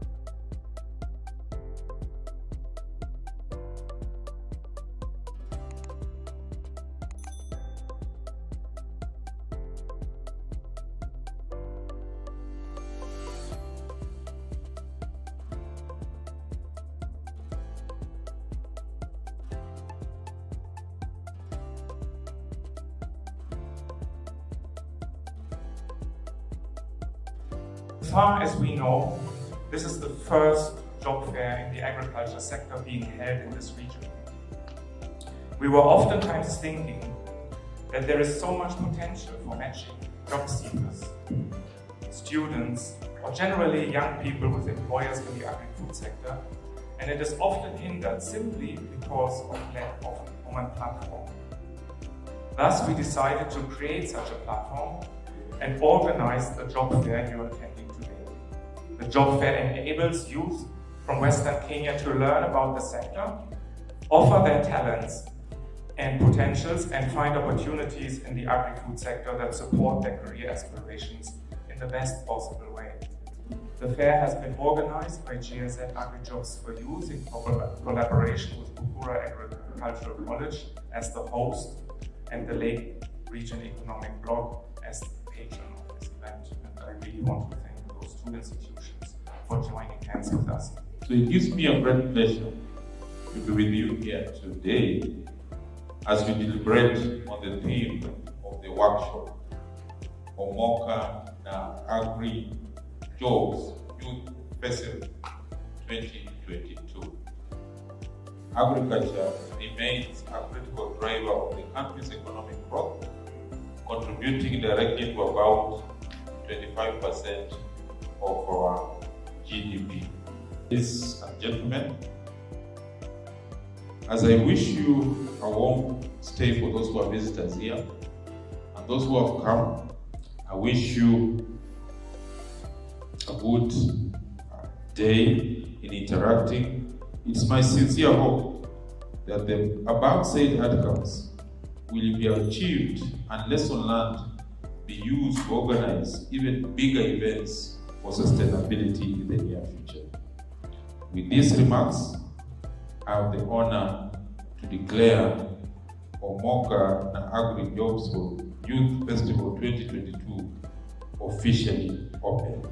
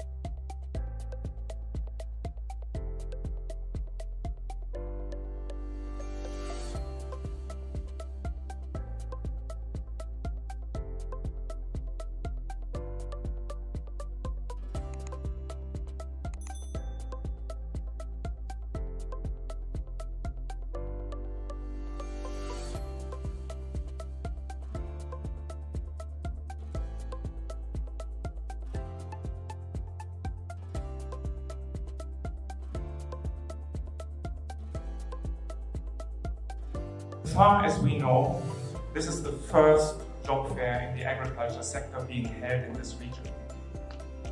We were oftentimes thinking that there is so much potential for matching job seekers, students, or generally young people with employers in the agri-food sector, and it is often hindered simply because of lack of a common platform. Thus, we decided to create such a platform and organize the job fair you are attending today. The job fair enables youth from Western Kenya to learn about the sector, offer their talents and potentials, and find opportunities in the agri-food sector that support their career aspirations in the best possible way. The fair has been organized by GSZ Agri-Jobs for Youth in collaboration with Bukura Agricultural College as the host and the Lake Region Economic Bloc as the patron of this event. And I really want to thank those two institutions for joining hands with us. So it gives me a great pleasure to be with you here today as we deliberate on the theme of the workshop, Omoka na Agri-Jobs Youth Festival 2022. Agriculture remains a critical driver of the country's economic growth, contributing directly to about 25% of our GDP. Ladies and gentlemen, as I wish you a warm stay for those who are visitors here, and those who have come, I wish you a good day in interacting. It's my sincere hope that the above said outcomes will be achieved and lessons learned be used to organize even bigger events for sustainability in the near future. With these remarks, I have the honor to declare Omoka and Agri-Jobs for Youth Festival 2022 officially open.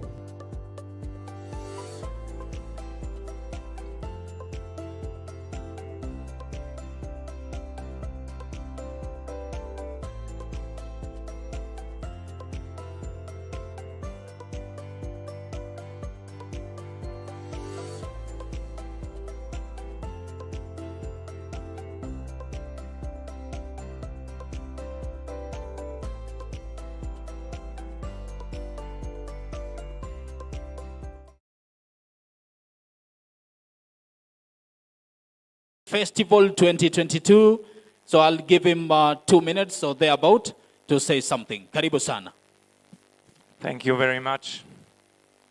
Good afternoon. What a fantastic day. Do you agree? Was it a good day? I think we all enjoyed ourselves, and there was so much traffic outside. There were so many things going on, and I really enjoyed myself, and I think it was a big success.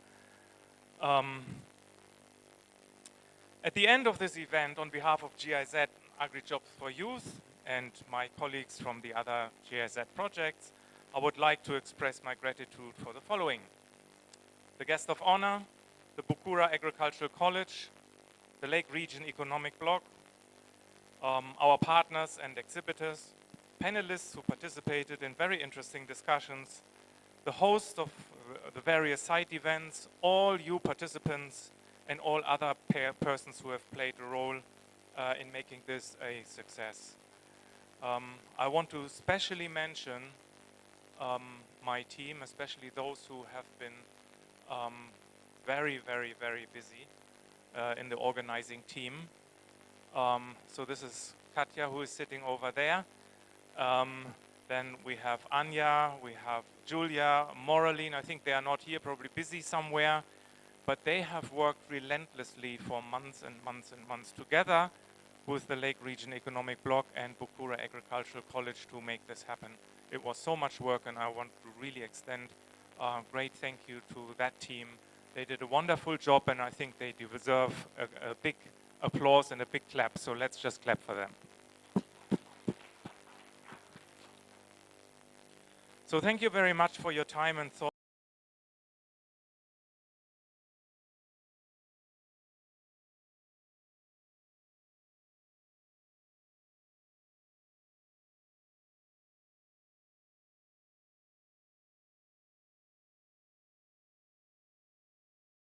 Some of the numbers that we have collected already. I think we are getting more figures and numbers in, in terms of participation and what has happened, but we have a few already.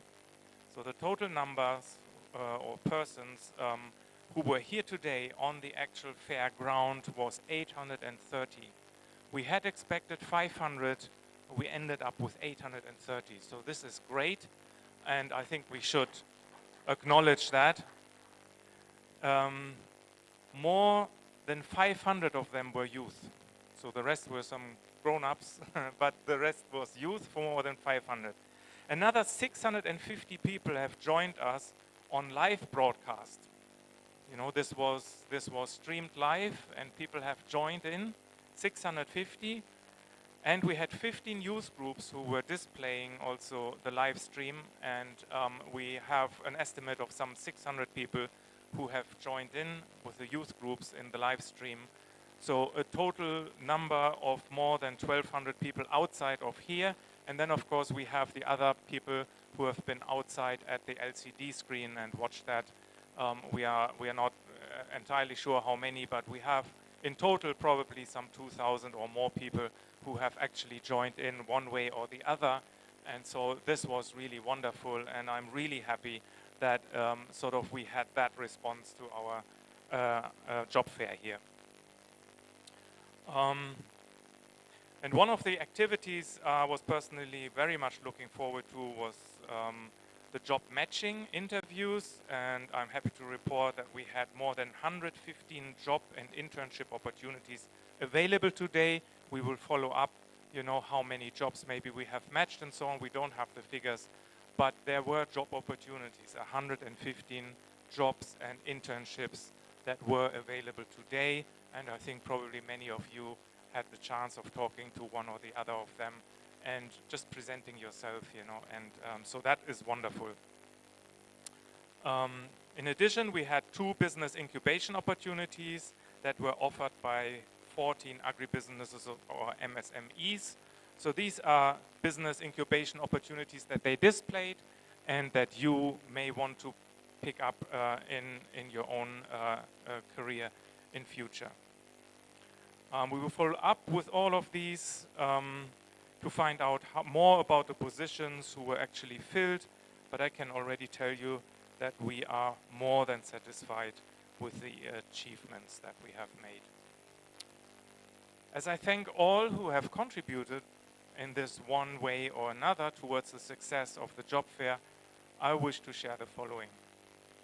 Moving forward as a project, we propose and pose a challenge to all partners, both public and private present, that there is need to put our hands and efforts together to institutionalize this kind of event. It will be of great benefit to the agri-food sector and especially to our young agripreneurs to have such an event being held on a rotational basis within our 5 project counties or even the 4 counties of the Lake Region Economic Bloc. We want to make these opportunities accessible to a much larger number of young men and women. And I can tell you, I had many discussions today and many people came up to me and said it would be wonderful to have this repeated, to have this on an annual basis because they felt it was worth it and it was a real success. So that was the message I got, and we will work for this to happen, to make it happen, that we have an annual event in future and so that we can repeat this. And make it even better and broader and bigger and so on. This is the first time we do this, and I think it has went well, but we will analyze how it went and look into it, and then next time it will be even better. So once again, thank you all, and I hereby want to hand over to the Lake Region Economic Bloc, Dr. Rosemary Obara. Over to you. Thank you very much.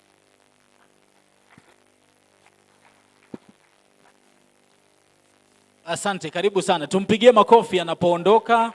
And even as he has welcomed, so I'll welcome Dr. Rosemary Obaga from Lake Region Economic Bloc. Karibu sana, madam.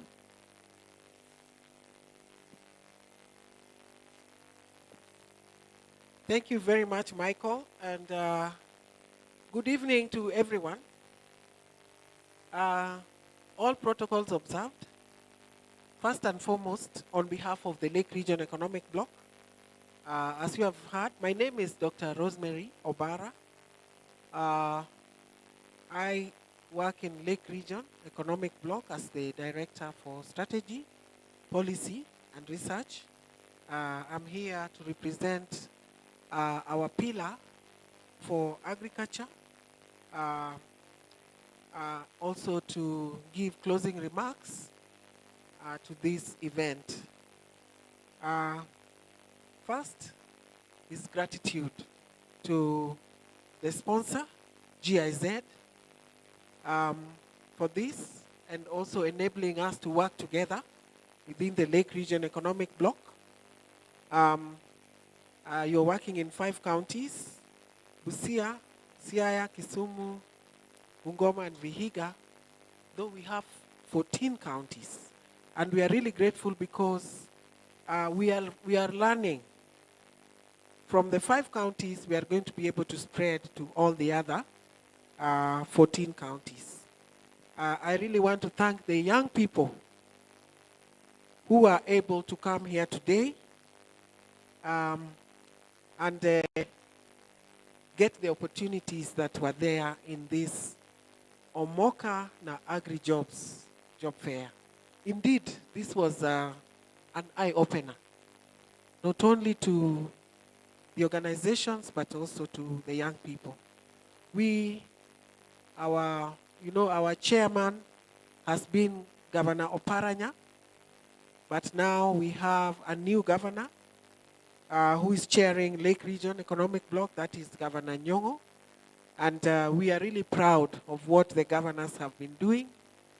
The report that they are going to get is that the event has been very, very successful.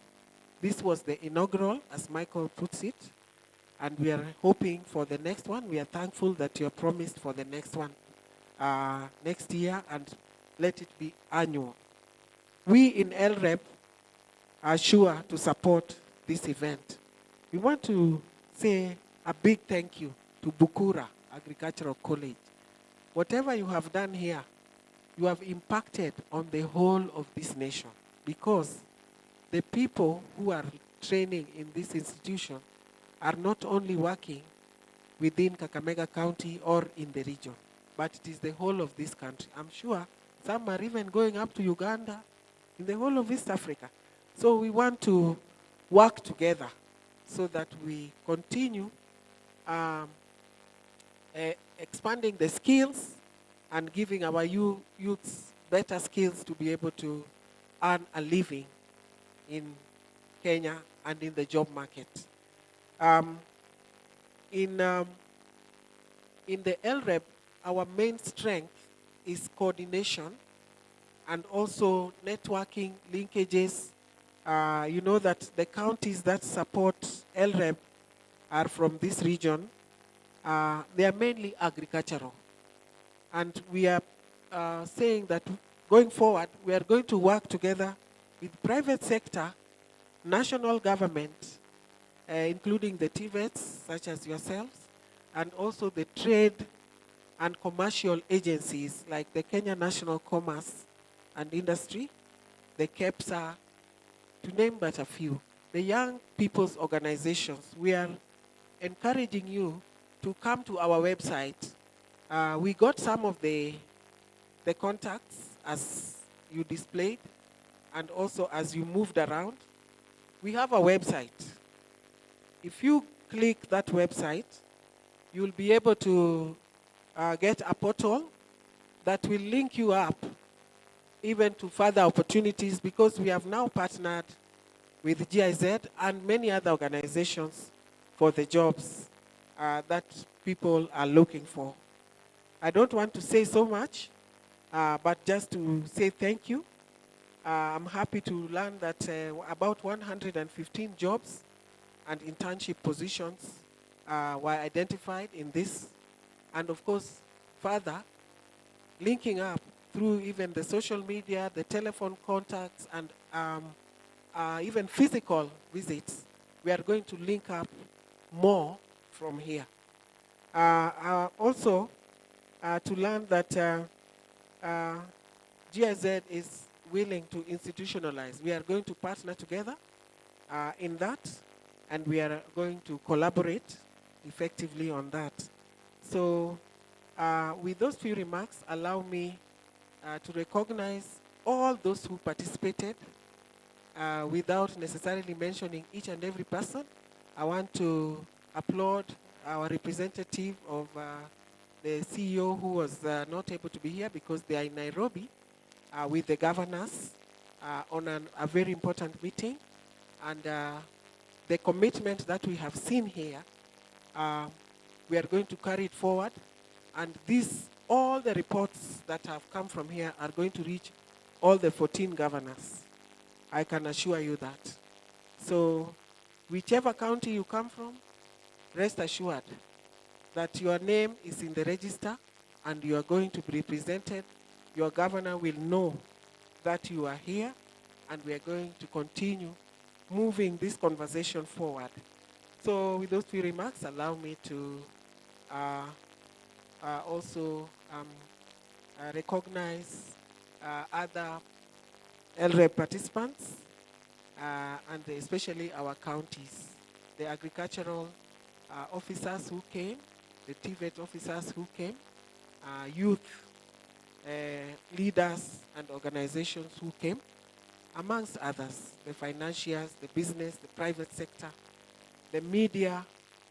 We are together. We need to pull ourselves together, like Michael said, so that we make it a reality. It's not an easy thing, but the opportunities are great. For example, in Bukura here, the yogurt that is being produced here is what we should be seeing in our supermarket in Kisumu.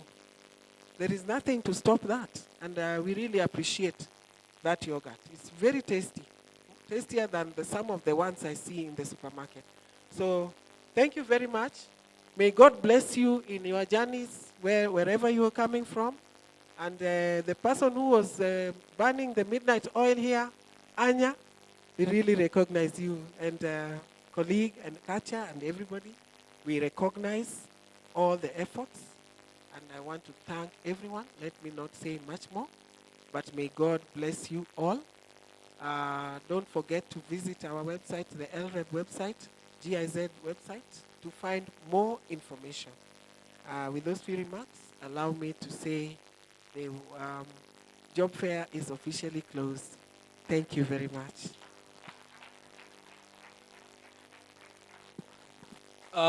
Thank you so much, Daktari. How many of us will want this job fair the next time? How many? Wangapi wanataka hii ifanyike? Mike, kunaweza angalia nyuma. Thank you so much. I really appreciate for the opportunity to MC this inaugural event. I really appreciate GIZ. Naomba tafadhali tutengeneze mikono. Tutengeneze mikono kidogo. Let's appreciate GIZ. 1, 2, 3. Let's also appreciate the various partners that collaborated in making this day a success. Aya, tupashe mikono, pasha mikono, pasha mikono. 1, 2, 3. Let's also appreciate the various service providers. Nimeona jamaa wangu hapa wa sound, mambo kama hayo mazuri, chakula, the sign language interpreter, that's perfect. Naona unafanya kazi nzuri bwana.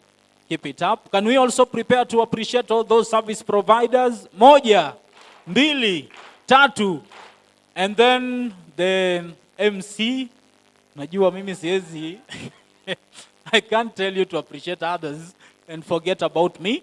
And the other co-moderators, there was that beautiful lady there, Maureen Musimbi. Simama mara nyingine tena wakuone.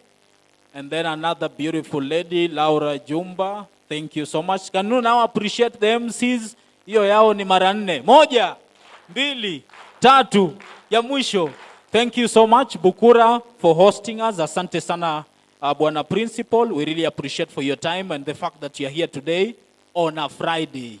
You're here up to 5 towards 6 p.m. on a Friday. It's never easy in most of these offices out there, of course, except those offices that are within this hall. Can we also appreciate Bukura tafadhali? 1, 2, 3.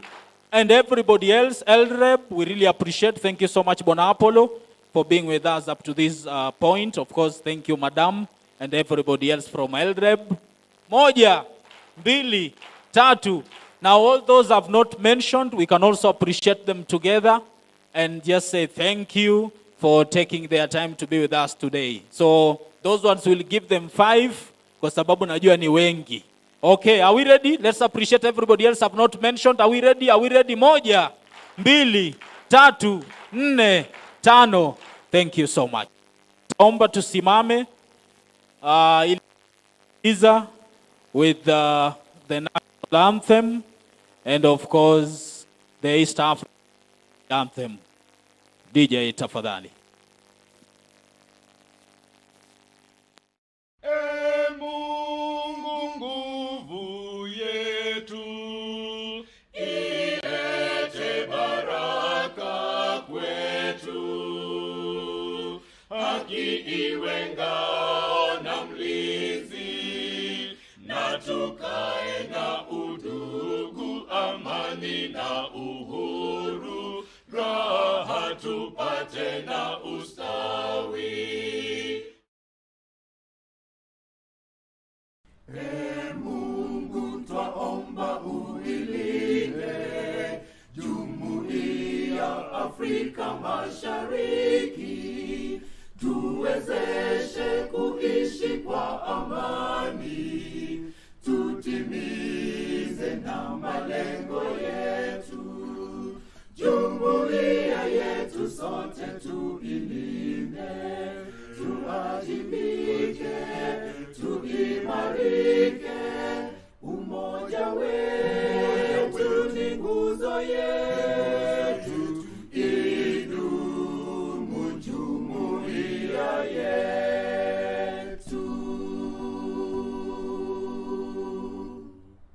Thank you so much. While we're still standing, I'll ask for a volunteer to come and pray for us. A volunteer, tafadhali, to come and pray even as we are closing. Thank you. Asante.